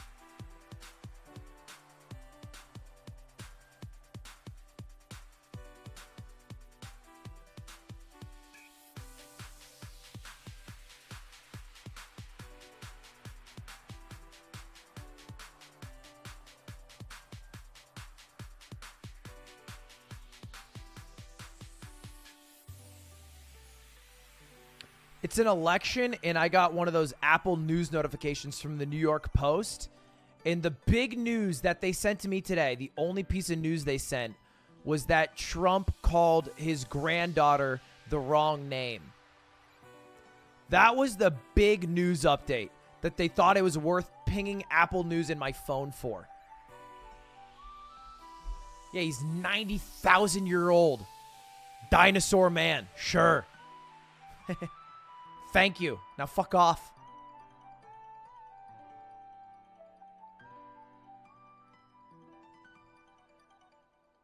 How's the election playing out in Peoria? Clinton wins the blue-collar downstate Illinois county. What the hell is this? Oh, okay.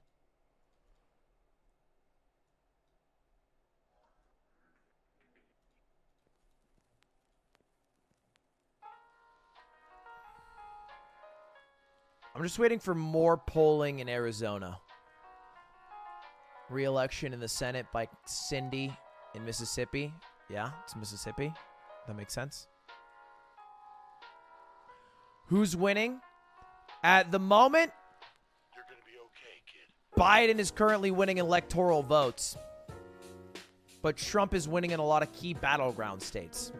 Like Wisconsin, Michigan, Ohio, Pennsylvania, North Carolina, Georgia, Florida, Texas.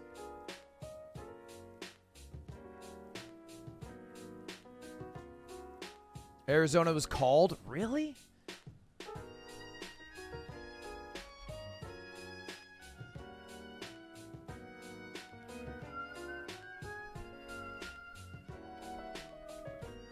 Look, boys, I go by the Associated Press. That's what I do. And until the Associated Press calls it, I'm going to keep it there.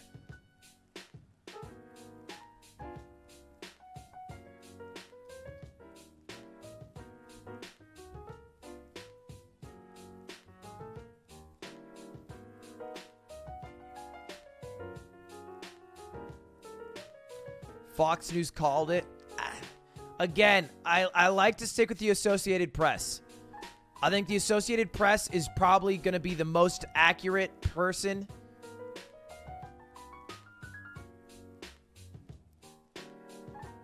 Or publication.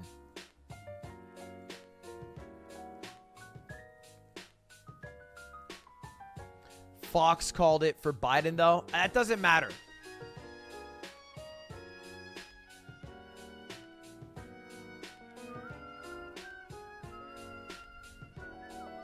Look, I get the advantage for a network to call something early so you switch to their channel or whatever, but if I wait 15 minutes to find out if it's confirmed by the Associated Press, who's an organization I trust more than anyone else here, then why not? Why not just wait 15 minutes and find out for sure? Or 30 minutes? Fuck am I doing? I stream for a living. I got nothing to do at 9 p.m., 10 p.m., 11 p.m. Iowa's gone red. Yeah, that makes sense.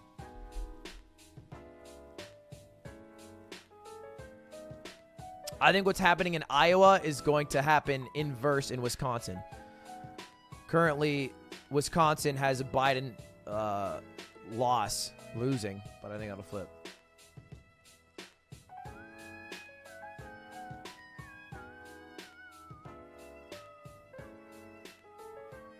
Yeah, Wisconsin and Michigan are not counting the mail-in ballots early because they didn't open them until today.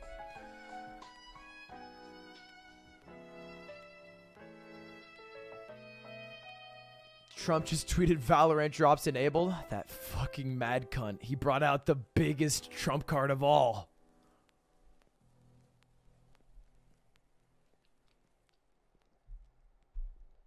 I don't care about Kanye's votes. He's irrelevant.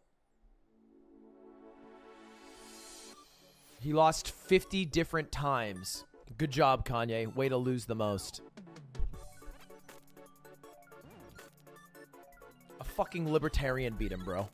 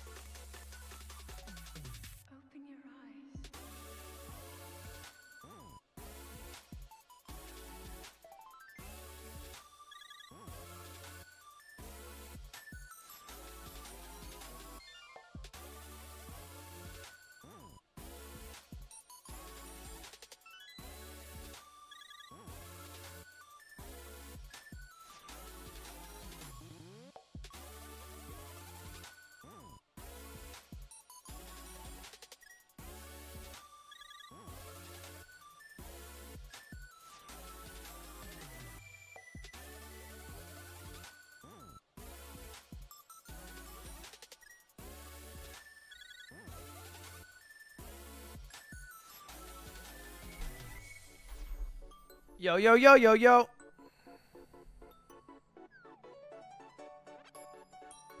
Hold up, I'm gonna upload my new YouTube video right now. Oh, shit, hold up. Oh, Fox News has already called Florida. And they've also called, what else? No, that's it, right? Yeah, they just called Florida.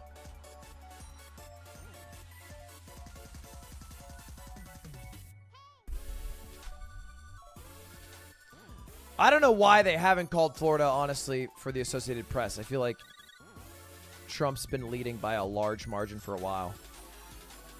Taking a look at the New York Times forecasts, Georgia's been at 80%. North Carolina's been at 85% since dropping from 95%. So we'll see. We'll see. It feels like they really don't want to call any of those three yet. All right. Hold up. I got to get my YouTube video.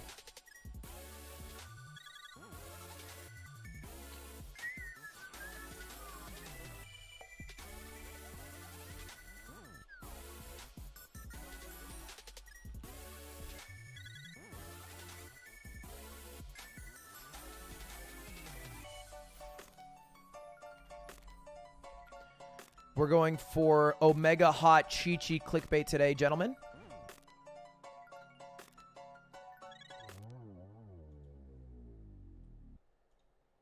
Do you want me to show you the thumbnail and the title?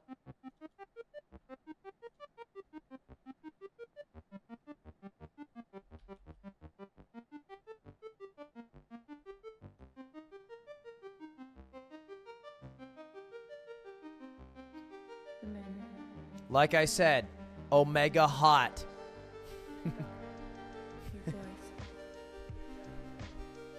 It's just a video about how I'm making a VOD channel on YouTube, and I'm going to delete all my VODs on Twitch and my clips on Twitch, and I won't have any more on Twitch anymore.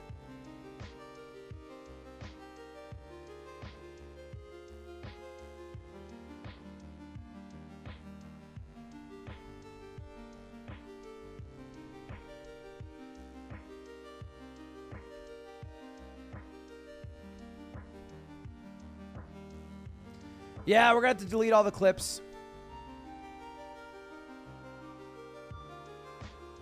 Just ain't worth it. And if Twitch can't help me out, then I just got to throw them on YouTube. There's just no other real choice. It's not really even a choice. It's just a no-brainer.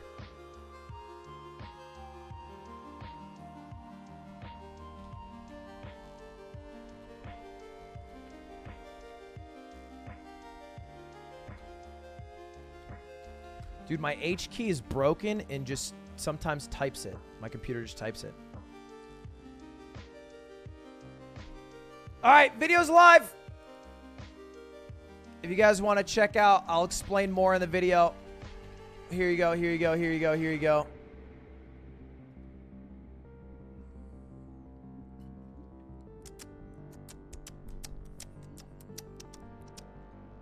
Is there anything new? Ohio, still a 400,000 vote lead, actually expanded lead for Donald Trump. 443,000. Ohio seems like a toughie to win at this point.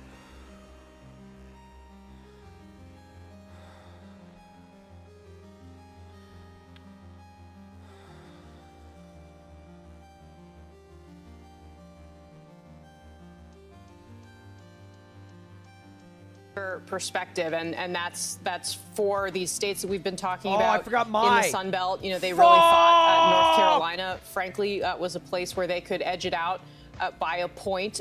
Georgia is still, I think, an open question, as Chuck was just outlining, for all of the reasons to do, particularly with the suburbs of Atlanta. I think Florida was probably expected, but Texas, of course, something that seemed in play late in the race. And some of these polls that, you know, frankly, they were media polls, they were internal polls to the campaigns, to the super PACs. I mean, we had so many numbers to work with. And just like in 2016, frankly, most people who were reading those polls were all thinking that we might see a major realignment in the Sun Belt in this election, and that's just not happening. And Democrats were also very confident about potentially taking as many as winning back as many as 15 additional seats in the House of Representatives, and instead they're seeing some surprising losses in places like Miami-Dade County. They didn't pick up a couple of seats in Texas that they were really optimistic about. A congressman in Staten Island, New York, it looks as though he's losing.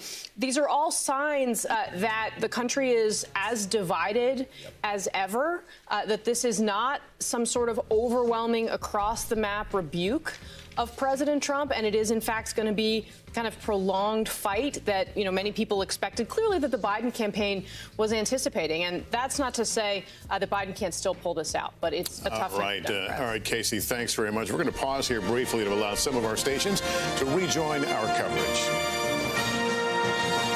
What does that mean? Allow some of our stations to rejoin the coverage. What does that mean?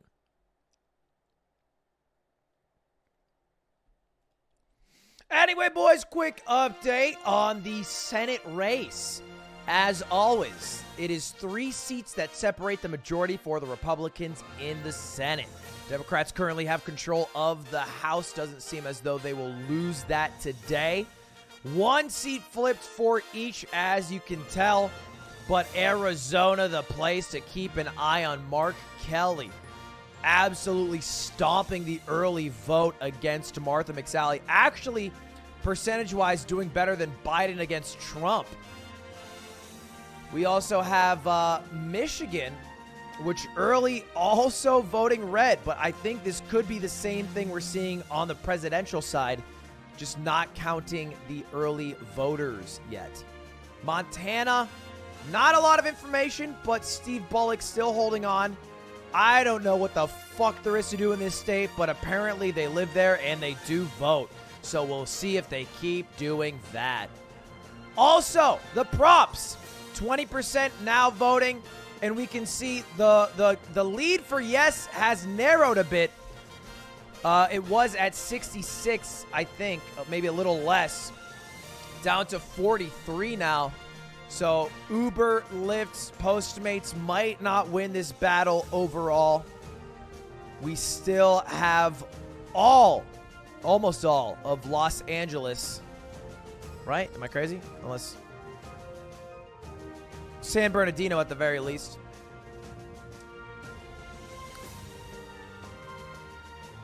San Francisco. We will see. I'm sure a lot of San Franciscans are going to be voting no because they don't even have Uber in the fucking city, I think, right? Is it still there? I don't even know. Rent control, a no. Tighter vote. We'll see at the end of the day where that lies.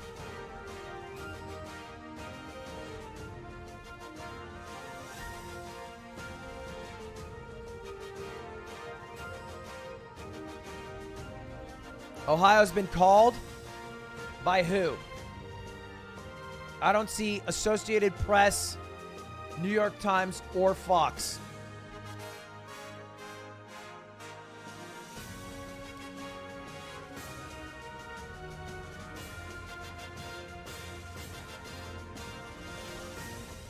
DDHQ called it? Who gives a fuck about DDHQ, bro? Don't go to DDHQ for your information, please, for the love of God.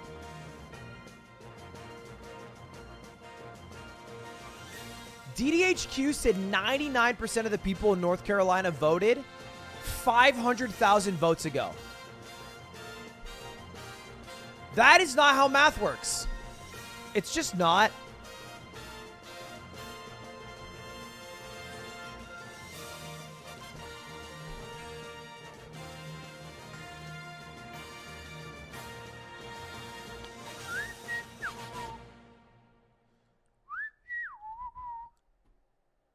Of all in 2016.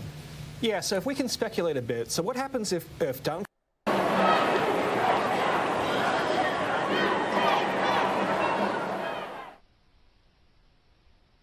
out and try and declare when Arizona goes to Biden. If Arizona goes to Biden.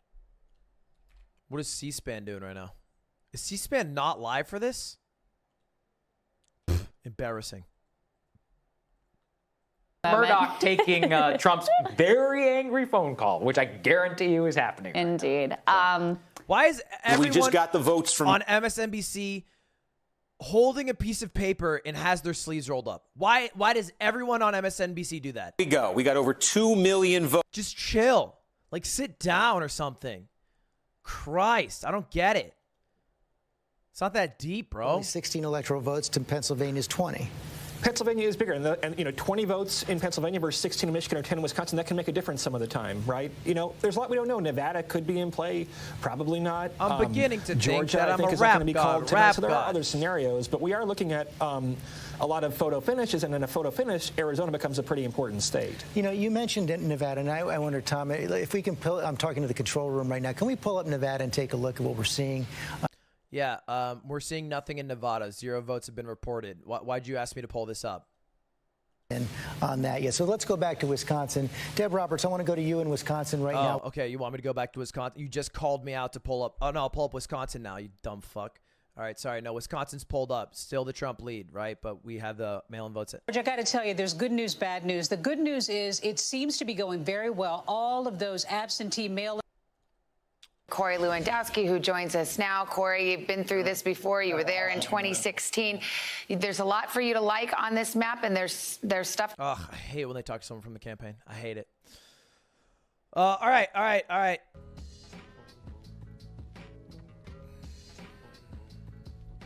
Yeah, still 209 to 118. Nothing new yet. Nothing new yet. Thank you for the prime calm snowfall. Batty boy, yo. I thought the Twitch got deleted. Well, watch the video. Christ. Come on. Iowa flipped from blue. Yeah, I saw that. I actually changed it on my map. I had it red earlier, but then we flipped it to blue. Iowa, not that impactful, though. What's impactful is Wisconsin, Michigan, and Arizona. So I think by the end of the night, hold up. So let's go to New York Times and let's check their predictions. So right now, Biden expected to easily win. We've already confirmed all of those. Biden expect to win narrowly. New Hampshire, Virginia, Colorado, those are confirmed. Arizona looking good. But still, Michigan and Wisconsin are both on this. They have not switched it from expected to win to toss-up states yet. So it's still expected to win. If Biden wins 3 of the 4, or 3 of the 5, really. If he wins Arizona, Wisconsin, Michigan, Ohio, Pennsylvania, or I'm just probably exclude Ohio at this point, but Arizona, Wisconsin, Michigan, Pennsylvania. If he wins 3 of those 4, it should be curtains.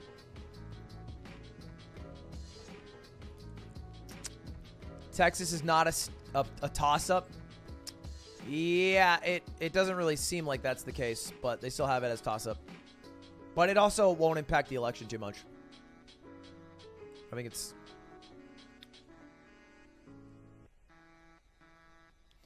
If all of this plays out as predicted, narrow win, toss-ups, all the toss-ups go to Trump. Like, let's just push all the toss-ups over to Trump. But then Biden still keeps the narrowly expected to win. It would be a win for Biden. Because he would just blue, blue, blue, red, red, 272 to 266.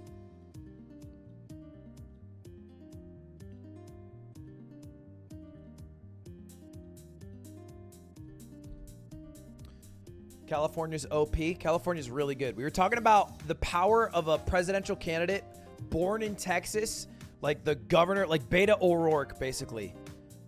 A Democrat from Texas is kind of OP because you just get literally 100. What was it? We came to the number earlier, but you get New York, California, and Texas. The top 3 just guaranteed. Fix Nebraska. What's wrong with Nebraska? I thought Nebraska went 3-2.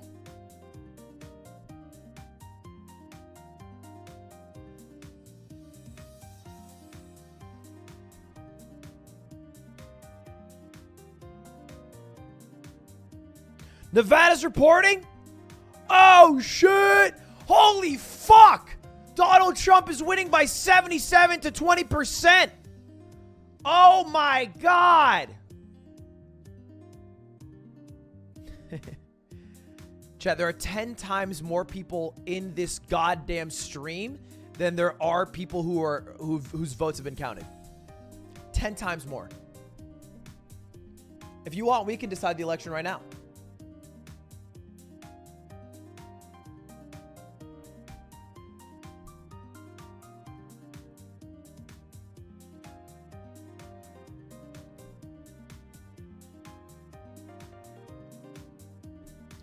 Want to vote? No, I actually don't care about your guys' opinion. Your opinion should only matter when you go to vote. It doesn't matter if you do a poll in a goddamn stream chat, bro. I don't care. You had one time to vote and make your opinion heard. It was today. That's it. That's all you get. Check the needles. Needle, needle, needle. Checking the needles. Ooh, the Georgia needle kind of dropping. A lot, actually. What's going on in Georgia? It doesn't look bad on the surface, but something's going on that Georgia just plummeted. Is Atlanta starting to get counted? Let's take a look.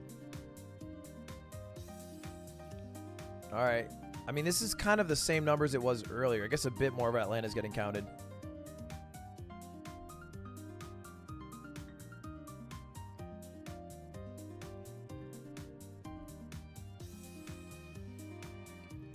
The Georgia senators are ahead. If you go to a runoff, especially, if Biden does pull this off, you're likely to keep control of the United States Senate.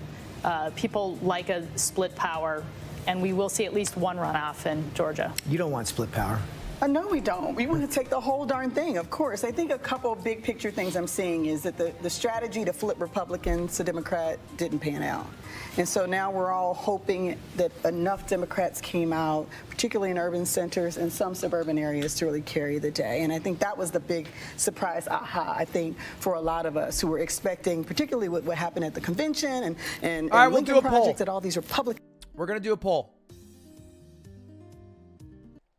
Ladies and gentlemen, it is time for Twitch chat votes.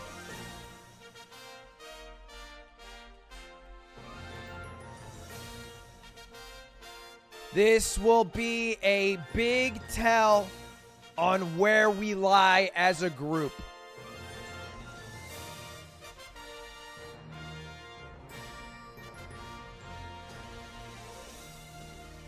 Boys, make sure to tab in. Let's get a really big number of voters to see where we lie as a group. And if you're going to vote one of these, you are very cringe. I'm going to say it right now. If you vote for number 2 here, you are cringe. Here it is. Did you boys check to see if your Twitch Prime is renewed? 1, yes, I checked. Yes, I did. Or 2, no, I'm cringe. Did you check? Make sure to have checked. It's important. More important than your civic duty of voting. Checking to make sure you use your Twitch Prime on cooldown. Ladies and gentlemen, every day you don't use it, you lose 17 cents of value from the Prime. Every month you lose $5. It does not roll over. You are basically giving Jeff Bezos money. Fun fact, he's fucking rich. So make sure to use your Twitch Prime on cooldown on your favorite streamer. It doesn't have to be me. I actually don't even care if you don't use it on me. Use it on someone you really like. Use it on a small streamer. It'd make their fucking day. But just fucking use it. And always make sure to check on cooldown. Like a real patriot.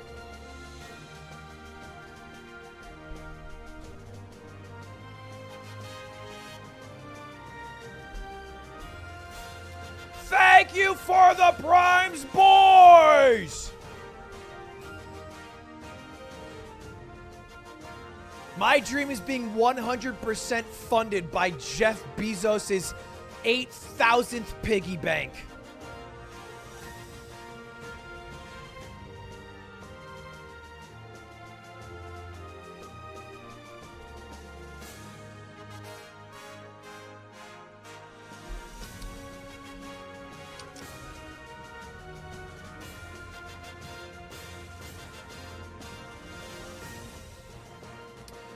Some more numbers coming into Wisconsin right now. The Nevada numbers disappeared, strangely enough. They got rid of them. Arizona's still at a bit of a standstill. Iowa seems kind of locked. Ohio all but called at this point. Ohio, if it's 94% reporting and they're up by 440,000, I mean, let's just do some quick math. You got 5.5 million people with only about 6% of the votes left. 550,000, half of that, 200, it's like 300,000. That means there's like 300,000 people left to vote. He's leading by more votes than are left. I don't imagine there is a possibility for Biden to win Ohio anymore. And I think, and a lot of people have been saying this, if they don't call Ohio tonight, they likely won't call this election tonight. Unless they can confirm Arizona, Wisconsin, and Michigan.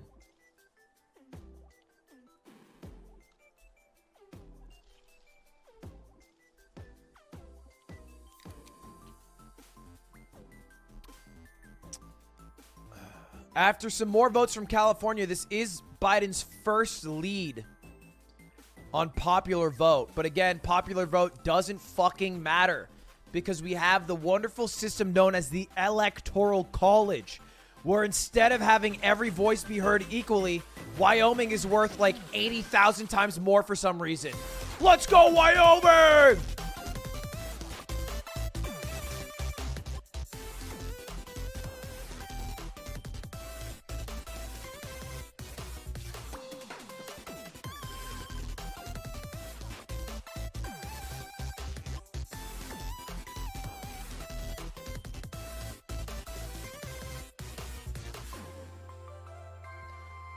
Look, it's not fucking 1800s, bro. I don't know, man. I feel like the states have blended in together and that state individuality isn't that big of a deal anymore.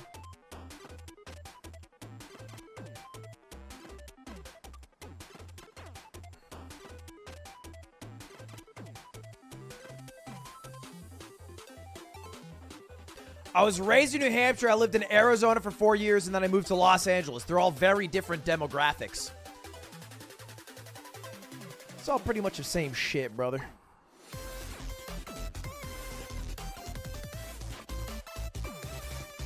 All Dem states. New Hampshire recently turned Dem, but they're kind of a swing. Arizona's been red for years. California's the only blue one.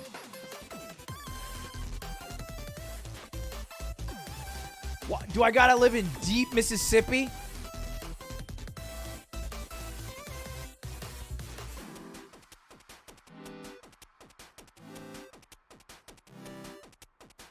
If I didn't literally live in a swamp in Mississippi,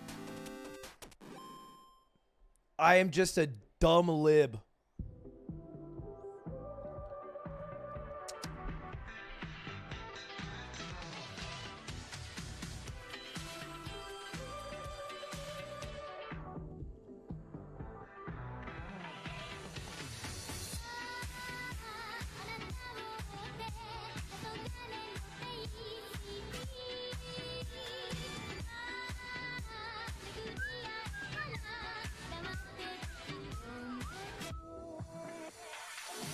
Arizona is the one I think is really interesting right now, but they are not updating it too much.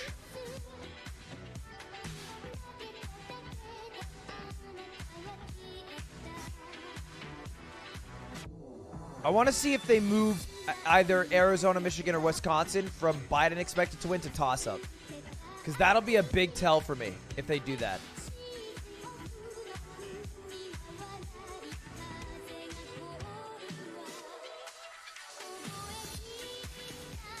Wisconsin's slower at counting because the machines suck. Shocker.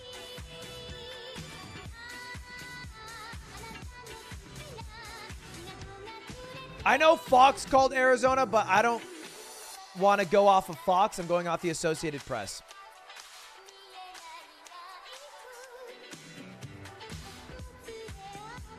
Because this is all... Oh, looks like they might have added more. This is all based off of early vote-ins, which lean blue.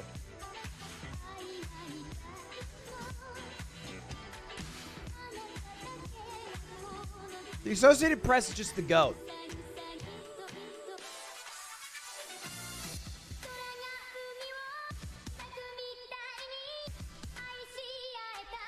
Oh, look, New York Times got some Nevada news for us. 374 votes. Nice.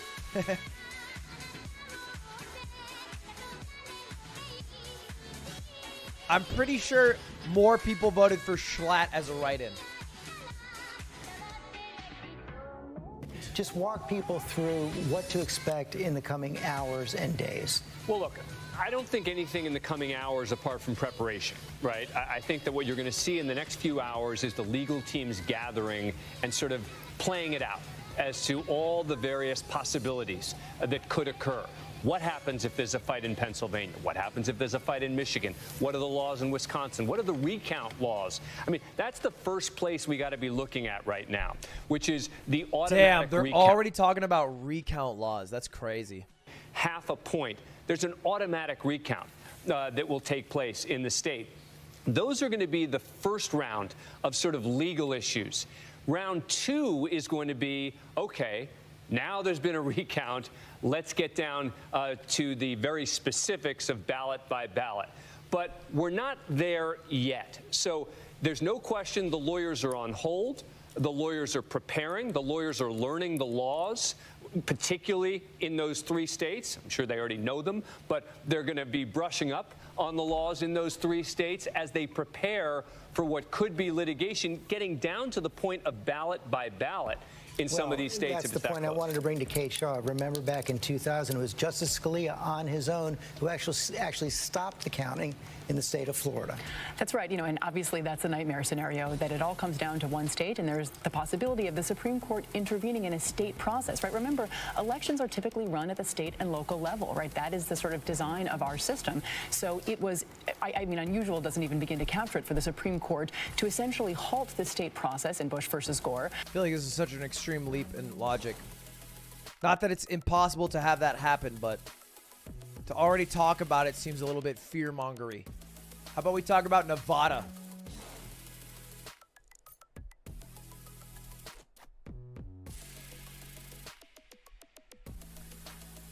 Can Biden win Pennsylvania? Let's check. We have Pittsburgh, which early on is almost 80% Biden, only 20% reported. We have Philadelphia, not even 50% reported. Yeah, 100%.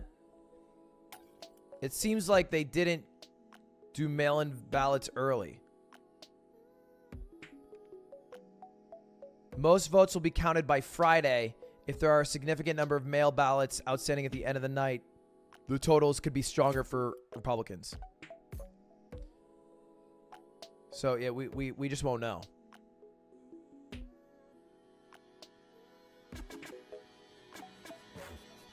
Trump won in Texas, it's over.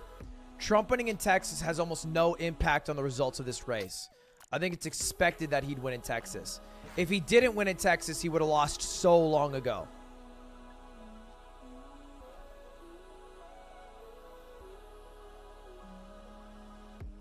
Again, boys, look, very simple, very simple. We'll work through it one more time together. We have 270 as our magic number. All right, all the dark blue, absolutely locked, no shot. All the red, let's just lock it down. And so then we're looking at pretty much 3-4 states. Arizona, Wisconsin, and Michigan. All right, if we were to just give Ohio, Pennsylvania, North Carolina, Georgia to Trump, which isn't too far-fetched, but in return, you give Arizona, Wisconsin, and Michigan to Biden, which is what is predicted by the New York Times, expected to win narrowly column. Michigan, Wisconsin, and Arizona. In fact, Arizona's been called by people already. Then it'd be a win for Biden. Now, the only things that could cut into this and make it a little weird are Nevada. Nevada could make it weird. Maine could make it weird. Maine could make it a tie, in fact. I think, at least. Oh, shit.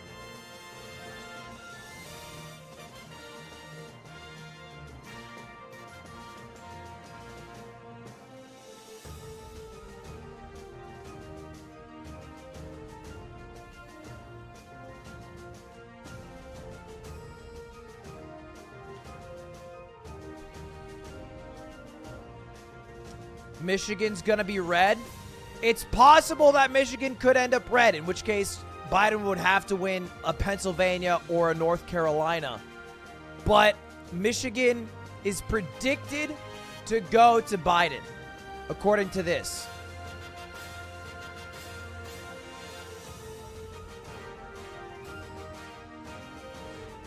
Look, we all have the same information at the end of the day. Nobody has more information than this number, which is like, wow, Trump's is so much bigger. So either you're looking at this and going, wow, Trump's is bigger, he's going to win, which if you did that earlier, you would have been wrong about Florida, you would have been wrong about Georgia, and you probably would have ended up being wrong about North Carolina. You would have been wrong about Texas. You would have been wrong about Ohio. You would have been wrong about Pennsylvania, because all of those were leaning blue earlier and are likely going to end up as red.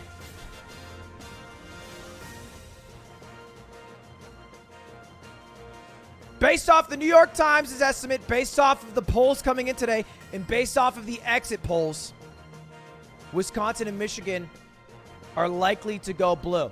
Now, they could also not go blue. But that's why we're looking at it. If anything, honestly, what we should do is we should make this light blue, and we'll make Michigan a toss-up. Because Arizona's looking more likely than Michigan nowadays.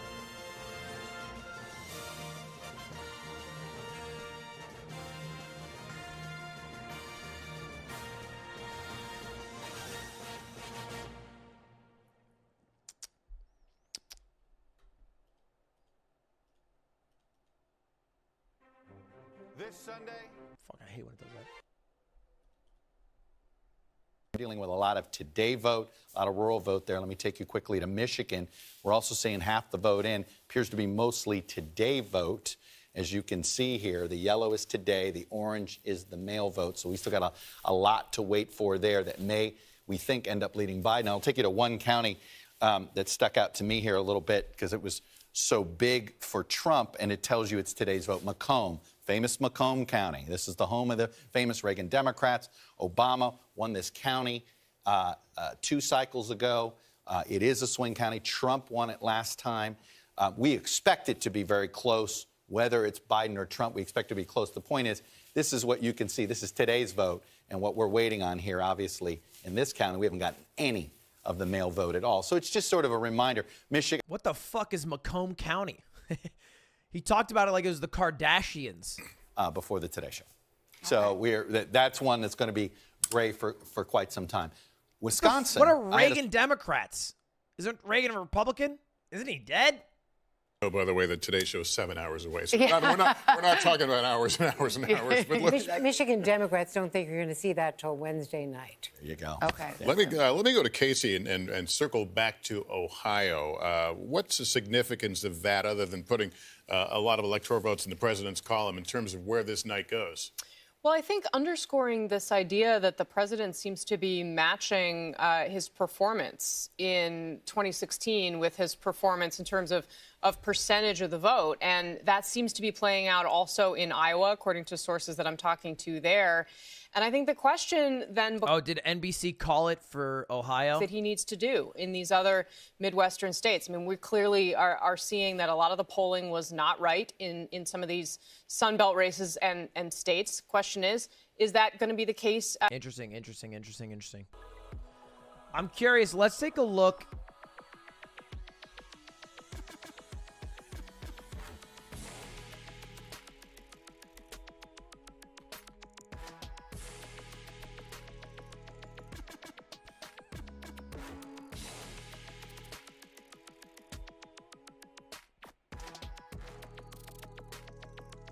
So the polls had Trump winning Ohio.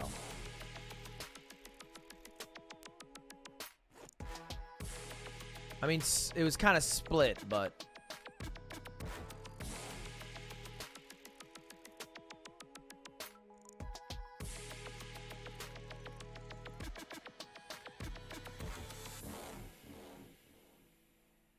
Wait, what just happened?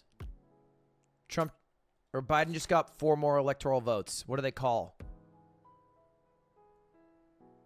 Did they call Maine?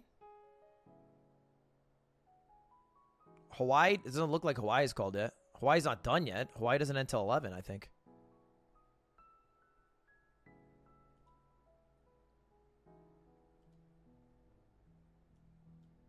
Rhode Island? No, Rhode Island's called here too. Is it Maine?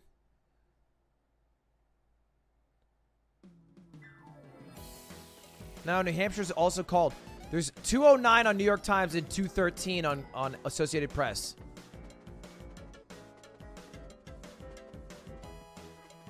And it's not Maine, and it's not Hawaii, and it's not New Hampshire. What is going on here? What is this tomfoolery?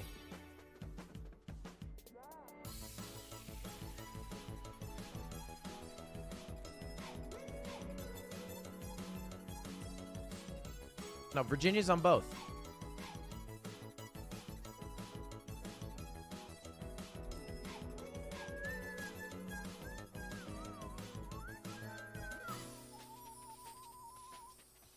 Part of Maine? Well, it's 4 votes that they got, and Maine has 4 total, so it can't be part. Regardless. Oh, DC. Ah, whoever said DC, you probably cracked it. 3 votes from DC.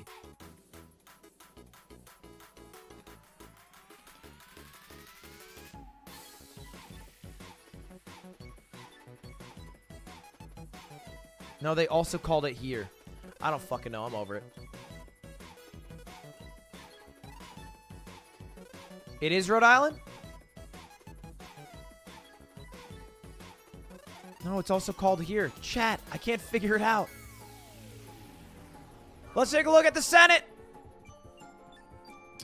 No change in Arizona. Montana still lead for Steve with double the percentage of people voting. Michigan holding on for the newcomer John James. Tom Till is crushing now. The Georgia special's over. I don't think it'll matter too much for Raphael, who only managed to get 29%. A lot of Doug Collins supporters, I think, will just go over to Kelly Loeffler. Oh, they did call Hawaii. They just didn't have it on the map. Yeah, they called Hawaii. Okay, cool. Hawaii has been called.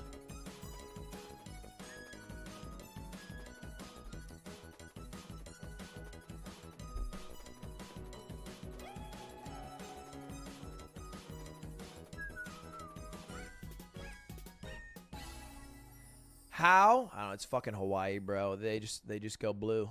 Let's check the forecast. People are saying the needle's looking weird. Whoa! Holy shit! Georgia started the night leaning Biden 63% at one point. Was leaning Trump 85, 90%. Now back to leaning Biden. Georgia, not a small amount of electoral votes.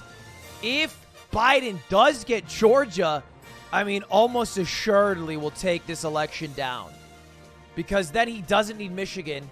He doesn't need Ohio. He doesn't need Pennsylvania. He just needs Wisconsin and Arizona, which has already been called by 2 networks, which is going to be a much easier task to handle. As we said going into this night, this is a tough election for Trump to win. The roads for Biden to win are plenty, bountiful. AZ, Wisconsin, Michigan, Georgia, Ohio, Pennsylvania, North Carolina, Texas, Florida, all could have gotten him there. And Georgia, all of a sudden, let's just take a look at the numbers. What numbers came through? 78% reporting, still 359,000 votes, additional votes for Trump here. But I guess just all the Atlanta votes are coming in at just massive deficits. Yeah. 72 to 25, 80 to 16 with only 30%. So you multiply that by 3, you're going to get an extra like 200,000 votes to Trump's 40,000. That's 160,000 votes right there. If it keeps going in that percentage, you have another half the votes here. Another 200,000 to Trump's 70. That's another 130,000 votes if it keeps going that way. So between just Fulton and DeKalb County, that's like 250,000 votes. That would swing it alone. Those 2 right there. That's not including smaller places like Savannah, which are leading towards Biden. Richmond. We got Muskogee. Let me tell you, by the way, hey, real quick, Savannah, Georgia, like a top 5 city in the United States of America. Savannah is such a cute city. It's great. It's great. Savannah's great. Yeah, it's just great. It's just a great city. You can walk it. It's small, but it's still bustling. Great. I love Savannah, Georgia.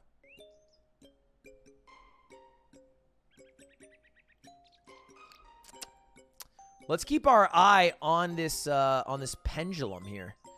And also we're going to want to be keeping an eye on this. Arizona, Michigan, Wisconsin. Make sure they're in this left column. If they do flip to the middle, then it's brewing trouble for Biden. But this Georgia situation is getting freaky. Still 63%. Let's check Georgia's exit polls. A, B, C, D, E, F, G, Georgia. All right, Georgia's exit polls. We have a lot more younger voters and a lot less older voters in Georgia. Hold up. Let's do a side-by-side.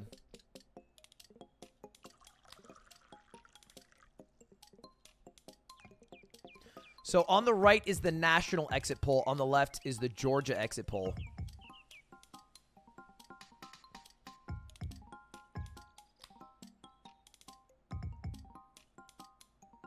Donald Trump wins Ohio. Confirmed.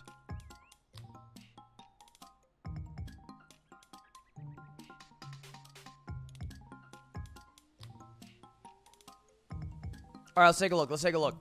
So we have the exit poll on the left, it's Ohio. We have the exit poll on the right, it's the United States as a whole. And so as a whole, if we're looking at age, actually there's less compared to the national poll. Interesting.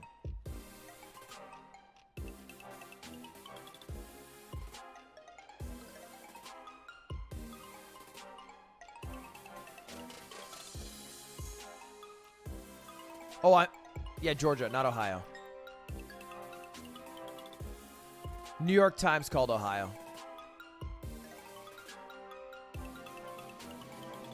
All right, let's lock Ohio on our thing.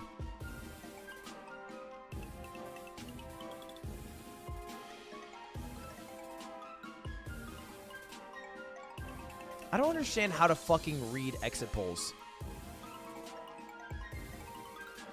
I think this is the most important stat.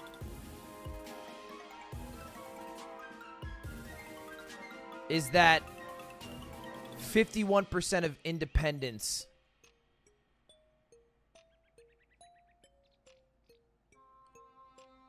are voting for Trump. Or, excuse me, Biden.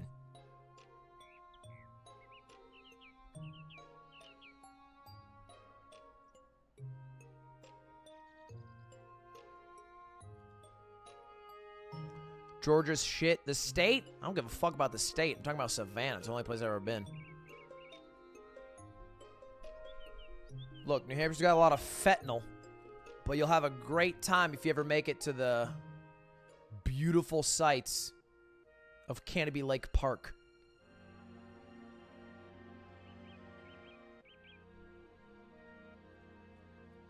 Fix Nebraska? What's wrong with Nebraska? Is Nebraska not split 3-2? Right now I have it split 3-2. 3 for Biden, or 2 for Biden, 3 for Trump.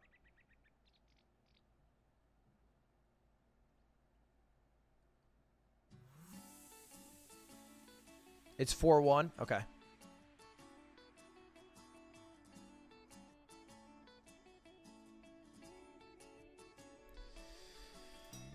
It is.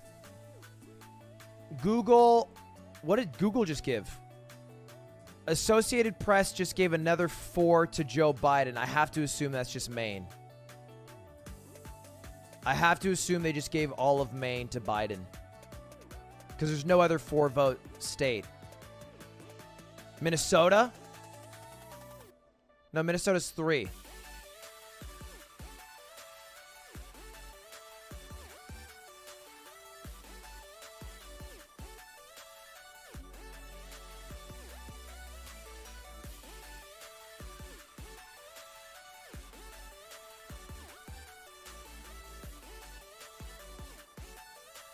Oh, yeah, I'm smoking absolutely so much weed today.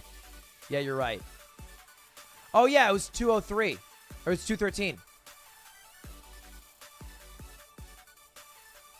All right, so Minnesota. Yeah, that was a no-brainer, I think.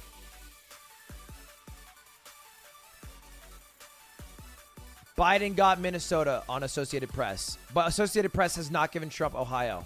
But I think they should.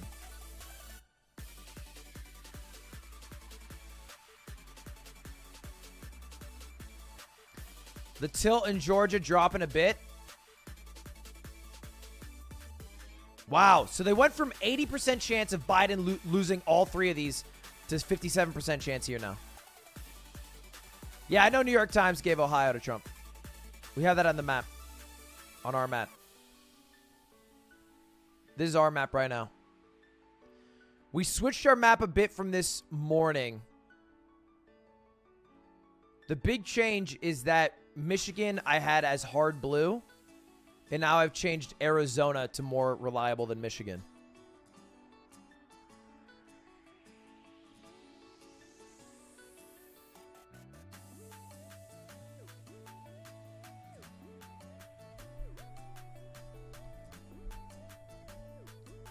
Maine's proportional? Yeah.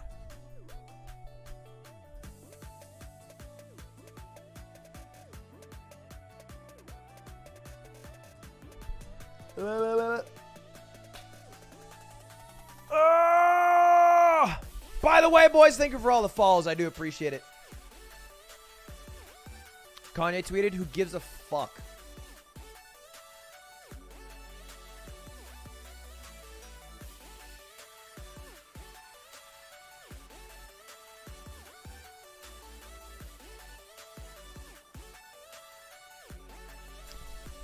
It switched back on Georgia? No, it didn't. In fact, it flipped the exact opposite. It's now 68% Biden.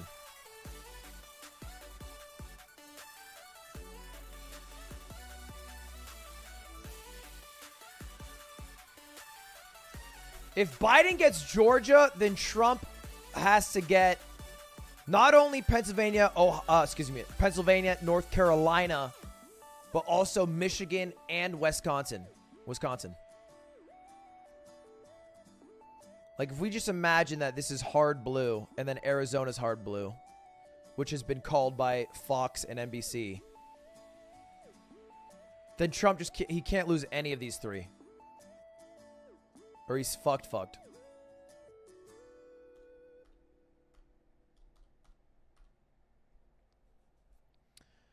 The second district in Maine. I don't know if the math works out that it'll play a role, but let's take a look.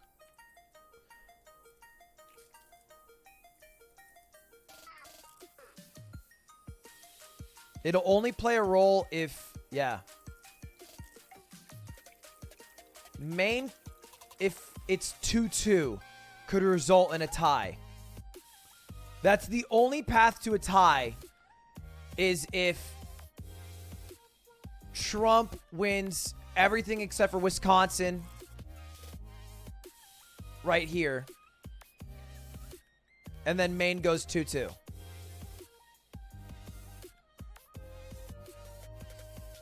Which would be kind of fucking nuts.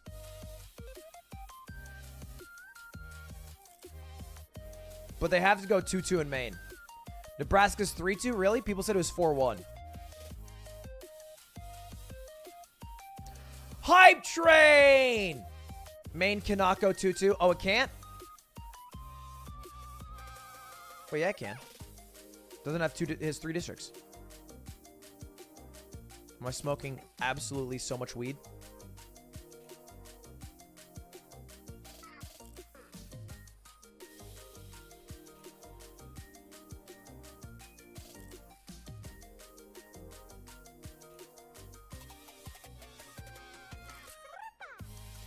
Thank you for the subs, boys. I appreciate it. Hey, do this right now with me if you're on your desktop. Or if you are on an Android, you can go to the app. If you're on an iPhone, you have to go to the Safari browser for this to work. Click on a streamer you really, really like just because you think their content's amazing. That you're not sub to. Sub to like everyone here. Will! And then you hit sub, and then it'll say subscribe for free. Why doesn't it say it? Oh, because I have to continue subscription. Shit. Alex, maybe? It'll say subscribe free. And if it does say subscribe free, just click it on your favorite streamer. It really doesn't have to be me. If you think Hassan deserves it, I'd recommend Saikuno. I think he's great. Train, Mizkif. Anyone I'm following is great. Mango, Cutie, Atriox stands. Run it. But just make sure to use them. Ohio was called by the Associated Press. All right, finally. Oh, shit. They just call... What do they just call? They just called Montana. Montana was called for Trump by the Associated Press. Thank you for the primes, boys. Robin Stonks, the Morpher, Grandfather Foot, 17 months. That Lone Wolf, 2 months, yo.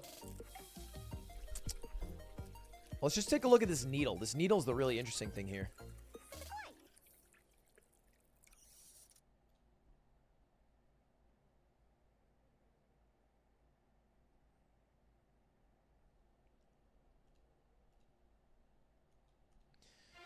Again, ladies and gentlemen, this is the 2020 presidential election. Wow, things are heating up in the great state of Georgia. That went probably the most crazy on the needle today. At 1.63% Biden, at another 85% Trump, now back to Biden. This state is a make or break for the Trump campaign.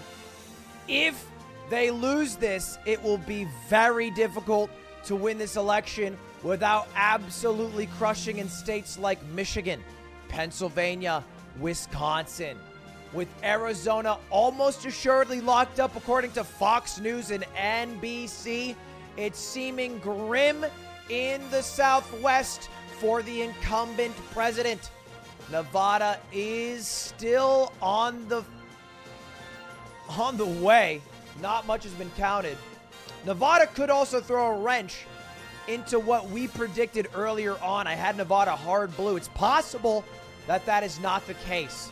But what is impossible is for you guys to forget to check if you have your Prime subscriptions available, because that would be weird and cringe. And I know you guys wouldn't do that. It'd be like voting for Kanye or Jay Schlatt. Kind of a waste of everybody's time and money. So make sure to use your Primes like you made sure to vote today. Unless you're 17, in which case I voted for you in the state of California. Speaking of which, let's check in on the California props right now. We have an interesting prop in California. It's affecting the companies Uber, Lyft, and all the rideshare companies. Prop 22 is the name.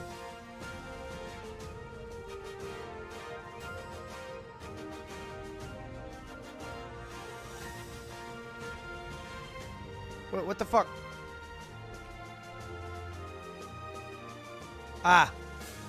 Prop 22 down to 57% yes. 57% yes in the favor of the companies at the moment, but still a lot of votes to go in the great state of California. Thank you for the subs, boys. I appreciate it.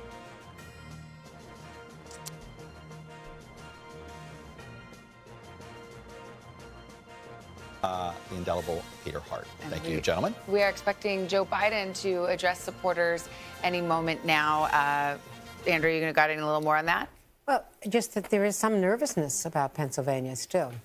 You know, I know it's early and we don't have the early vote. We have the day of vote, but there's some nervousness there. Exit polling gives Donald Trump higher marks than 4 years ago on favorability, considerably. According to the exit polls, that people view him, 45% said their opinion of Trump was favorable, 53% said unfavorable. That is a dramatic change, according to the exit poll, when it was 38% favorable to 60% unfavorable. So that's significant. All right, let's go to Kristen Welker. Yeah. She's over at Biden headquarters. What are you hearing? Oh, shit. We need our breaking news sound for this.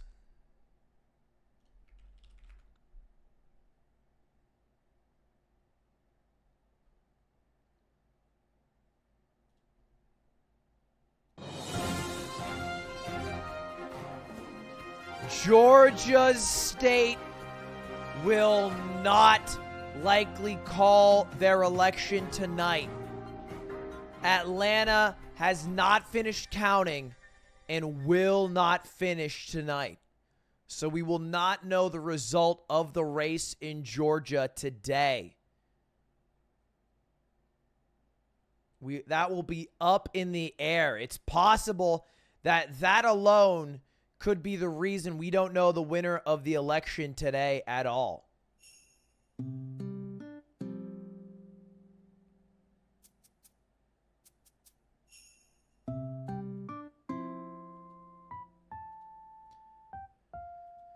So this thermometer is going to halt at 67%, a 2-to-1 chance for Biden to beat Trump there. The remaining areas where they need to count votes are all in, you know, the major, the blue areas, the Atlanta area. So Biden has to make back 300,000 votes in those areas. And we won't know if he does it today. That will be a tomorrow thing. It is still possible for Joe Biden to win the election today. I don't think it's possible for President Trump to win the election today.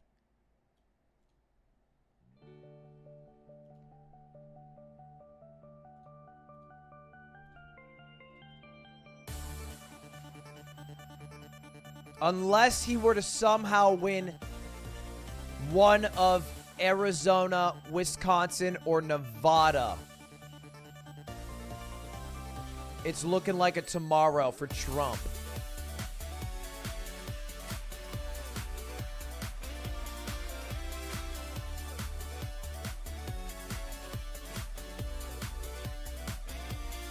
Iowa confirmed red.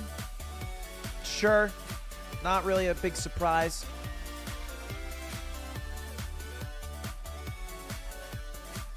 Biden does need AZ at this point, yeah. Well, I think the biggest thing here will be what happens in Wisconsin and Michigan. Because, look, I know we joke about the polling from last election being off when it gave Hillary Clinton a chance of 5-6% or a lead of 5-6% in some states. But Wisconsin and Michigan's polls had Biden winning by not 5 or 6%. It had him winning by 9, 10, 11, 12%.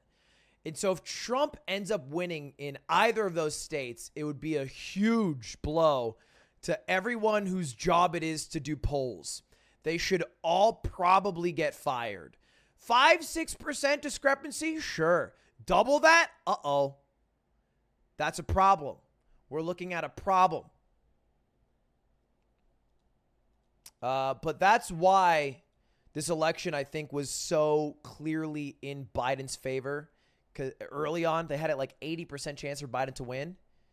Is because if he just has Wisconsin and Michigan, then how the fuck is Trump going to win? Even if he gets Georgia.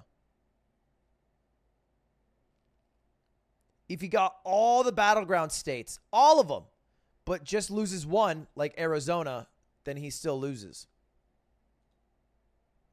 So we'll see. We'll see. Michigan, Wisconsin's where it's at right now. Let's take a look at the Senate race.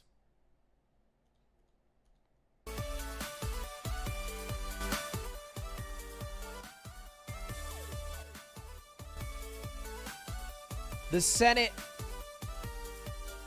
Oh, Fox News retracted the call of Arizona. Yeah, I thought it was brain dead to call it that early regardless. Oh, no, they didn't. They still have it.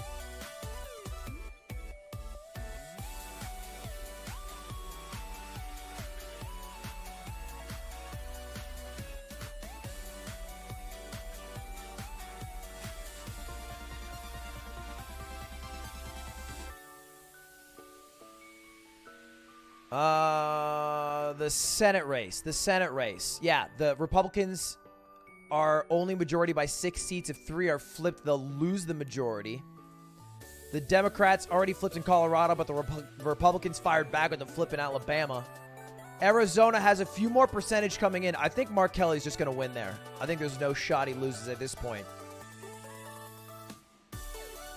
The only other interesting one was Michigan, yeah. Michigan will be interesting. I think Michigan will be the same for presidential as it is Senate. So if Trump wins, John James is winning and vice versa. Biden's going live? Where?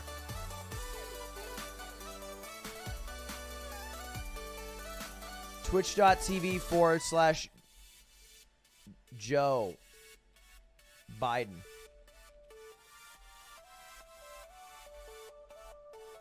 Whoa. Jesus. Jesus. Jesus. Jesus. My keyboard's broken, so it automatically fills things. He has 3,000 followers? That's so cringe. Homie, I got more followers today. I'm going to keep streaming until the election cannot be called or is called. So, like, if they confirm they're not going to call Pennsylvania and they confirm they're not going to call Georgia like they already have, then the election won't be called tonight. But if they don't do that, then I'll keep going.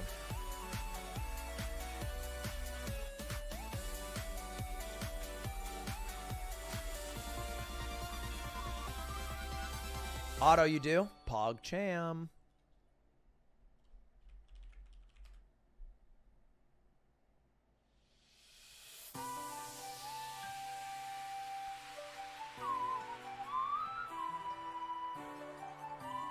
Michigan plus. He could do.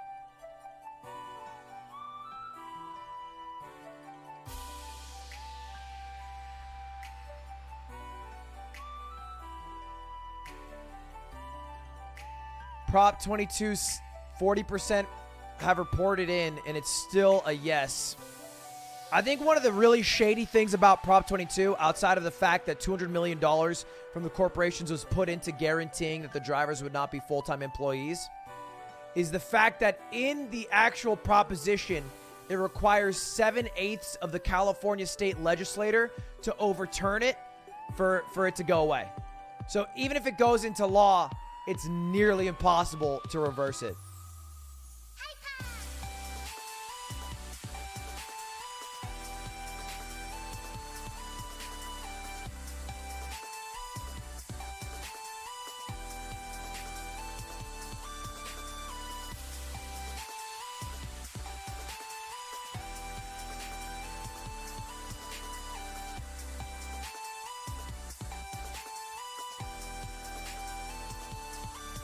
Nevada votes are coming in. Yeah. All right. Is 2% coming in nowadays? Is that...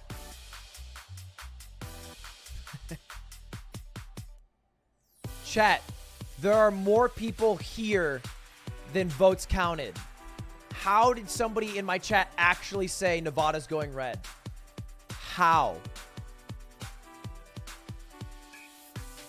We could write my name in and I would be beating both of them. Just for a minute, don't talk and then think about what you're gonna say and then recognize whether it's dumb or not.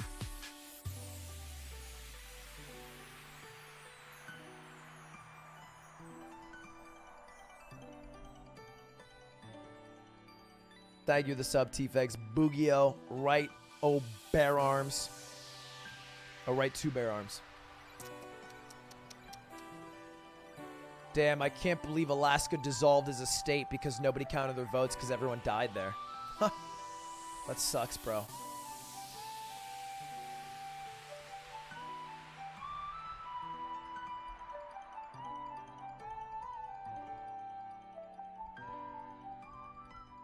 Anti, thank you for the 5 gifted. Where is Joe Biden speaking and where is Donald Trump speaking? I want to hear them speak.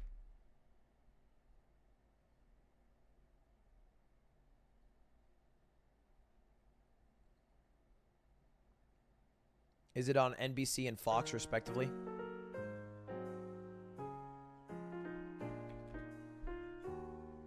Live on Facebook Gaming.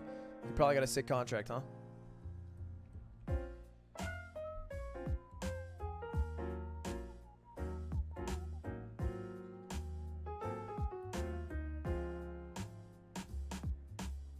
It's too early to call, but we can now characterize this as Biden leading in Minnesota. All right, let's go to New Hampshire. We're projecting that Joe Biden will take New Hampshire, another Northeast state going in his direction. Colorado, formerly red, then purple, now blue. Joe Biden takes Colorado. Georgia looking for some of that Atlanta vote right now. That's too early to call.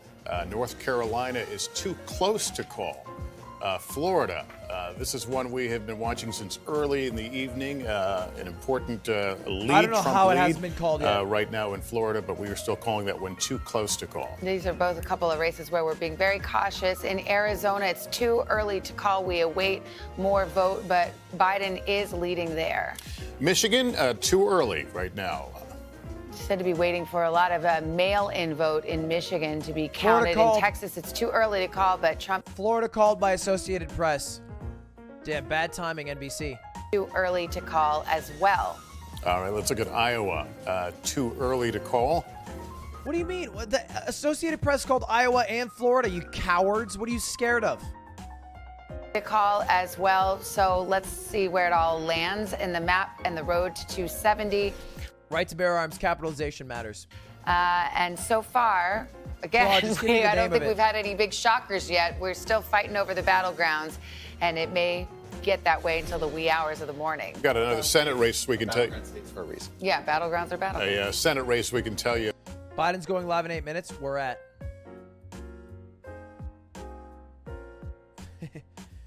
NBC actually talking about the 2016 election. Too early to call. Shakes out, but it may be a while because we got a couple of Georgia races going to runoffs now. And in the House, we have projected here at NBC that the Democrats will retain control. Question is whether they will gain or lose seats. Damn, I'm 6 subs away from 26,000. Trump live on InfoWars? Cap. At least I hope. No gifts, please. No gifts. Save your goddamn money. Buy yourself a bidet. Only primers in this bitch.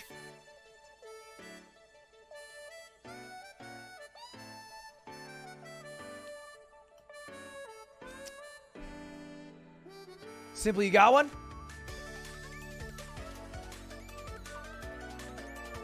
Oh, shit! Let's fucking go!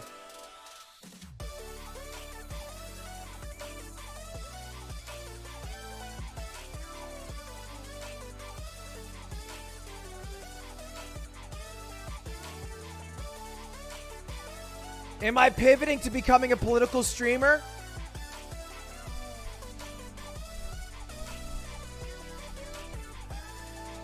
Bro, it's the fucking presidential election. If I watch the Olympics, am I becoming a commentator? Christ.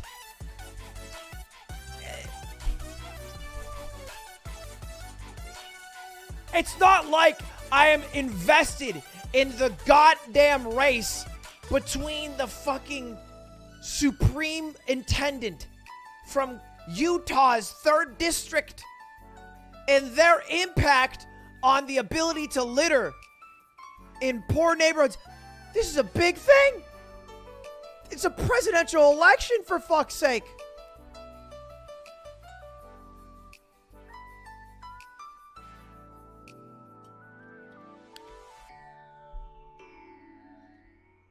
Florida, New York, yeah, New York Times called Florida. The only thing New York Times hasn't called that Associated Press has called is Minnesota.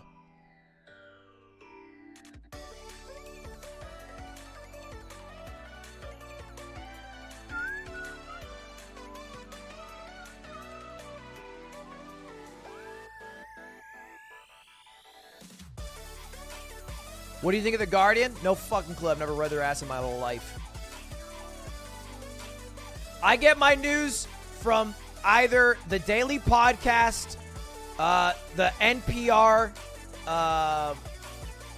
Planet Money, or my Twitter trending tab, which is mostly just corpse and dreams asses at this point in my life. That's it. That's all I got.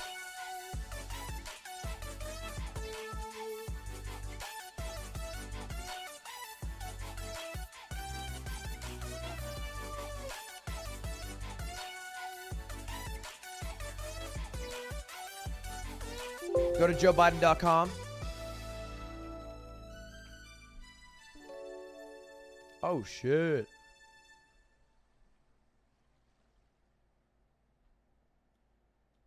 Ha, lol. Nice viewer count, Joe. Cringe.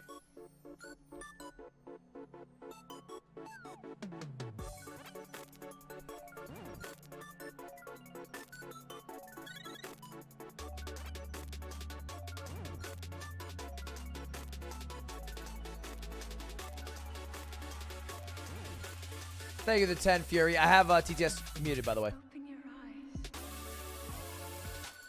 Joe Biden and Dr. Jill Biden.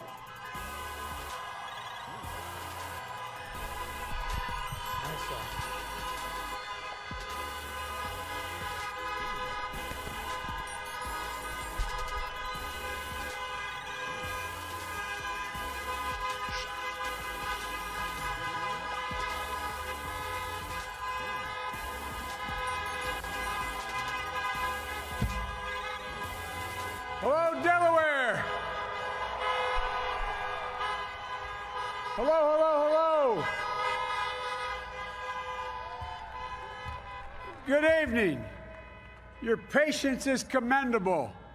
We knew this was going to go long, but who knew we're going to go into maybe tomorrow morning, maybe even longer. Like a lot of But people. look, we feel good about where we are. We really do. I'm here to tell you tonight, we believe we're on track to win this election. I feel like the ASL lady translating that and going is kind of more accurate than what he said. Because of the unprecedented early vote and the mail-in vote, that's going to take a while.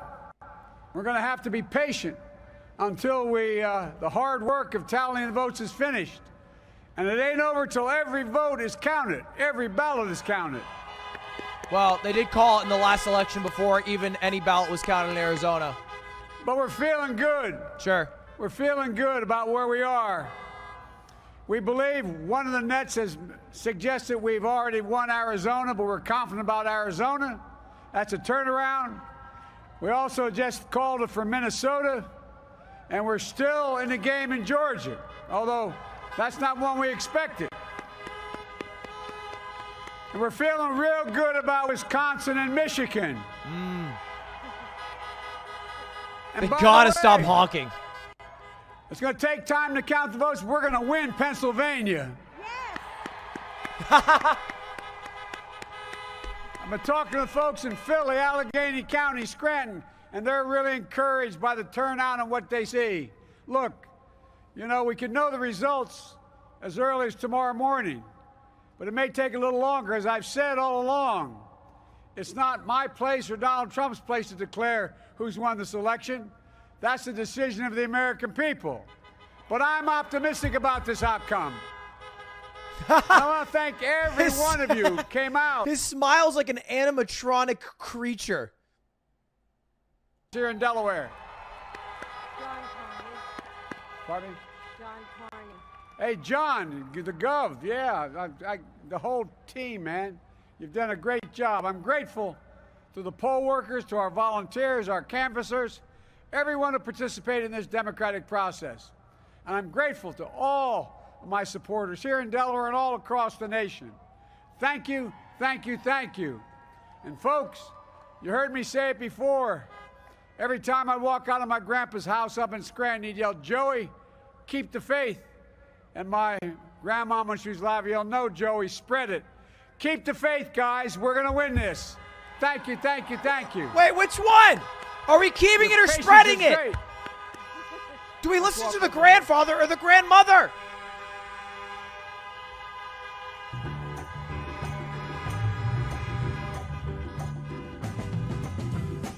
DMCA. Where's Trump's speech? Oh. Right now, on track to win this. Oh, no, that's Joe Biden. Has Trump not talked yet?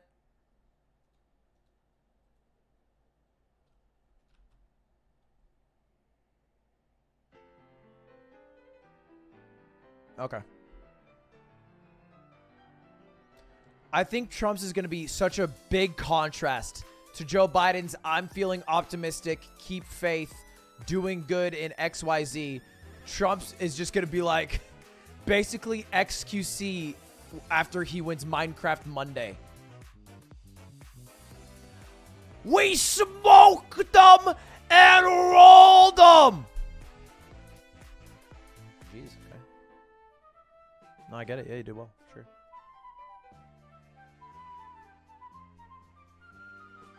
The smile was funny.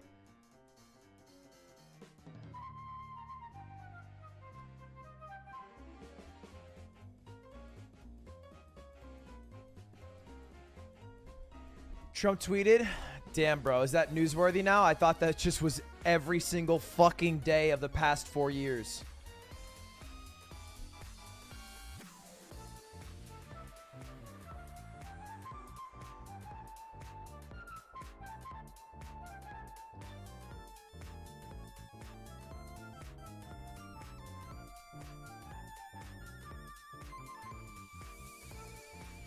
Thank you, the subs, boys.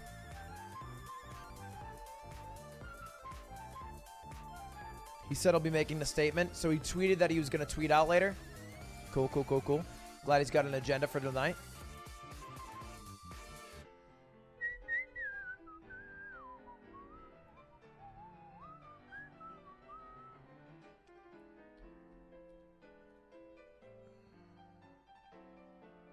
Damn, Kanye West really did pull 6,000 votes in Kentucky. 10,000 in Tennessee. Fuck, man, that's crazy.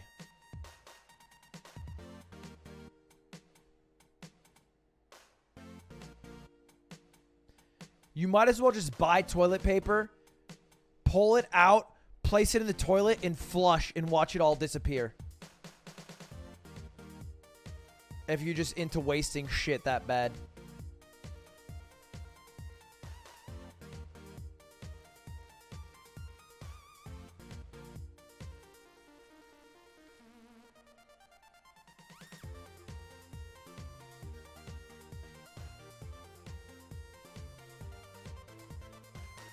You got a few thousand in like every fucking state.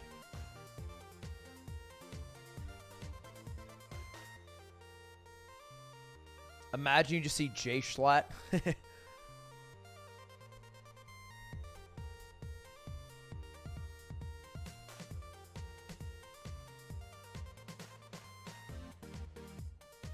You should have helped Biden get on Twitch. No.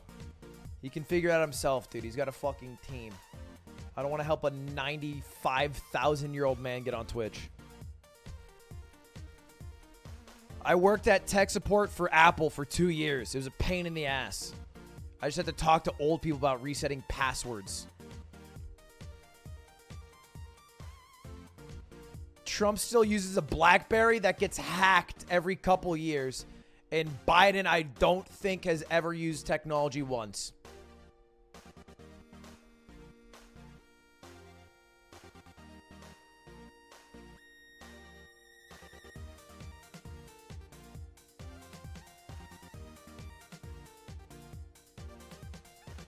Did Trump have a typo in his tweet?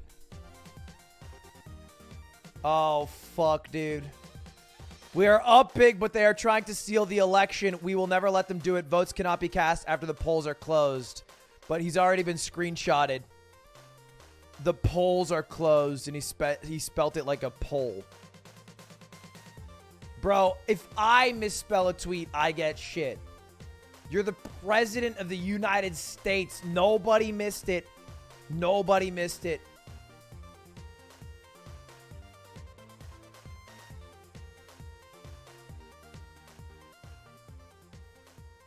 More to, but the president has been very clear that he is concerned about what happens if, in fact, as the case is that we are in right now, the vote count stretches past tonight. Now, it is not surprising that the vote count is stretching past tonight. In fact, we have been talking about it for weeks. Why? True. Because of the coronavirus pandemic and because there is so much early vote that came in, so many ballots that were mailed in. That just takes a while to count. It takes longer to count. And there are rules in different states, about when you can start processing and counting those ballots.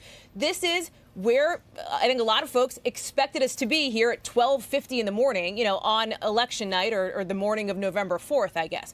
I do think that it is going to be critical to put into context whatever we might hear from the president, and this tweet alludes to it, right? Putting out claims that are not backed up, claims that are not verified. This is something we have seen from the president on Twitter before, to the point where the social media company has actually put warnings on some of the things that the president was saying because it was essentially misinformation and had the potential to be disinformation there. So I do think that there is going to be some sort of carrot that tells you it's okay to send Joe Biden out there. Well, it's funny. I did just that in 2000 in the campaign, late at night, late on election night, when I said they called it too early for Gore. I told them, and we told the media, and the media pulled it back. And then when they called it for Bush, I told the campaign they called it too early for Bush. In that context of this. And so I think, Joe Biden's campaign manager has been a straight shooter for a year and a half. She told everybody the polls were not right. She told everybody this was going to be closer than it was. She told everybody they were worried about Florida. She told everybody they had multiple paths that they knew they had to keep intact. I think they're actually telling the truth.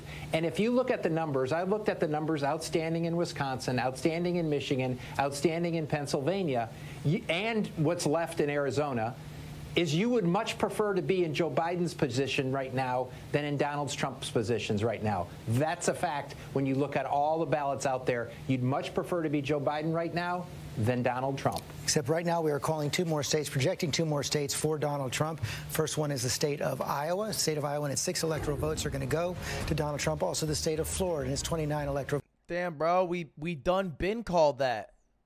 What's going on, ABC? I'm sorry. Is this am I a mobile viewer? What's going on? Is this mobile?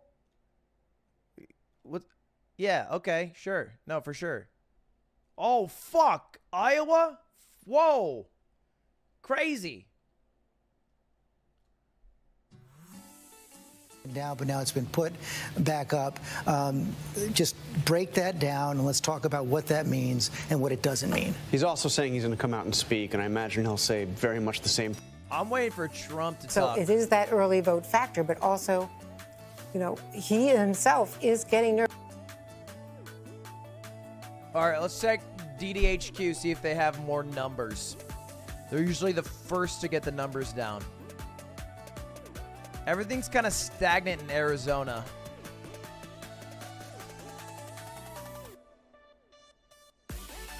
Pennsylvania. Wait, hold up. He said he was going to win Pennsylvania. Joe Biden. He's down by 670,000 votes.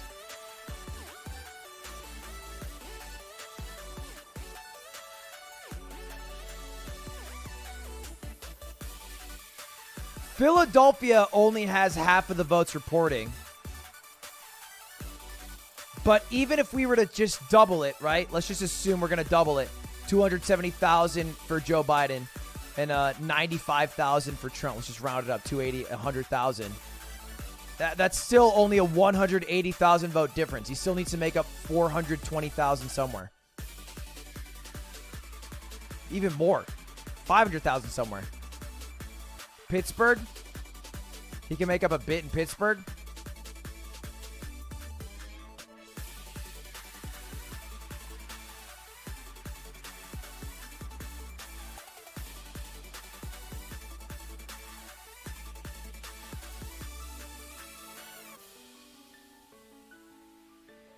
I don't know. It seems kind of crazy that he feels like he can win this.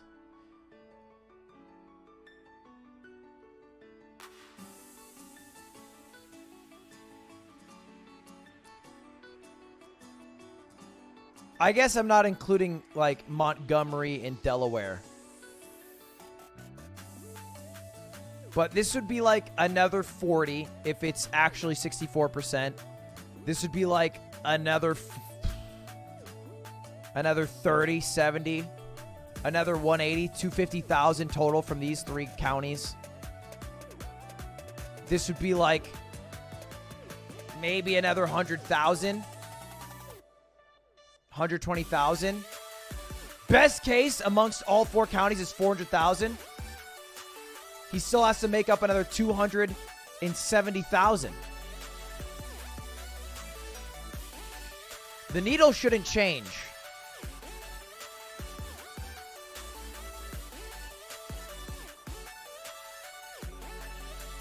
I guess. Well, mail-in and early ballots are still part of the percentage breakdown. It's not like they have a different county. I don't know why the needle would be changing. Because they stopped counting in Atlanta. Maybe they can continue to count elsewhere.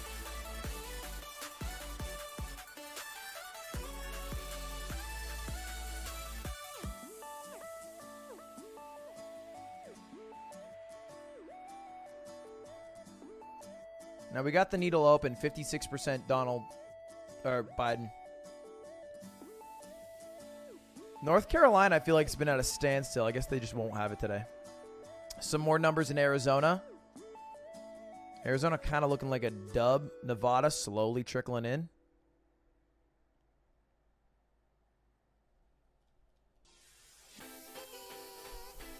I got to piss. Be right back.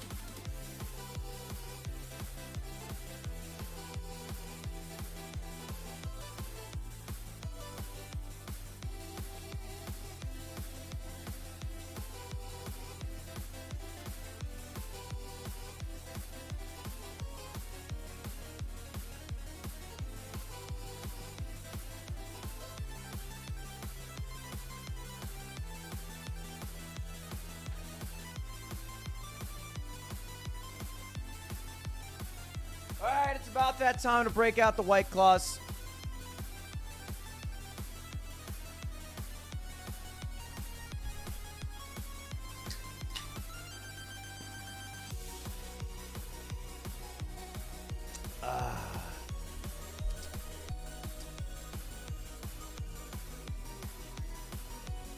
I am breaking my rule of drinking alone. The fridge is closed.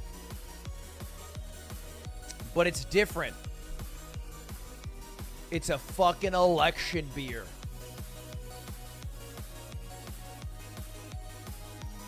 By the way, boys, all my VODs on Twitch are no longer going to exist on this site. I'm just going to delete all my VODs. I'll have no VODs here. If you ever miss a stream, you don't go to Twitch. You go to YouTube now. I'll upload all of them there the day after I stream it. It also won't get deleted in 60 days, so it's just better overall. Check the Senate seats? Yeah, sure. Mark Kelly's still crushing. Yeah, nothing's changed at all. All the numbers are stagnant. I feel like we've been at this point for like 90 minutes now, where none of the things have updated at all.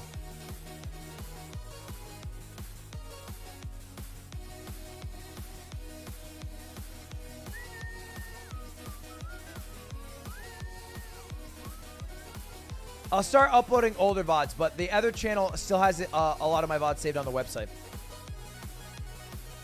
I have not marked AZ for Biden, no. I mean, in our prediction of how it would end, yeah, but this is how I see it at the moment.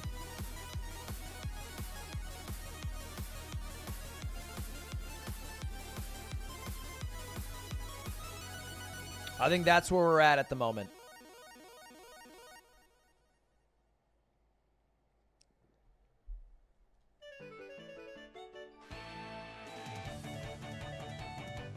What about the already existing VOD channel? There isn't one.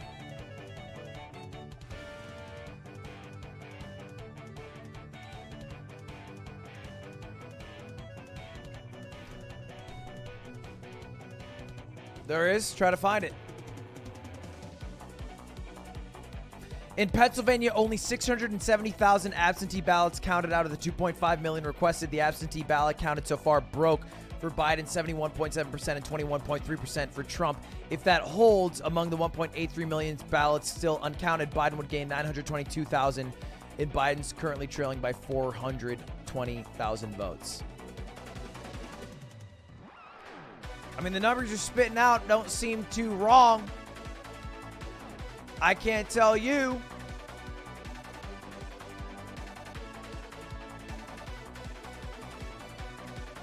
But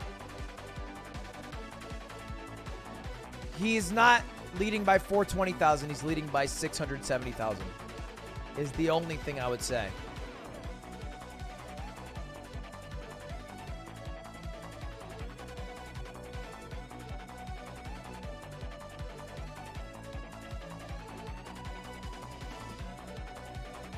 My name, Cream, thank you for the 4 months.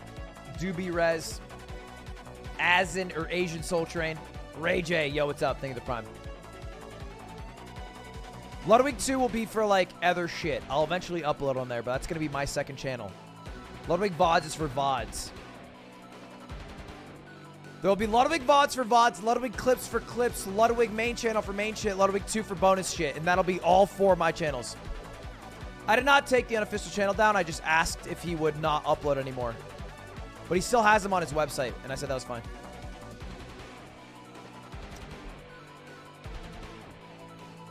He was just really nice. Trump got Texas. Did they call it? I feel like they could pretty safely call Texas.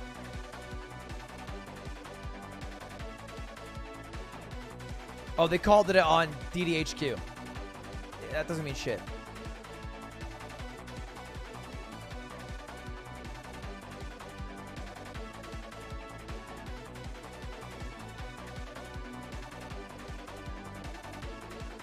Minnesota called. Okay. Minnesota was called on Google, right? Or AP. New York Times just finally called it.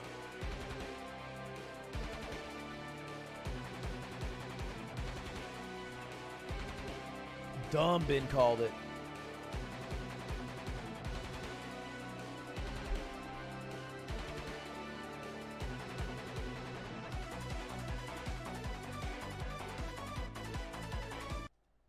So that they could be in a position like Florida and North Carolina that counts it all in advance.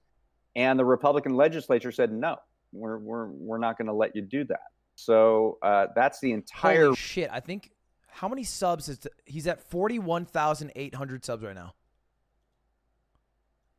He started today's stream at 34,000 subs. He gained over 7,000 subs today. That's crazy.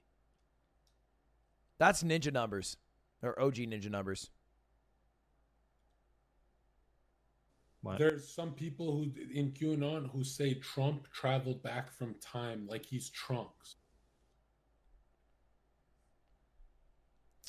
The high analysis of the Scuff podcast never fails. Our democracy.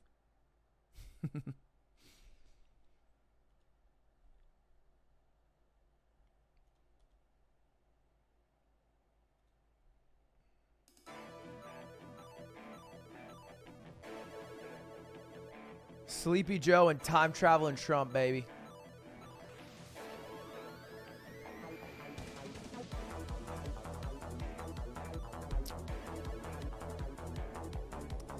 Does Georgia have a history of voting blue? Let's look at Georgia in depth.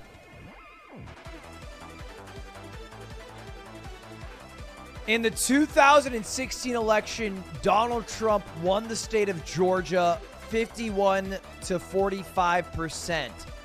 Not very close at all.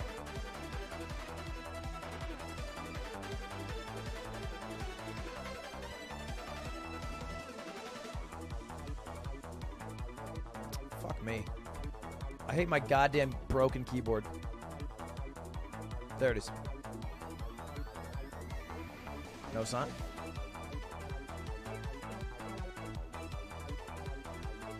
I swear to God my keyboard's broken and this is not me typing like an idiot.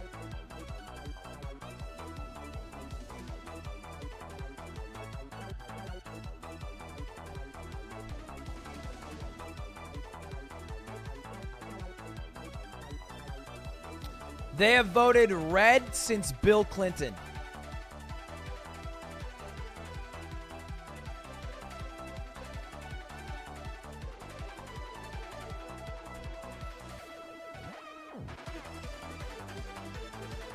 Texas called by the Associated Press. No shock there. People are saying there's a spike in Wisconsin.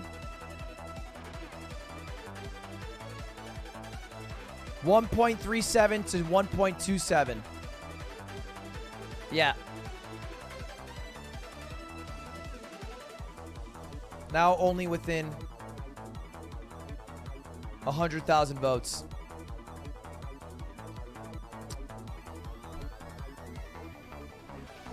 Pennsylvania will not be called tonight. I'm pretty sure they said that ahead of time. Pennsylvania and Georgia, I don't think are called tonight. Arizona, Nevada should be called.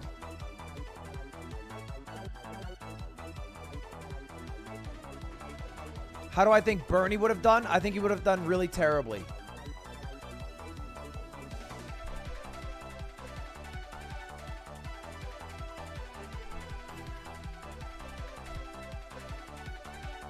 He's just like... Trump used to say this, that he's like, oh, I was scared of going up against Bernie. I'm glad Hillary won. I was scared. And I don't think he is, because he calls Biden. Trump calls Biden super left-leaning liberal. Biden. The least liberal left-leaning man in the Democratic goddamn committee. Keeping fracking, keeping private health care, law and order. I mean, they're basically saying the same shit half the time. And still, there's a lot of Republicans who are like, I don't want no socialized America about Biden. Biden's 90,000 years old. You think Biden is about to change this bitch that much? No. No, not really. Nope. It'll be pretty standard, pretty similar. He's not about to flip the script after 60, 70 years in politics.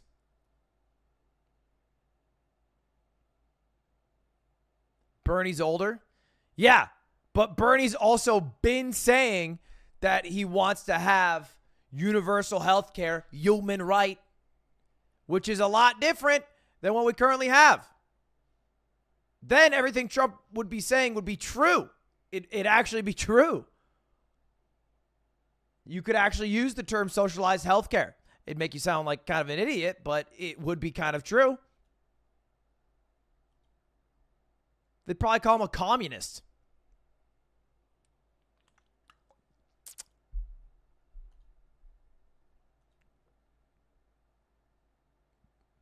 Alaska's absentee ballots aren't going to be counted until next week. Yeah, Alaska's just going to vote red, though. So it doesn't matter. Oh, shit.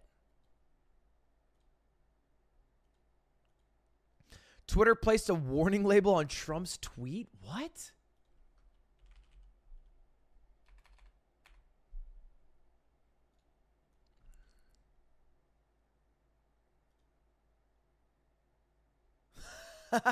Some or all of the content shared in this tweet is disputed and might be misleading about an election or other civic process. Learn more about security efforts. Oh my God. And can I not see the replies because of that? Or is that just me fucking retweeting because Twitter should be censoring? I mean, shit, it's still fucking there. I can read the whole thing.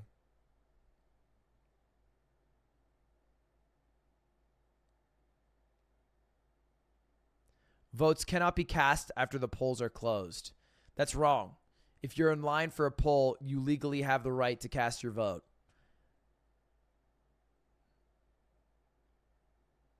But yeah, I don't know. Go off.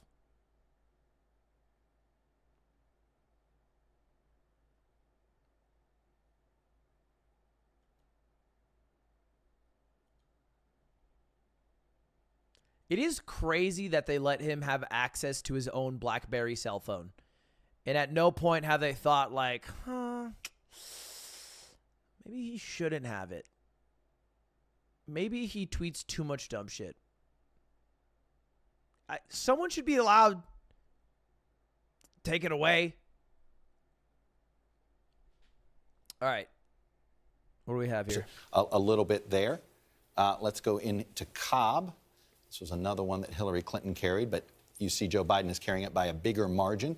We still got more to come in. He's got 49 to 47 is not carried, all right? You're gassing up Clinton. As you can see, there are theoretically, the numbers are there for Joe Biden as these numbers come in.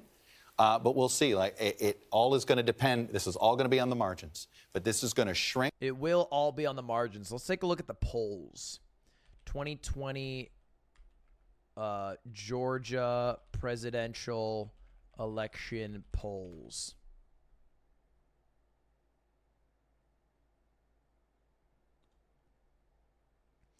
They had Biden winning. Some had Trump winning. It's actually kind of flipped. This one had Trump winning. That was pretty close. Recount rules. No automatic recount. You have to petition, but only if it's less than a half a percentage point difference at the end of the day. So that's what you're looking at there. So we will wait and see for a while. So if Georgia breaks Biden's way, how much does that change the path to 270? That would change the path to 270 a lot. Like here's where we are now. We got the president with a narrow lead, so we can play the game here. First of all, let's go ahead. If you gave Arizona and Nevada to the president, you do Georgia there, then suddenly the numbers, first of all, Hawaii, North Minnesota Carolina is certainly leaning in that direction. Minnesota leading in Biden's direction. As you can see here, it takes Pennsylvania off the table, right? Georgia would definitely take Pennsylvania off the table. And frankly, one of the things that we messed up, we just now called, looks like we finally called Rhode Island. We hadn't called Rhode Island. People had been wondering. I just saw the blue got filled in. There's Rhode Island there. But we still haven't called Maine, but let's put it in the, let's do the 3-1 split there, because we know that President Trump is winning that 2nd congressional district. So as you can see, Georgia certainly, you take it away, and then suddenly he's going to need to get back over here and need some of these states. Okay, stay with me now. No, Hawaii is, you have Hawaii here is blue, and then you have the Nebraska district would get him to 270. Sorry, I had to get you there. But the point is, he can get to 270 now without Pennsylvania. And it was the point Rich Lowry was trying to... According to this, he can get it without Pennsylvania and without Georgia. He just needs to win either Georgia or Wisconsin or Michigan. That's it. Georgia or Michigan. That's it. One or the other. A long way to answer your question, Lester. Georgia would replace Michigan. I have one more. So if Georgia Georgia goes red, how does that change the president's path? Does he still have to go all the way to Pennsylvania? The president has to go all the way. It looks like no. I think the problem he's got now, right, we've assigned this, Alaska, let's go ahead and give that to the president. That's now no shoo-in. We got to wait here on that. But if you see here, Pennsylvania is not enough. Pennsylvania would leave him 4 short. He needs something else here. He would need perhaps Michigan would do it or Wisconsin would do it. But there's no universe where he gets Wisconsin but not Michigan. States, not just one of them. So that is something that with Arizona. I feel like Alaska's a fucking shoo-in. This guy's a hack. We got to wait and see what Nevada's going to do. We've seen the president. But he's also balding, so I don't want to hurt his feelings too much. When the country has a cold, Nevada gets the flu. They want to go to work. They don't like this, what's happened there. So I am very curious to see the actual returns come in Nevada before we start projecting. And the exit polls tell us that Nevadans were more focused on They were evenly split, if you remember. COVID. Yeah, they were on improving business versus correct. COVID. I mean, but, no state has been hit harder. The last time Alaska voted blue was 1964. Before the Civil Rights Act was passed. that was it. And it was Barry fucking Goldwater. That was all they had, was Barry goddamn Goldwater. I guess the Civil Rights Act was passed in 1963, actually, so it was a little after. But still, insane to say that Alaska is not a shoo-in. He won by 15 points last time. Obama lost by 14 on his re-election year. He lost by 22 against John McCain. Not a shoo-in my ass, NBC. Christ. Projection now for Donald Trump. It is the state of Texas, turning to be more of a battleground than people expected this year, but Donald Trump will win again. 38 electoral votes in the state of Texas. Matthew Dowd. Yeah, they did elect Sarah Palin, which is crazy. Good job on getting Texas, by the way. Way to catch up. 62%. This is all over the map. This is at 57, no? Any more information? Do we have any more votes to look at? 79%. It was at 77 in Arizona. Still a lot of votes to count in Maricopa County. I think Biden's kind of got this bitch locked up. Because he's winning in Apache County. He's winning in Pima. He's winning in Maricopa, the biggest bar none. If you're winning in Pima, which has Tucson, in Maricopa, which has everything else that matters, and you're winning in Coconino, which has what's it called? The only other city that matters. What do you got? You got fucking Yuma for Donald Trump. Flagstaff. Yeah, it has Flagstaff. You got Yuma, Arizona for Donald Trump. You got, what's that city before Blythe? I don't even know. I don't even know the name. Before Blythe, California. Some shithole that sells really good jerky, I think. Yeah, Quartstaff in Kingston. They don't have the numbers, I think, to come back to the degree that they're down right now. I don't think they're going to find 170,000 votes when the most populated counties, Maricopa, Pima, and Coconino, are leaning towards Biden. I mean, they do have Yavapai, but it doesn't really feel like the 14% remaining have enough power. These places are not inhabited enough.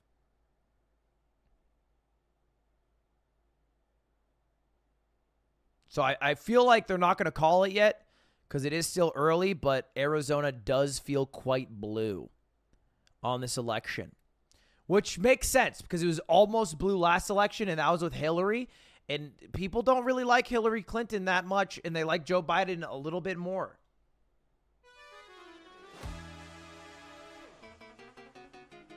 Alaska started? Is it on AP? Yeah, it did. What the fuck just happened?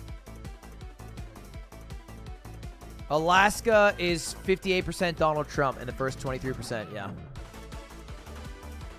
But remember, guys, it's not a shoo-in. Oh, wait, they gave Joe Biden... What happened? What happened? They gave Joe Biden something. One of Maine, I think? I think they gave him one in Maine?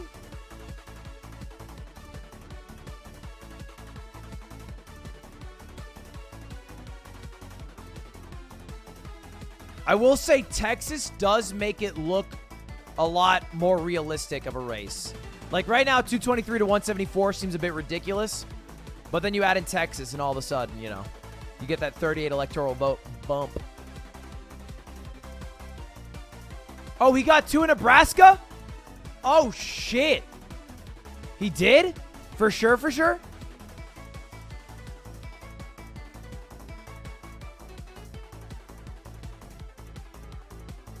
Is that what it was? Because I can't tell on this map.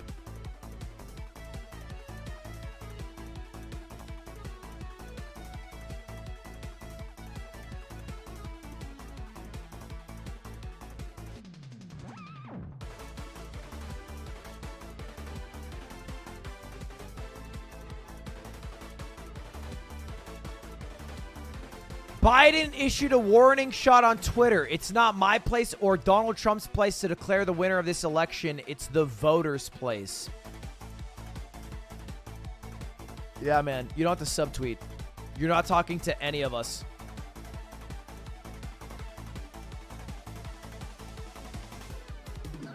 Trump's up 700K in Pennsylvania. Yeah, he is up big. I think what's much more interesting in Pennsylvania is Wisconsin and Michigan.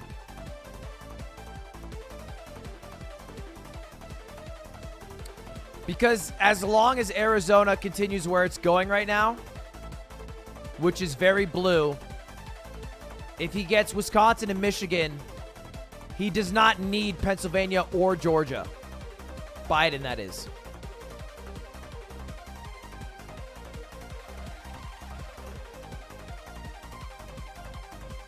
If he does win PA, then his life becomes a whole fucking hell of a lot easier. Because he can lose Michigan.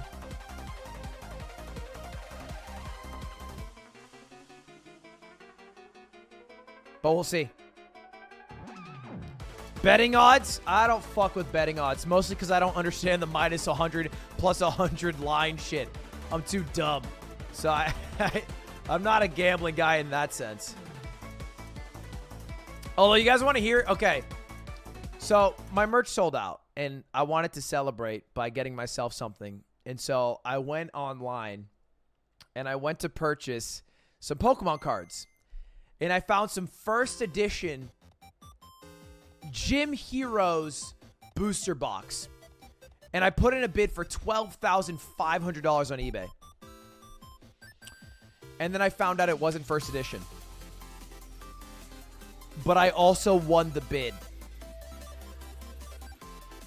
And so I, tried to cancel, and then the guy who was selling it, he's like, why would you put a bid in and then cancel?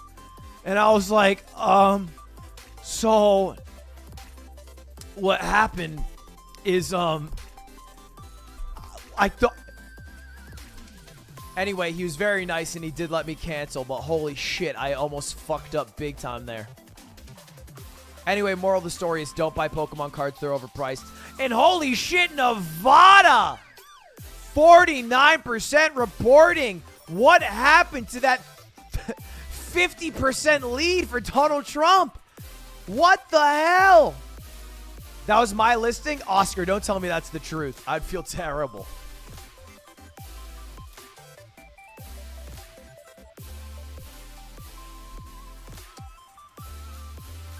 It's not Nevada, it's Nevada.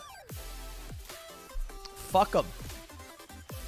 Did you pay him a little? No, he still has the box. He can still sell it for $10,000, just not to me. Do I think Michigan and Pennsylvania can realistically swing? I think that Michigan is still going to go blue. And call me a fucking lunatic. But if we look just for a moment at the 2020 Michigan presidential polling, Michigan was predicted to be a landslide victory for Biden by 7, 8, 9%. And this was consistent throughout the past couple of weeks, that he would win by about 10%. Now, admittedly, polls have been off before, but the polls were off last election by 6%. Even if we assume the polls are off worse than last election by 7, 8%, Biden still should win. So unless the polls are even more fucked, then I think Biden's going to win Michigan. Having said that, he is currently down 280,000 in the state. But there's only Wayne County's barely reported.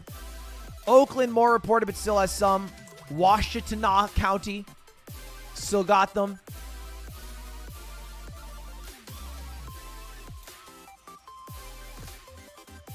We'll see. Hey, we'll fucking see. Flint, 77. But a very 50-50 there. Officials have said full unofficial results could take until November 6th. That's 3 days from today, so that's Friday. If mail-in ballots are outstanding at the end of the night, the reported totals could be relatively stronger for Republicans. I don't know. I got no fucking clue what's going to happen, brother. I'm just watching these goddamn shits come in with you guys.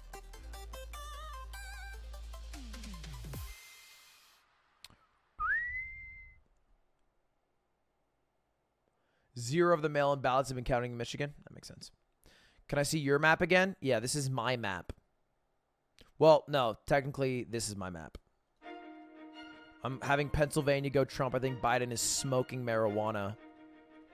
And then I have Michigan going with Biden.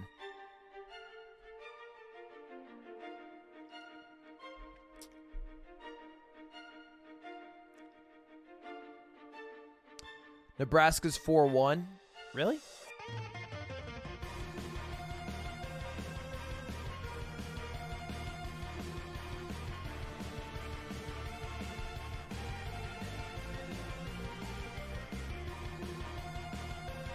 Do I think Atlanta will be enough? I think holding your breath for Georgia is less realistic than holding it for Michigan.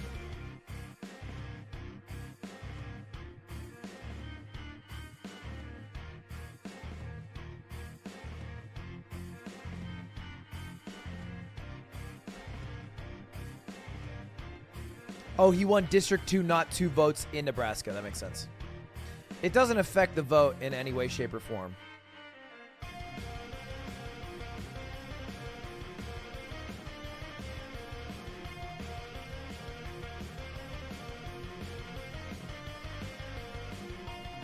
How do you do TTS on mobile? TTS is turned off at the moment. Chat was annoying. It was a bunch of people who I didn't fucking care about, no one else in chat cared about, saying, as a Republican, I feel ostracized on twitch.tv. Or like, I'm so nervous that it's gonna... And it's like, you know, fair. Like, have your feelings. It just don't express it to us. We're just watching numbers on charts. I don't need everyone's personal story. We're all in this. We all have the same exact experience, regardless of which side you're on.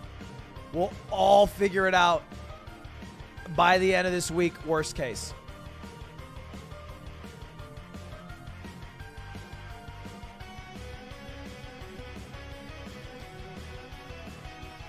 The Senate race, Mark Kelly still there, Michigan still there. Michigan's the one thing that I'm a little curious about. Oh, wow. All right, Biden has called a lid, meaning that he's not going to make any more appearances tonight, meaning that he won't make a victory speech, meaning that they assume they're not going to win tonight.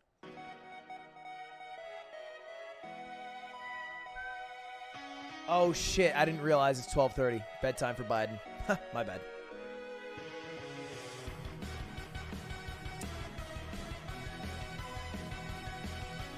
Got to get those REM cycles.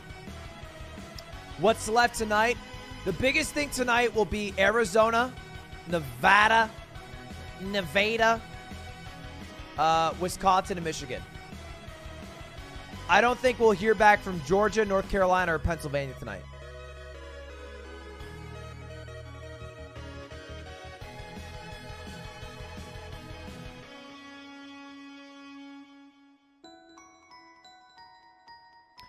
I don't think Wisconsin's big. I think Wisconsin will just go towards Biden. I think Michigan's way bigger. But if Wisconsin does go towards Trump, then I think it's GG.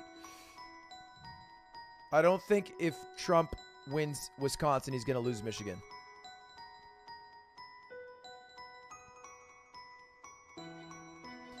What can Biden do in terms of climate change without the Senate if he wins? He can enter the Paris Accord.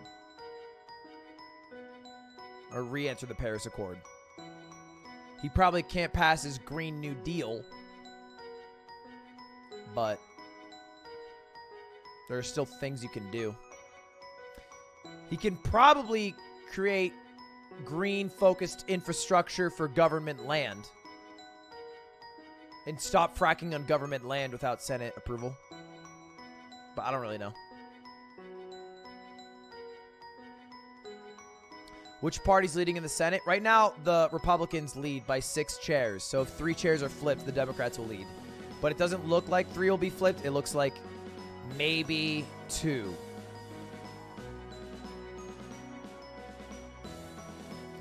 Nevada.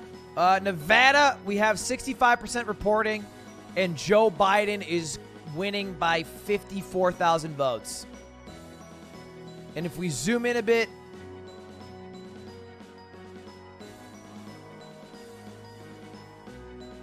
can I get just Nevada?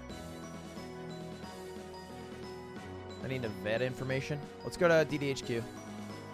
Oh, they got... Oh, no, hold up. It's not it. There it is. Oh, I have to sign up? No shot.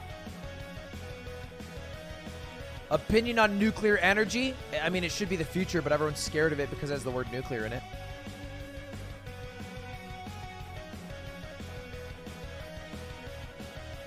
They should rename it. Pog energy.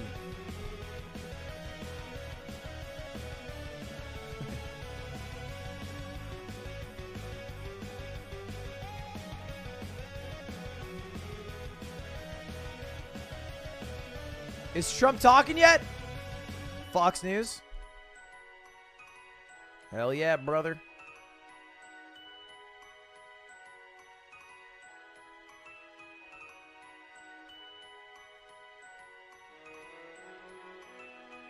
Fox News, the only thing they've done is call Arizona. And they have also called Maine. Whoa. They called Maine. That's unexpected. They called Maine full blue. Wow.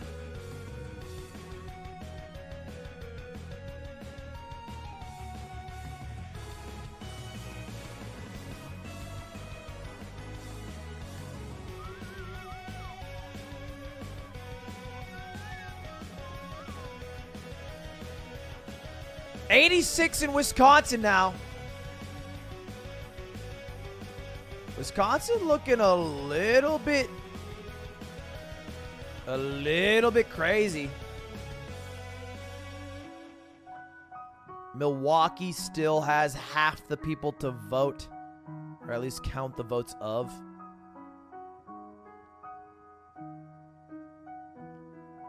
Is Milwaukee enough?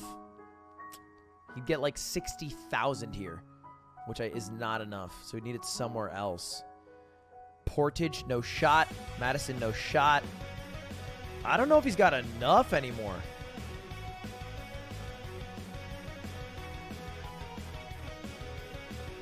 Unless Green Bay is green. No, I think Green Bay is notoriously red, no? I think Green Bay's accurate.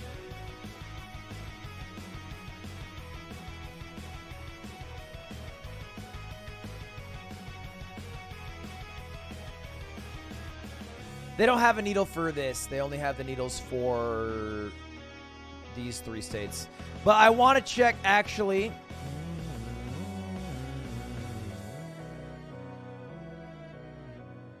So they do still have Biden expected to win for Michigan and Wisconsin. They still have it. Regardless of where we're at for the numbers, it's still expected for him to win both.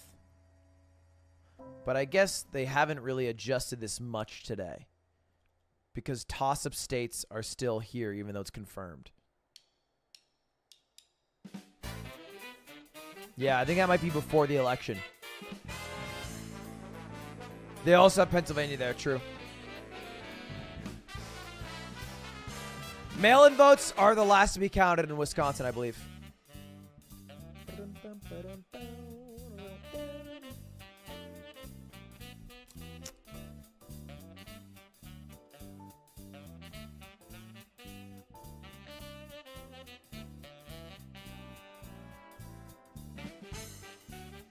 2% more dropped in Arizona. So about 20% of the vote left. The amount of votes that have been cast is 2.4 million, which means that there's about 480, maybe 500,000 votes left. And Biden has a current lead of 160,000. So if there's 480,000 votes left, he would need the 320. He'd literally need to go 2-1. He'd literally need to go 2-1, where 20% of the remaining vote is in Maricopa, Coconino, and Pima, and Apache. I think there's pretty much no shot. Pretty much no shot. Nevada also looking quite blue. If Wisconsin is called tonight and it's called red, ooh, Donald Trump looking hot. If Wisconsin's called tonight and it's called blue, it's dicey. Trump won in Scranton. Yeah.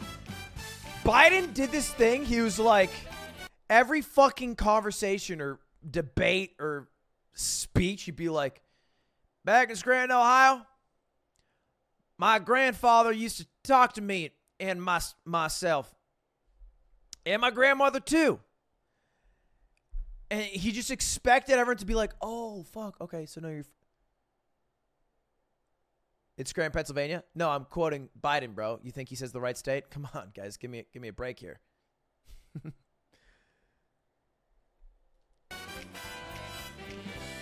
He went only 3 times in Pennsylvania and just assumed that because he was born there would be enough.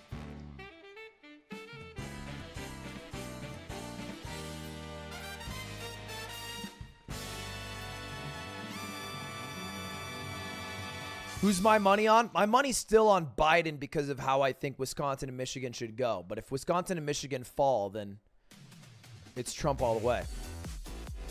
Look at Georgia. I think Georgia's a waste of time at looking at because no new information will come.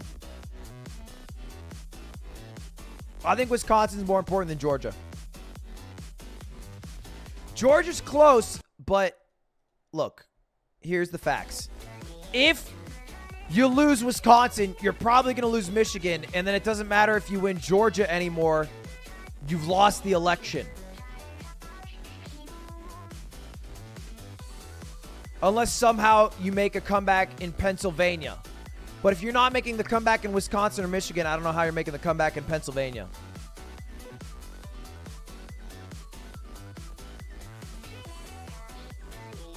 So Wisconsin, I think, is more important.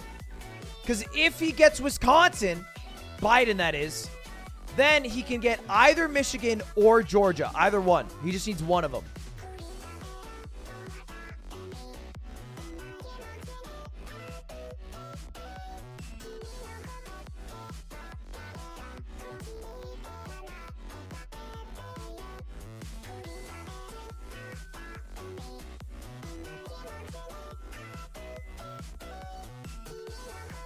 Why are Wisconsin and Michigan tied? What do you mean tied? Well, I think Wisconsin polled better for Biden than Michigan did. And so even if the polls are wrong, we can at least use it to comparatively contrast which one was more liked even in the wrong poll. I think Wisconsin polled like 10-12% for Biden, and Michigan polled like 8-9-10.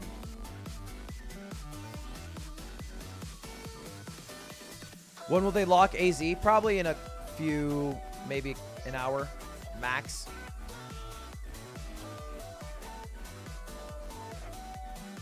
Michigan polled better than Wisconsin. This is Michigan. 7, 7, 9, 6, 9, 7, 13, 9, 10, 15, 5, 5, 7, 10, 8, yeah. And this is Wisconsin.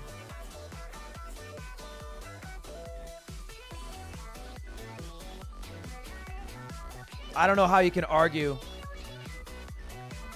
at least after today and yesterday's polls.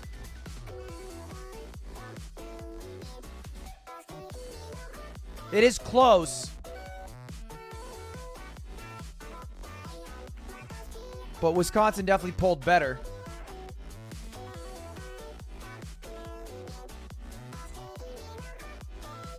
North Carolina's close, yeah, but I don't know. I think it's just gonna be a close win for Trump. You should take off emote only. It's not on emote only.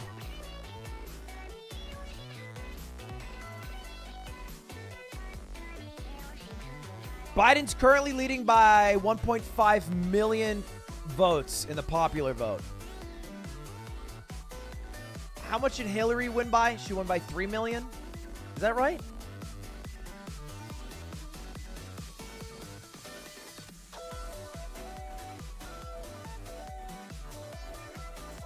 Yeah, she won by about 3 million, 2.9. Man, I would be surprised if Joe Biden won by less in the popular vote. But I guess this is not, they haven't finished California. Like, California will just give him another million or two.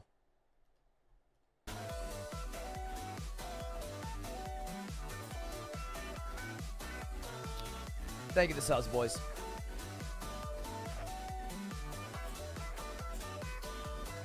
And especially the follows.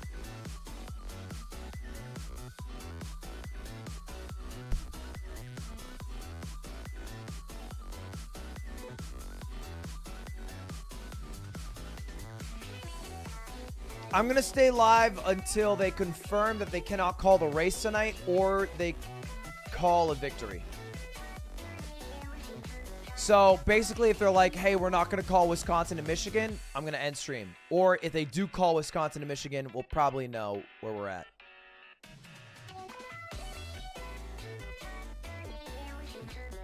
To people inside the Trump campaign, and they have been trying to push the idea that Minnesota was a state that was in play. That went away, I think, in the last 6 weeks or so, and kind of came back with a vengeance tonight with the comments from, for example, Jason Miller and others. That is a projection from the Trump camp that obviously turned out to be incorrect with our projection here tonight. It is a little bit of a sense of kind of the one that got away back in 2016 that they had been hoping to potentially capture, but as Chuck notes, didn't really put some of the resources there that they put into other states. Georgia, really interesting here. We have been talking, and our team here, myself, to a lot of people, and I can tell you that multiple sources that I've talked to just in the last couple of minutes are eyeballing that and pointing out how very, very close it looks. Obviously, Fulton, a lot of eyeballs on that. This was a state that they had been feeling, I think, optimistic about, not super confident about earlier in the day, but certainly not, terrible about. I did have one person say, hey, we're kind of cautiously optimistic about Georgia at this point moving in, but I don't know that anybody thought it was going to end up being as close as it turns out to be being at this point tonight. So I think that's a place where you're seeing a lot of focus right now and a lot of sort of waiting for some more of those numbers to come in. When you talk about the way that the Trump campaign has conducted its strategy in these last couple of weeks. And Lester, this speaks to the point that you were making before about, frankly, campaigning in a pandemic and an election happening in the middle of a, once in a generation, once in a lifetime pandemic here.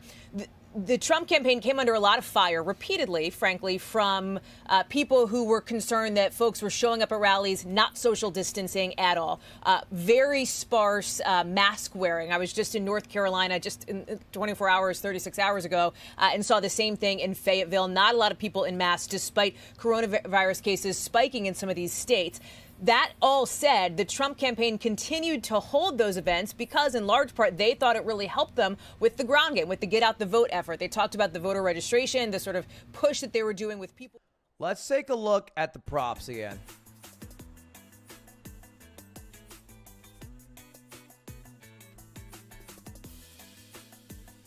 Prop 22. Oh, fuck. Prop 22 nearing a yes. Dude, I think it's going to pass.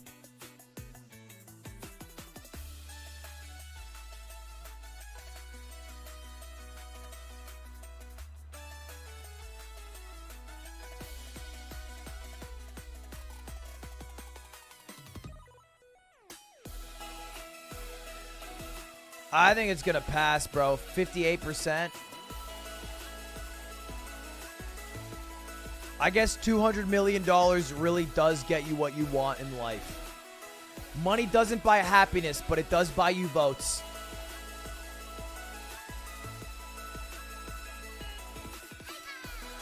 Prop 22 is a piece of legislation that was basically allowing Uber to have their employees be independent contractors. Because a court ruled that they're not allowed to have them be independent contractors. And they had to, hire them on as full-time employees. Well, full-time employees get, minimum wage. They get, minimum set of hours. They get health care. They get benefits and shit. They get sick time, yada, yada. Prop 22, if they're an independent contractor, they don't get any of that. And so they're able to, pay them less. Now, there are some advantages to being independent contractor that you don't have to do minimum hours. But for the people who are trying to do any rideshare job as a full-time job, they just got kind of boned. If you're trying to do that as a full-time work, it's just harder.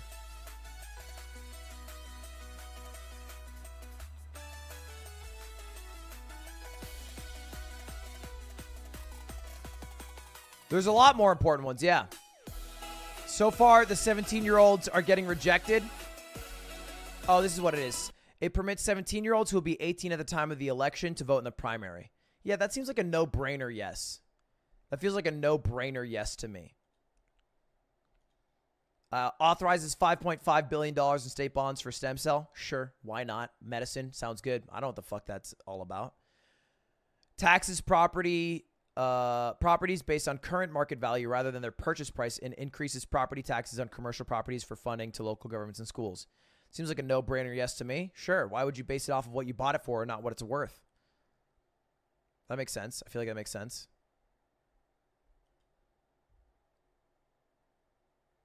Don't you pay taxes, property taxes on what your property's worth, not where your property was purchased for? Isn't that how it works for personal property? This is commercial property.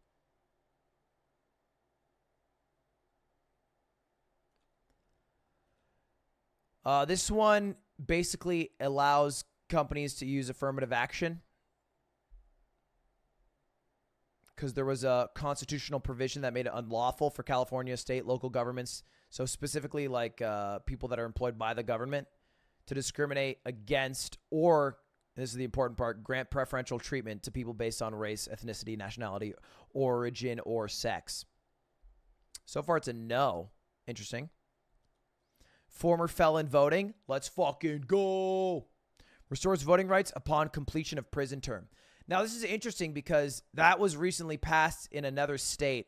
I forget what state. Maybe the state of New York. But a similar proposition was passed in a different state where it allowed felons to vote upon completion of prison term. Florida, yeah. But then the actual Florida legislature decided that completion of prison term did not mean when you finish being in jail and when you're out. It meant when you're finished being in jail and then paying everything you owe, which on paper makes sense. If you owe money for your prison sentence, you should pay it. But there are a lot of fees. There are a lot of fees when you go to jail, administrative fees. And the fees, they rack up, and it's like, $60 here, $70 there. But the bigger problem is not only that, you're going to be out of prison, you won't have money. It's hard to find the fees. So not only are you not necessarily going to have the money when you're out of prison, it's hard to find where you owe because what you owe might just be a different county or a different precinct where you got arrested, where you were actually processed, where you were actually detained. And so you have to discover where you owe money. But the problem is if you did owe money and then you do register to vote, that's a felony. If you register to vote but you owed some fees, in Florida right now, the way they've worded it, you have committed a felony. You'll probably just go back to jail for registering to vote. And so I think there are 1.4 million former felons who were granted the right to vote, and only 80,000 actually registered because most either couldn't afford it or were scared to do it, which is crazy. But anyway, hopefully that doesn't happen in California in the same way. 60% Pog Champ. Look at Georgia. Hold up. We'll get through here. Property taxes. Allow homeowners who are 55, disabled, or wildfire disaster victims to transfer primary residence. Yeah, I don't know what the fuck this is about, but if it's for disabled people or people suffer from wildfires, sure, I'm down. That seems Pog. Stricter parole. Adds crimes to the list of violent felonies with restricted early parole. Recategorizes certain types of theft, fraud, crimes as chargeable as misdemeanors or felonies. And requires DNA collection for all misdemeanors. Narcs, chill. Stop trying to collect my DNA. Weird, cringe. No. Rent control allows local governments to establish rent control on residential properties over 15 years old. I feel like, in general, rent control helps people who are poor. Government rent control can help people who are more broke. Because I know a big problem right now in California, especially in like Orange County, is that it's becoming a more valuable area with private property. And so like, you know, rent has increased a lot. And so people have been living there for generations, have been pushed out. Which kind of sucks. If you live there for generations and then you get pushed out. And there's also like Orange is especially weird because you have to go through the local government to create new like units or houses. And they're they don't allow shit all to be made. So like there's a big demand for new housing, but they don't accept new places being made because they're worried they'll lose the Orange County vibes. This is Prop 22. We all know. Dialysis. I don't know what the fuck that's all about, but go for it. Whatever. Consumer privacy. Yes, sir. That's all I need to hear. Cash bail. Upholds legislation replacing cash bail with risk assessments for detained suspects. I feel like this should be a yes. I feel like cash bail only supports people who go to jail for white-collar crimes.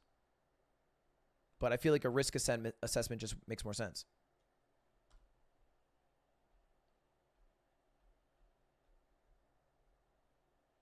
All right, Oregon. The risk assessment is an algorithm. Is an algorithm worse than pay to play? Is it because they're nervous about the algorithm? All right. Damn, holy fucking shit. Oregon went all yes all the way through. Authorizes the state legislature and local government to limit political contributions. Nice. Tobacco tax, for sure. Fuck vapors. Legalize psilocybin? Is that shrooms? Did you guys just legalize shrooms in Oregon? What the fuck? Reclassifies drug possession offenses to lesser violations, resulting in a fine of $100 or a completed health assessment. Oh my God, Oregon. Oregon, you fucking hippies, you. All right, Arizona. Still Biden lead. Very interesting indeed.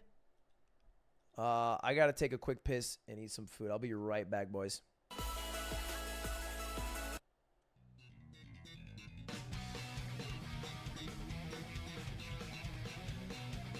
Glad I'm not in Oregon. Why? Are you nervous that people are going to do shrooms and it'll ruin your livelihood? You scared of mushroom? Little mushrooms scare you? Oh no! It's vegetable.